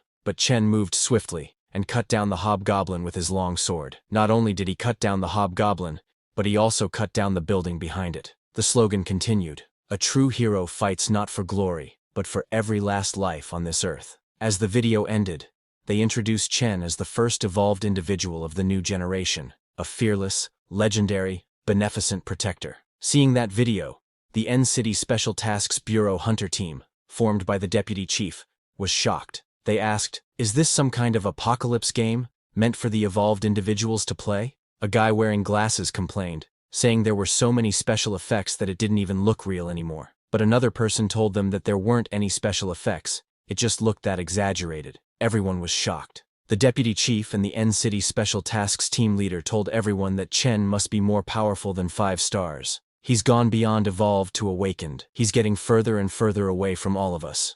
At the same time, at a shrine somewhere, many people wearing similar clothes gathered in front of a Japanese torii. Suddenly, a portal appeared right in that torii, and something came out of it. The leader of those people stepped forward and greeted the great Tengu. The one they were all greeting was the Tengu, an entity with large wings and a red face like a monster. But it was not alone. Just as the Tengu emerged, it stopped and looked behind. Along with it came Izanami, a very beautiful entity wearing a Japanese kimono. Seeing her, all the men got down on their knees and greeted the great Izanami. As Izanami stepped out, she asked the men if they were sure they had discovered the cubs of the ancient beast. The men told Izanami that the giant beast had appeared near our city's sea space, but M City was the one that discovered it first. They told Izanami that, according to international law, the resources from such a beast should belong to all humankind, but the one who discovered it had priority. In the end, they could only get 30% of the resources. Hearing that,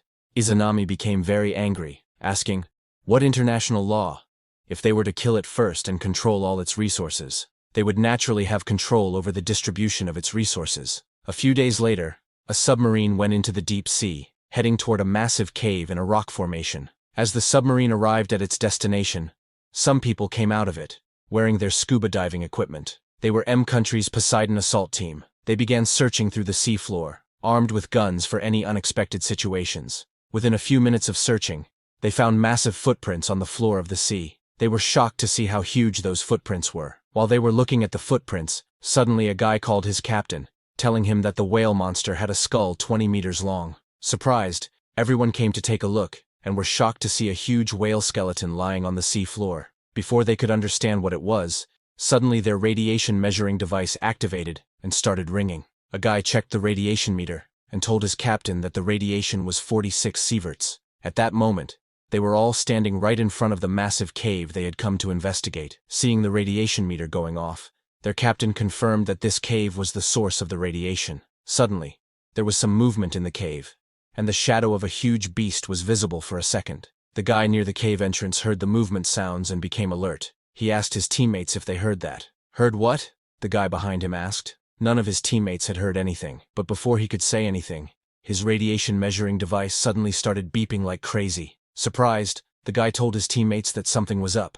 "Radiation is 88 sieverts now, 125 sieverts, now 459 sieverts, and it keeps increasing." After a few seconds, it reached 1,000 sieverts. Hearing that it had crossed 1,000 sieverts, their captain got shocked, telling them, "There's no way it would go so high unless we're near a nuclear waste site." While he was telling his teammates that, suddenly, a Godzilla emerged from the cave where it had been resting. As it came out, the radiation surged to 1,500 sieverts. Everyone was shocked, but when they noticed the Godzilla, they were even more shocked, asking, "What is that?" A few hours later, at Seafun City's haunted house, the deputy chief was called by the Seafun City's haunted house manager, where someone had disappeared the day before. The deputy chief asked the manager why he hadn't immediately lodged a police report. With a straight face, the manager lied, saying he thought a tourist had just gotten lost, and it hadn't been 24 hours, so he sent some people to search nearby. But before he could finish his words, the deputy chief slammed the case file shut so hard that the haunted house manager got scared.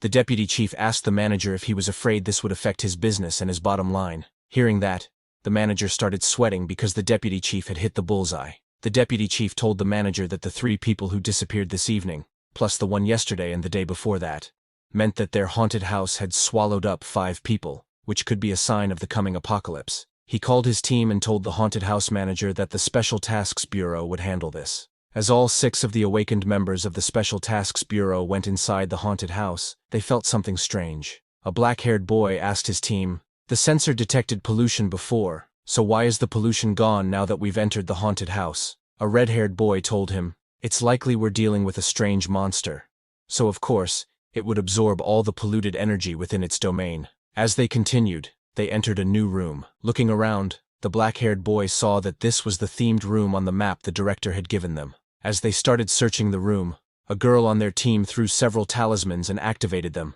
The same black-haired boy went ahead to check, but suddenly something appeared. It was a girl hanging upside down with red glowing eyes. Seeing her, the black-haired boy got scared and hit her with his spear. But to his surprise, it was just a doll, which fell to the ground and broke into pieces. A girl standing behind told him that it was just a prop and asked if the theatrics were necessary. The boy took a sigh of relief and told her that he thought it was an actual ghost. Suddenly, a guy with glasses looked at his watch and told everyone that the source of the pollution was getting closer. Just as he said that, with a huge explosion, something jumped between them, shocking them all. The guy with the shield stepped forward, warning everyone to watch out. The thing that appeared was a humanoid monster, holding a long sword in its hand. It didn't give them any chance to react and immediately charged at them, but the shield guy blocked its sword. He pushed the humanoid monster back, but it charged again. The glasses guy activated his skill and detected that this was a 3-star strange monster whose attacks and defenses had been strengthened. He told his team that it also had extreme regeneration abilities, and its weakness is, but before he could complete his sentence, the black-haired guy, with his spear, charged at the monster and attacked its heart, saying, "I don't care if it's eaten 5 people and become even tougher, it won't be able to win against my extraordinary weapon." As he attacked the monster, the glasses guy completed his sentence saying, "Its weakness is its head." Hearing that, the black-haired guy was shocked because he had attacked the heart, and now he was in the monster's direct attack range. The glasses guy got very frustrated and asked the black-haired boy, "Its weak point is its head, so why did you hit its heart?" But suddenly, someone shot with a gun. The gun was aimed at the monster's head, and it was a headshot. This was the same girl whom Chen had helped before. After shooting the monster, she smiled and with attitude said, "It's disappointing for a 3-star strange monster. It was killed by a single shot." Hearing her, the black-haired boy became very angry. He shouted and told the girl that it was because his spear had restricted the monster's movements, or else how would she have gotten a chance to shoot? The glasses guy stepped forward to calm them down, saying, "We're a team, and everyone worked together." Then the shield guy asked the talisman's girl to check the perimeter. If there were no other sources of pollution, they should head back and report to the captain. The talisman's girl checked the perimeter and found nothing else, so all of them went to report to their captain, thinking he would praise them. But things didn't go as they expected. The captain told them there was a fatal flaw in the way they worked together. He asked the black-haired guy, Pan Hao, why he acted without waiting for the leader's instructions. "Do you think you're smarter than Li Zongwen?" the captain asked. Pan Hao admitted his mistake, not daring to look the captain in the eyes. The captain then turned to Li Zongwen, the glasses-wearing leader, and asked, "Since you can handle scheduling and reconnaissance, why did you just sit and watch when danger came? You are part of the team before you are its head. If you only watch from the sidelines, you'll be sacrificing the lives of your teammates." Li Zongwen immediately apologized, admitting that he should have provided assistance. The captain then turned to the shield guy, Peng Lun, and asked him who his shield was meant to protect. Nervously, Peng Lun told the captain that it was his teammates he had to protect. The captain pointed at Lin Roya and asked Peng Lun if she was his only teammate, since he only protected her on the battlefield. Hearing that, Lin Roya became embarrassed. The captain angrily told Peng Lun that in a fight, no one cares about his personal opinions. He must protect every teammate. The captain then turned to the girls on the team. "One of you is so careless you have no sense of danger, and the other fires without thinking, even when your teammate is in close combat with a monster. Where did that courage come from?" With a serious expression, the captain told them, "This isn't a game. One small mistake, and you will die." He told them that everyone must take responsibility for their teammates, so that they all leave alive. They all replied that they understood. The captain then calmed down and ended his scolding there, telling them that for their second-ever mission, it could have been worse. He lit a cigarette and told them that with their current strength, they were capable of handling ordinary 4-star monsters. But what he was about to say next was a military secret. No one was allowed to leak it. The captain told them, "Yesterday, the Apocalypse base of Country M was destroyed by a Monarch-level monster with a strength of more than 10 stars. The officials urgently raised its difficulty rating to 11 stars, defining it as Apocalypse level." Everyone was shocked to hear about an Apocalypse-level monster. Peng Lun added that he had never heard of anything like that. The captain told them that M City lost over 17,000 evolved individuals in a single night. The authorities had to use nuclear weapons, and even then, they barely managed to drive the monster away. But, according to what he knew, there were no monster corpses found in the rubble. The official report just said it seemed to have retreated. Hearing that, everyone was even more shocked. They could not believe that even using nuclear bombs couldn't kill the monster. The captain told them that 17 apocalypse doors were affected to varying extents. With the changes in the waves of space and time, the apocalypse in 10+ days will be far worse than expected. It will be difficult for you students to face these strengthened monsters. Hearing this, a scared Lin Roya asked the captain how they could get stronger, and if there would be special training. Hearing that question, the captain took out a glowing blue crystal. He told them that, since time was short, the Special Tasks Bureau had distributed spiritual crystals, and asked if the students knew what that meant. Hearing that, Manhwa became very excited because he knew that those spiritual crystals could awaken a person's latent potential and allow their abilities to grow even faster. The captain handed the crystals to the students, telling them that they had been specially selected to use these crystals to become stronger. He announced that everyone on the team had to ascend past 4 stars within the next 10 days, adding that this was for the future of humanity. Everyone was very excited. Li Zongwen told the captain not to worry, assuring him that he wouldn't let everyone down. For humanity's future, they would definitely succeed. On the other hand, Chen was sitting by the coast. Currently, he was at the minor deity level, having become an extraordinary individual. His physique was 9,535, and his spirit was 1,298. His abilities were armament domineering, sensory domineering, and overlord domineering. His talents included flying fists, slice, fighting feet, and moonstep, and his passive talents were mighty thunder and flowing flame. He had the heavenly sword and demon king's armor as weapons. His clone was at ancient sword lizard level, which had currently evolved 3 times.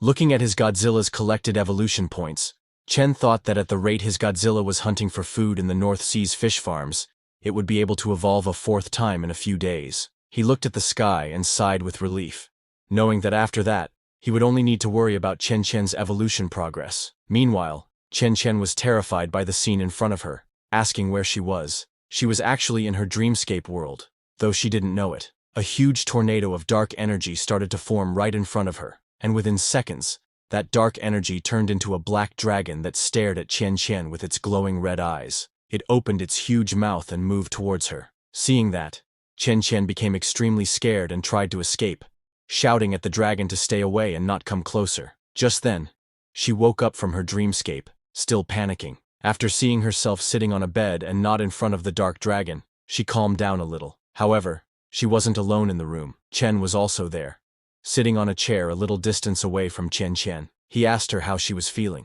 Chen Chen, still confused, asked Chen what he meant. Chen didn't explain anything and just threw a teacup at her at full speed. Seeing the teacup flying toward her, Chen Chen's body moved instinctively and she blocked it with her hands. But as soon as she touched the cup, it shattered into tiny pieces. Chen walked over to Chen Chen and asked her how it felt to have evolved. Chen Chen was surprised that she had stopped the teacup and broken it into pieces. She asked Chen what had happened. Chen explained that 1-star evolved individuals could strike with 500 kilograms of force and move at 15 meters per second. He congratulated her, telling her that her evolution had succeeded. Upon hearing that, Chen Chen focused on her body and started to feel stronger. She became very happy, asking if she had really evolved. This was extremely exciting for her because, in this world, becoming an evolver had become the dream of countless people. Because of that, even a low-grade evolution inducer had become a coveted item on the black market, with its price soaring to over $50 million. However, using such a low-quality inducer came with tremendous risk. The slightest mistake could turn the user into a terrifying mutated creature. Many ordinary people eager to evolve were forced to be bound in chains. In extreme conditions, family members stand by with guns during artificial evolution procedures, because once the body destabilizes, the resulting death is gruesome beyond words. Even so, countless people willingly take the risk of mutating and step onto the path of evolution without hesitation. As doomsday approaches, the era of universal evolution has arrived. At the same time, in the open sea near Iocho Island, Izanami arrived, but she was not alone. Tengu and 8 more people were with her, all flying through the air. Izanami asked one of them, named Ebisu, to open a path. Ebisu, a man wearing yellow clothes, replied, "Yes, great honored one," and then, with super speed, flew toward the sea while forming a magic bubble around himself. As soon as he touched the surface, the seawater around the bubble deflected, creating a path into the sea. Ebisu created another magic bubble around the others as well, then led the way into the deep sea. When they arrived at the ocean floor, Ebisu destroyed his own bubble and created individual bubbles around everyone else. As Izanami started to walk on the ocean floor, she saw many human corpses, the same people who, a few days earlier, had come to check on Chen's Godzilla. Following those corpses, Izanami and her team arrived at the sea cave where the Godzilla had appeared before. Sensing their presence, Chen's Godzilla emerged from its cave and roared loudly at Izanami and her team. Surprised, Izanami backed down a little, while a woman named Bitten stepped forward. She activated her telekinesis powers and tried to control Godzilla's power, warning everyone that the beast would unleash a king's aura and that they should not look it in the eyes. Another woman, Irina, who had a detection skill, told the others that even in its juvenile form, this beast's presence rivaled a 9-star magical beast. It was terrifying, a monarch-class being. A man wearing a red mask, Susanoo, asked Inari if she was sure of her sensing. Inari told Susanoo that this beast was slightly stronger than the monarch-class monster that had attacked their base last month, and that her perception could not be wrong. Hearing that this was such a magnificent primordial beast, Izanami smiled, saying it would surely yield a massive amount of essence for their use. She asked Bitten to use her illusion magic to control the beast, and ordered the rest to extract every last drop of its core essence and then destroy the corpse. Don't leave any traces. Hearing her commands, they all praised her. Be to the gods. But little did they know, it was not going to be that easy. Godzilla unleashed its internal energy and roared loudly again. Bitten continuously used her illusion magic, pouring all her power into it, sending a very strong illusion at Godzilla, who was using its internal energy to reflect her powers. While this was happening, Izanami began to dance, saying, "Look, this beast's power, how beautiful it is.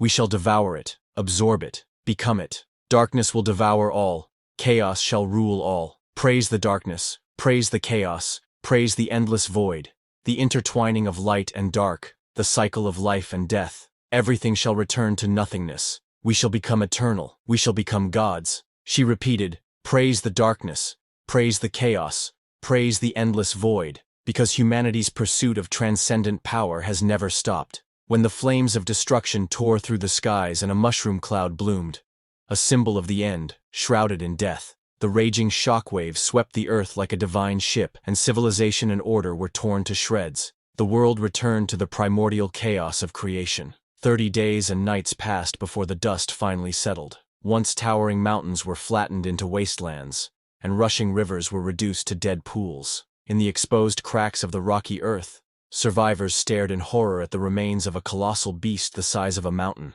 Its bones glimmered with a strange metallic sheen. Even after its destruction, it still held a battle stance, as if silently telling the tale of a lost era. Within its crystallized marrow, humans discovered a mysterious substance that shimmered like the stars. When light struck it, the substance pulsed like a living thing, refracting colors beyond the visible spectrum. After 700 days and nights of research, they finally uncovered its secret. It could reconstruct the molecular structure of living beings, allowing carbon-based life to break through the shackles of evolution. This was Prometheus's flame, the forbidden fruit of wisdom. During a press conference, the Prime Minister raised a culture dish containing the glowing blue material and declared, "We shall crown ourselves as gods," naming the substance Divine Origin. But fate soon revealed its terrifying face. The first batch of volunteers turned into crystalline statues in the holy blue light. Their final expressions were forever frozen in a blend of agony and ecstasy. Their mortal flesh was like tissue paper trying to contain a raging fire. Humanity finally understood. It wasn't that the Origin lacked power, but that the human body, made of mere clay, was unworthy and completely incompatible with the god's divine gift. Yet fate always has a plan. After the apocalypse descended, monsters began to roam the earth. Humans were surprised to find that survivors who had previously come into contact with the Origin substance, and some who discovered they could evolve by absorbing the monster's corruption, began to change. Only then did humans realize that mythology hadn't abandoned them. It was accelerating toward them. In this era, they are the inheritors of myth. They continue to evolve, becoming stronger, until one day, they may reach the realm of gods. Izanami unleashed her power, declaring they would become gods. The others praised her, referring to her as one of the gods. But while they were all praising her, suddenly an unknown voice rang out, "Praise the gods." Izanami was shocked to hear the voice and asked, "Who's there?" She looked ahead and saw a human standing on Godzilla's head. The Godzilla, which had been enraged until now, had calmed down. That human standing atop Godzilla's head was none other than our protagonist, Chen. He looked at Izanami and said, "If you want to praise the gods, praise me. My name is Chen Chu." Izanami was surprised, and immediately asked Inari to analyze Chen's information. Inari replied yes, and began checking Chen's information. She used a white cat mask as a tool for her technique. Placing the mask on her face, she activated Koju Divide Sight to see through Chen. Seeing her approach, Chen jumped down from Godzilla's head and came face to face with her. He immediately recognized that she had a sensory ability similar to his own observation haki, though hers was far inferior in power. Chen's eyes turned red as he used his observation haki against her. Due to the power of Chen's observation haki, Inari's white cat mask cracked, and she was sent flying before she could even understand what had happened, crashing to the ground with a solid impact. All her comrades, and even Izanami, were shocked to see this. Izanami looked back at Inari and asked her, "Where's the intel about Chen?" Injured and lying on the ground, Inari told Izanami that the enemy had a similar insight-based mystic technique, and that her divine sight had been reflected back. Hearing this, a muscular man in a red mask stepped forward and told Izanami, "Who cares what kind of sorcery the enemy uses? I'll crush him with one punch." He immediately charged at Chen, shouting, "Die, mortal!" But before he could even touch Chen moved with lightning speed and got behind him, asking, "How dare you attack first?" Before the red mask guy could react, Chen kicked him in the face. Chen's attack was so powerful that the red mask guy went flying toward the ocean floor, where there were sharp spikes. But before he could hit those spikes, a man in blue named Daikokuten stepped in and used his reflect power. With his ability, he manipulated the red mask guy's body, reflecting the ground's force and slowing his speed, stopping him just before he hit the spikes. Seeing this, Chen realized it was gravitational manipulation, and commented, "That's a pretty fancy power." After being saved, the red mask guy became angry and told Daikokuten to stay out of it. Hearing that, Daikokuten also got angry and stopped using his reflect power. As soon as he stopped, the red mask guy's body returned to normal, and gravity pulled him down at full speed, making him hit the ground with a solid impact. Daikokuten then turned to Chen, telling him it was his turn to feel what it's like to be pierced through. He placed his hand on the ground and increased the gravity around Chen. As the gravity intensified, powerful pressure pushed Chen toward the ground, and the earth beneath him cracked. Suddenly, the ground exploded with a huge blast, destroying everything around him. But when Daikokuten looked ahead, he was shocked to see that even gravity couldn't suppress Chen. The reason for his shock was that Chen had activated his internal energy, awakened his first form, and started flying underwater. Inari was stunned and told the others that Chen was completely neutralizing the force. However, Daikokuten couldn't accept it and used even more gravity on Chen, but it was no use. Daikokuten couldn't believe his eyes.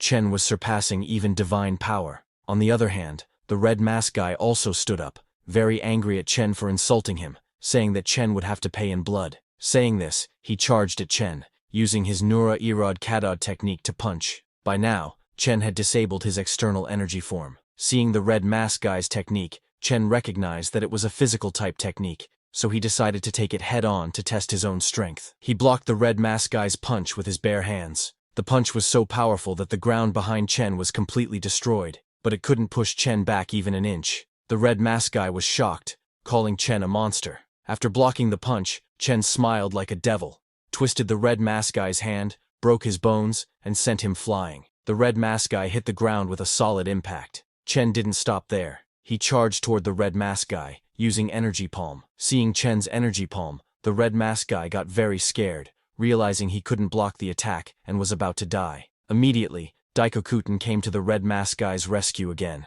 Using his gravity power, Daikokuten pulled the red mask guy out of Chen's attack range. The red mask guy barely dodged Chen's energy palm, but the attack was so powerful that when it hit the ground, it exploded with a huge blast.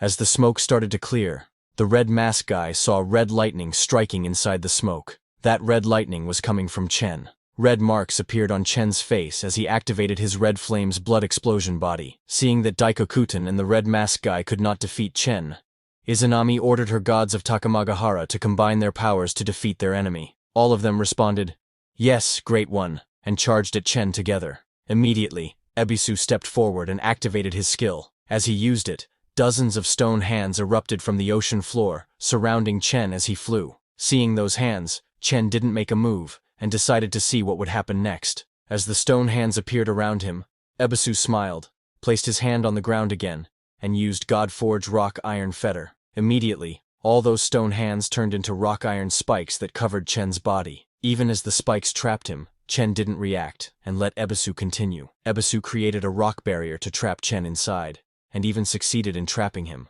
Ebisu proudly declared, "Rocks fortified by divine power are even sturdier than iron. Even if Chen's abilities are extraordinary, he will suffocate to death in this stone prison once the air runs out." After Chen was trapped, Inari used her detection skill and was shocked. She told Ebisu that Chen was melting the rocks with intense heat. Just as she said that, the walls of Ebisu's rock barrier turned red from the extreme heat, and the next second, a hand burst out of it. Chen had easily melted Ebisu's rock barrier, and created a large hole. Seeing that, the red mask guy taunted Ebisu, saying, "This stone shell of yours is as soft as natto strings. Are you even any good?"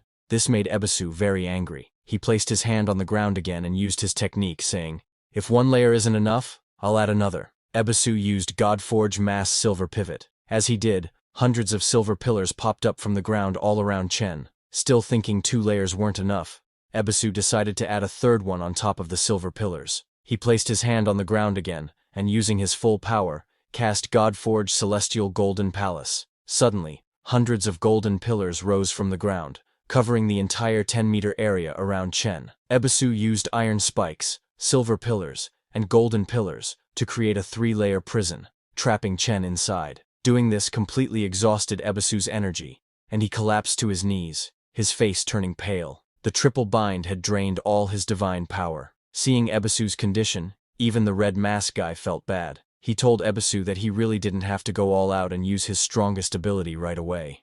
He was just kidding earlier. On the other hand, a guy whose entire body was covered in flames proudly declared that no one could survive Ebisu's celestial golden palace, and that the battle was already over. Hearing that, the red mask guy spit toward Chen and said, "And here I thought he was some big shot. Didn't he just get crushed by my Takamagahara Pantheon?" He said that, but was secretly supporting his broken hand with the other. Seeing Chen trapped, Izanami stepped forward and said that since the obstacle had been removed, she now wanted everyone to kill the lizard, Chen's Godzilla, and seize its origin essence. Just as she gave the order, everyone except Inari charged at Chen's Godzilla. Inari didn't move.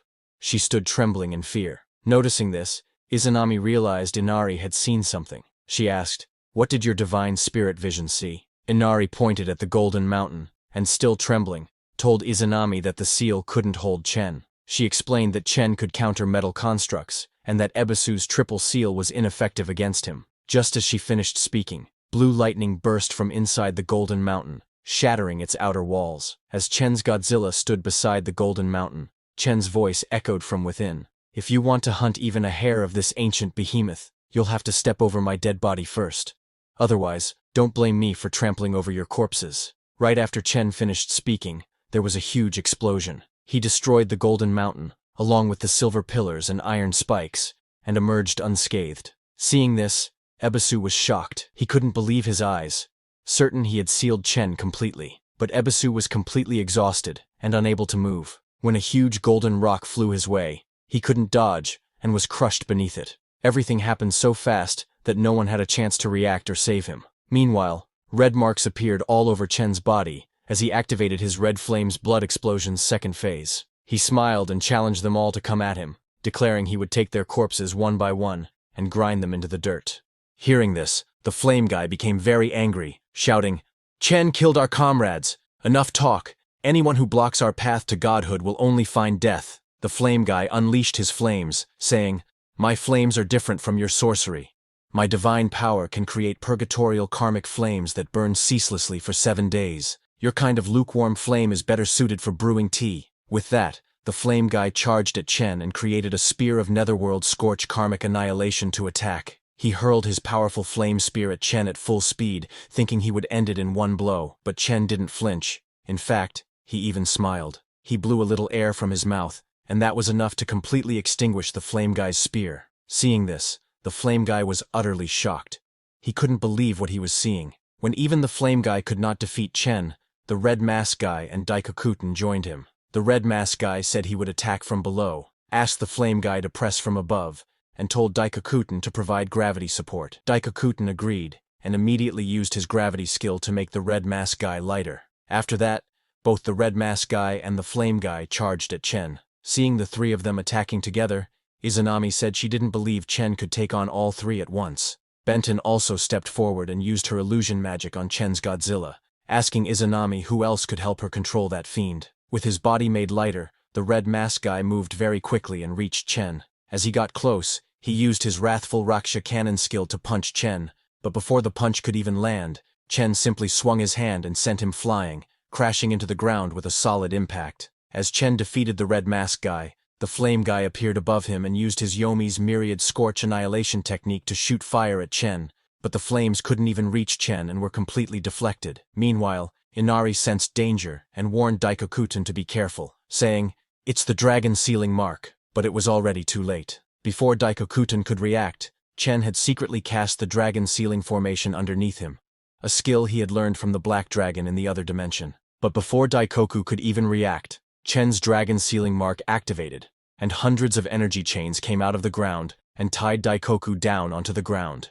It was so powerful that Daikoku, who can control gravity, could not escape from it. Inari was shocked to see the power of the dragon sealing mark, and told others that this was a sorcery of a higher order than Ebisu's seal. Hearing that, Izanami turned to Benten, who was trying to control Chen's Godzilla, and asked her what she planned to do. Benten told her that it was time for them in the psychic unit to make their entrance. She unleashed her power, and just as she did, her face changed completely. Her cheeks tore, and a very long tongue came out as her eyes started rolling. She walked towards Chen, telling Izanami that even if this mortal's physical body was strong, he wouldn't be able to resist her psychic attack. Meanwhile, Chen had grabbed that flame guy by the neck and was about to kill him. Just then, Benten activated her spell, saying, "This voice comes from Yomi. Listen, and fall. Yomi Kodadama." Hearing that voice, Chen stopped without saying anything. He even freed the neck of the flame guy. Benten opened her huge mouth and cast the spell, saying, "With the defilement of Yomi in this body,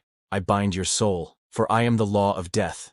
Like a mother's embrace, like a child's stranglehold, fall, plunge into the path of Yomi, where even gods decay." Saying that, she unleashed a dark energy trapping Chen inside it. While coughing, the flame guy returned to Benten's side. He was surprised to see that Benten's Kodadama was still effective. When he saw that Chen couldn't move anymore, he realized Chen must have entered the nightmare realm. When Benten activated her spell, Chen had lost his consciousness at that time. When he opened his eyes again, he found himself hanging on a snowy mountain, and right in front of him was Benten in her monster form. She told Chen that power in the real world was meaningless here, and this was her mental domain. So crushing Chen was as easy as flipping her hand. Seeing her, Chen tried to activate his explosion form to fight back, but it was no use, and even his body froze. Benten told him that his physical enhancements were useless, and he couldn't use his sorcery either. While laughing, she lunged to attack Chen, telling him that this was an arena solely for mental power. Just as she said that, a beam of light hit Chen in the stomach. Chen coughed up blood as half of his stomach got pierced. Benten laughed and asked Chen, "Does it hurt?" She told him that in her domain, the sensation of pain was amplified 100-fold. She lunged again to attack, telling Chen, "The best part is, you won't pass out in here. In fact, you'll become even more lucid, and every single one of your nerves will faithfully transmit this agony." Saying that, she shot 5 more beams of light, hitting Chen from all directions. Chen was bleeding heavily, and massive amounts of blood were already on the ground. But suddenly, Chen started moving. He smiled and told Benten, "Since this is a mental domain,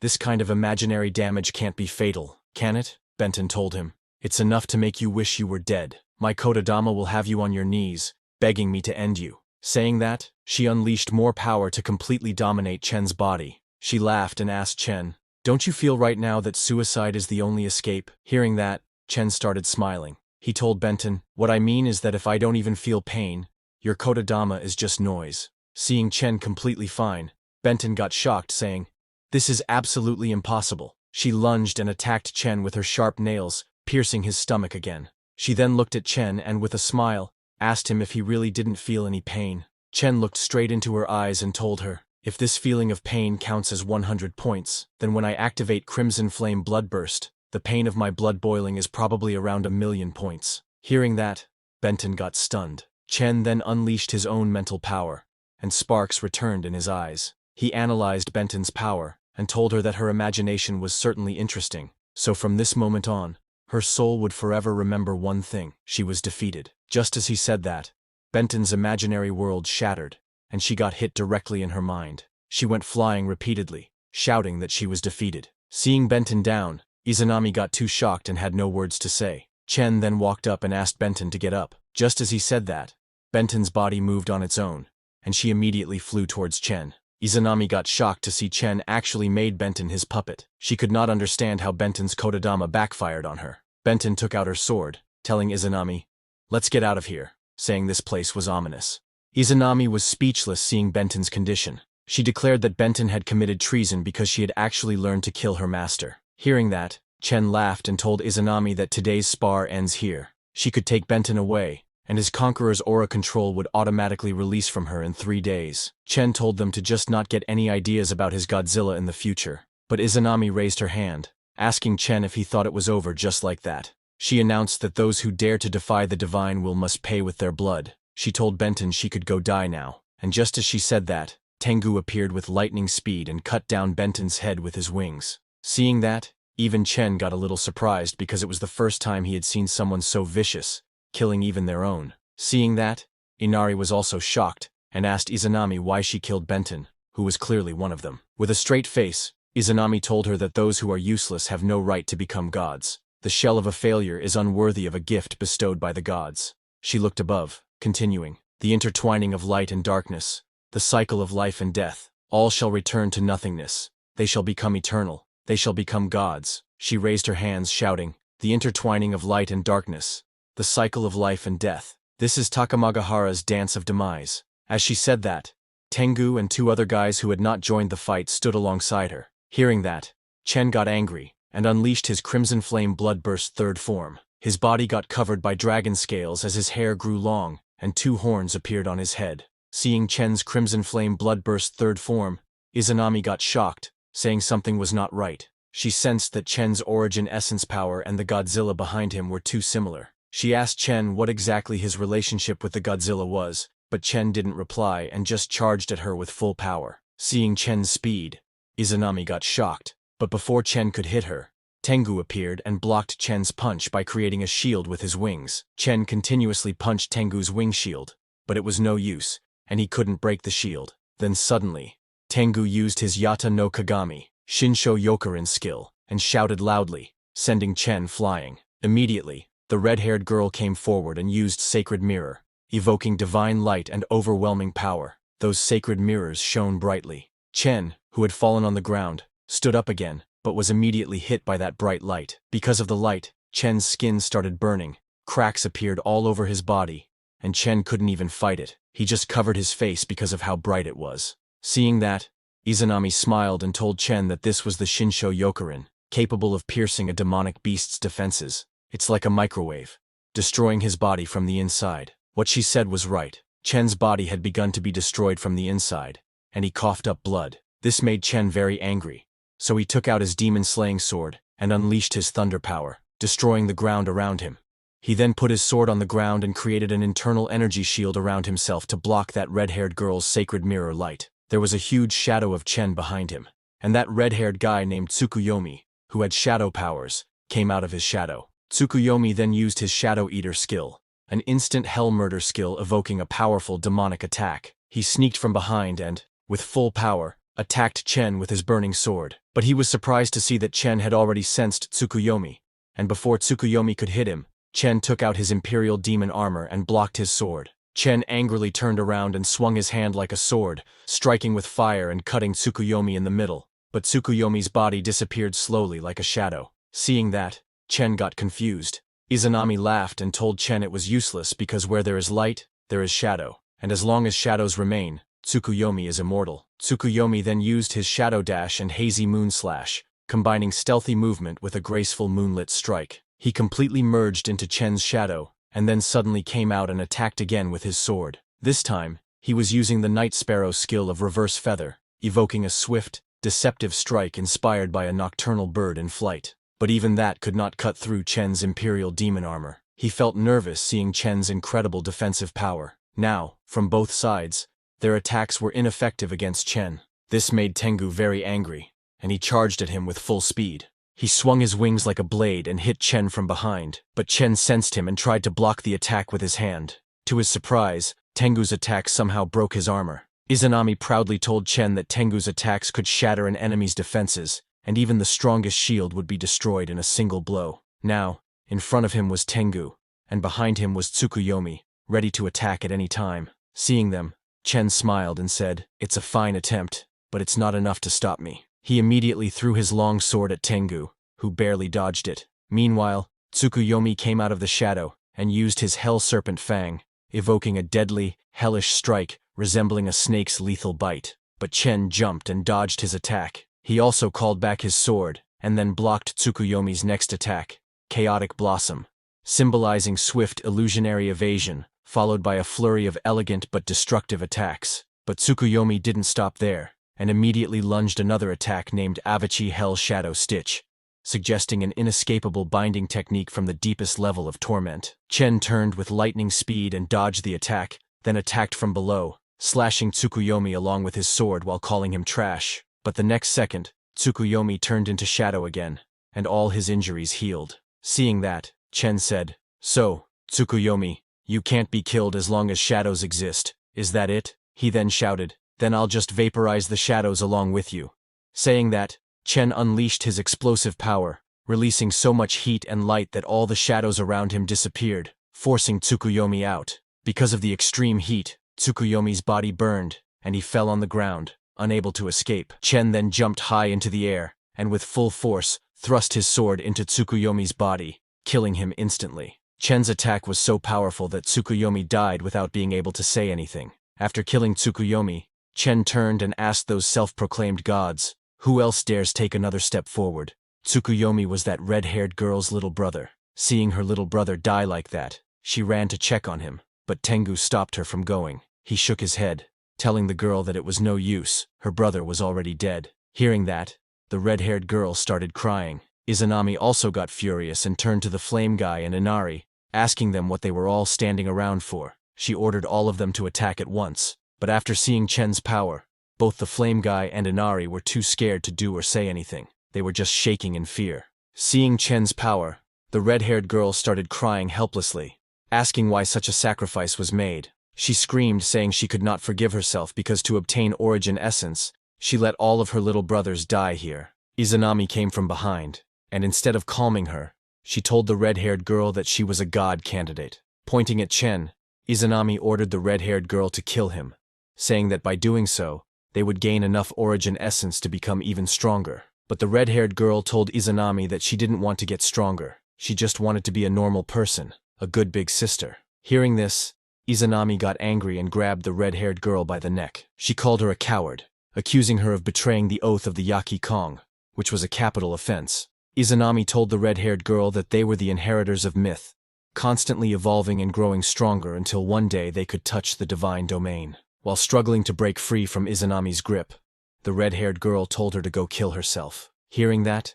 Izanami became furious and ordered Tengu to kill the traitor, saying her heart was wavering and she was unworthy of being a divine vessel. But Tengu didn't follow the order and just looked away. Izanami then looked at Inari and the fire guy, but both also looked away, which made her even angrier. Seeing that none of them were obeying Izanami, Chen put down his sword and, in a relaxed posture, told Izanami that he had no intention of fighting them to the death. He asked her to renounce her hostility so they could leave now. This made Izanami furious.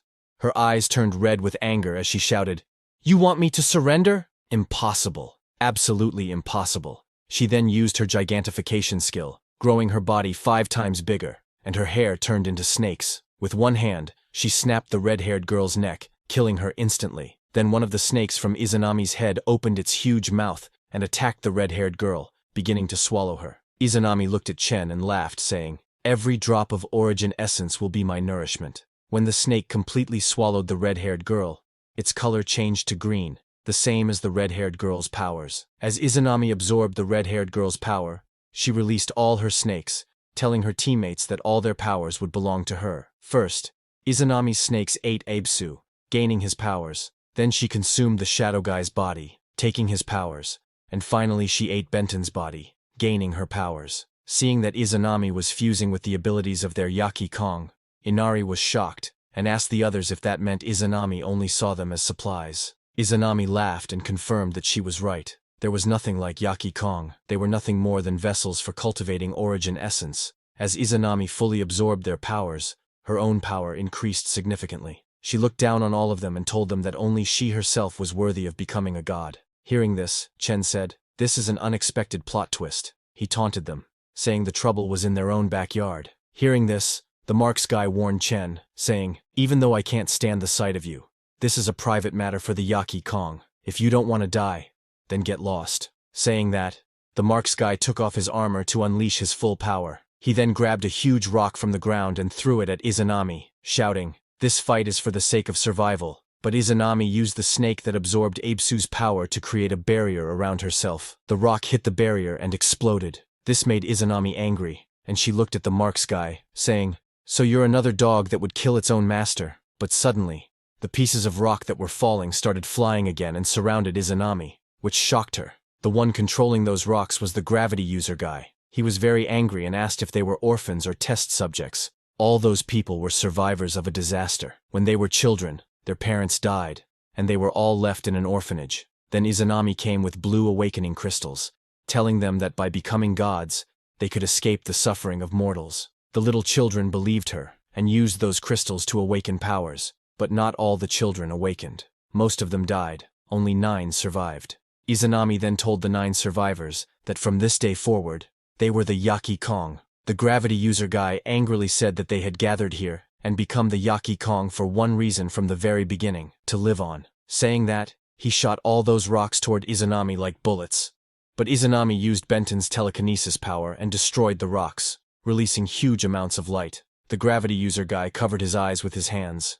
At that moment, Izanami used the shadow guy's power and appeared behind the gravity user guy saying, "I have already obtained the powers of light and dark. Don't think you're qualified to defy me." She merged with Benton's powers, and 3 more fingers appeared on her hands. Then she used her own Kagakui Yari A Goku skill and released dark snakes at the gravity guy, tying him down. Those dark snakes slowly coiled around the gravity user guy, squeezing his whole body. His face started swelling, but he still told Izanami that he would never submit. Hearing that, Izanami got angry and completely squeezed the gravity user guy's body, killing him instantly. Looking at his blood, Izanami laughed. Then one of the black snakes from Izanami's head went and ate the power crystal from the gravity user guy's body. After absorbing him, Izanami gained the gravity control power. She laughed like a demon and raised her hand, using her gravity power to lift those rocks into the air. Not just the rocks, she also lifted the Marks guy, the fire guy, and Inari into the air. She then pulled everyone toward herself and opened her snake's mouth, asking them to surrender their powers. But before Inari went toward Izanami, Chen grabbed her leg and pulled her back. Seeing that, Inari was shocked and asked Chen why he helped her. On the other hand, while the fire guy was going toward Izanami, he activated his firepower and told Izanami he would fight her to the death. The Marks guy also used his full power to punch Izanami, saying, "Even if it means we both perish, I won't let you succeed today." But seeing them coming with full power, Izanami didn't get scared. Instead, she laughed. Just as they got near her, 2 giant snake heads emerged from the ground and attacked both the fire guy and the Marks guy. One snake bit the Marks guy's lower body completely before he could even react. Seeing that, the fire guy got furious and told Izanami that even if he couldn't fight back, he would take that snake down with him. Saying that, he charged at the giant snake with full firepower. The giant snake opened its huge mouth and swallowed the fire guy whole. After swallowing him, the snake's body started swelling like a balloon and then exploded with a huge blast, killing the giant snake instantly. But even after the fire guy died, his power crystal remained and fell to the ground. Izanami walked toward the power crystal, laughing that the fire guy would rather self-destruct than let her devour him. Then one of her snakes grabbed the power crystal from the ground and gave it to Izanami. Izanami took the power crystal and laughed, saying, "You're too naive, Kagutsuchi." She then fed the crystal to another snake that didn't have powers, telling the fire guy's corpse that his body was merely a vessel for the origin essence. And even if he killed himself, the origin essence within him wouldn't dissipate. When that white snake ate the fire guy's power crystal, its whole body coughed fire and gained fire control power. By now, Izanami had eaten 7 of her men, gaining the straight crystal, gravity crystal, mental power crystal, shadow crystal, barrier crystal, fire crystal, and mirror crystal powers. Smiling like a devil, she looked at Chen and Inari, telling them that she had already devoured 7. Then Izanami started walking toward them. Seeing her coming, Inari took out her sword to kill herself, but she knew that killing herself was useless, and that there was no way out. Now, only she and Tengu were left alive. Izanami smiled at them, saying, "Now, only 2 remain to be killed." Hearing that, Tengu became very scared, unleashed his ultimate move, and instead of fighting Izanami, decided to run away. He teleported away and escaped. Seeing Tengu run, Izanami laughed, saying, "It's a clever, cowardly, and realistic choice." Then she unleashed her full power along with the 7 powers she had just absorbed. Seeing that, Inari turned to Chen and begged him to kill her because she knew that with his power, he could definitely destroy the origin essence crystal inside her. She asked him to please kill her, then destroy it, because she didn't want to become a part of Izanami's power, and only he could do this. But Chen didn't reply, and just looked at her. Meanwhile, Izanami appeared behind Inari, asking if she wanted to use the power of a mortal to destroy the origin essence. She told Inari that she had betrayed the will of the gods of Takamagahara, and was also a traitor. Seeing Izanami coming, Inari became very scared, and asked Chen again to quickly kill her and destroy the crystal inside her. She grabbed Chen's clothes while crying and urged him to hurry before it would be too late. Hearing that, Izanami laughed and asked Inari if she wanted to die. She extended her hand and told Inari that she would devour the origin essences of Chen and the lizard together, and ascend to godhood. As she spoke, Izanami's whole body slowly began turning into a snake. But suddenly, Chen took the sword Inari was holding to kill herself. He walked toward Izanami, and with a smile, told Inari she didn't have to die. Immediately, Izanami charged at them with all her snakes surrounding them from all directions, saying, "The two of you will become sacrifices for the new god together." Seeing her coming, Chen infused his lightning energy into the sword he was holding, and with full power, shot it toward Izanami, aiming for her head. He told Izanami that he had decided not to get involved in their mess, but since she tried to drag his Godzilla into this, he had changed his mind. Chen's sword directly hit Izanami's forehead, but she easily pulled it out as if it was nothing. Blood dripped from her head as she looked at Chen like a madwoman, and told him that this level of power wasn't enough to kill her. But just as she said that, Chen suddenly jumped and appeared right in front of her. With full power, he punched her, saying she must die. Chen's punch sent Izanami crashing into the ground, and the impact was so powerful that it destroyed the ground beneath her.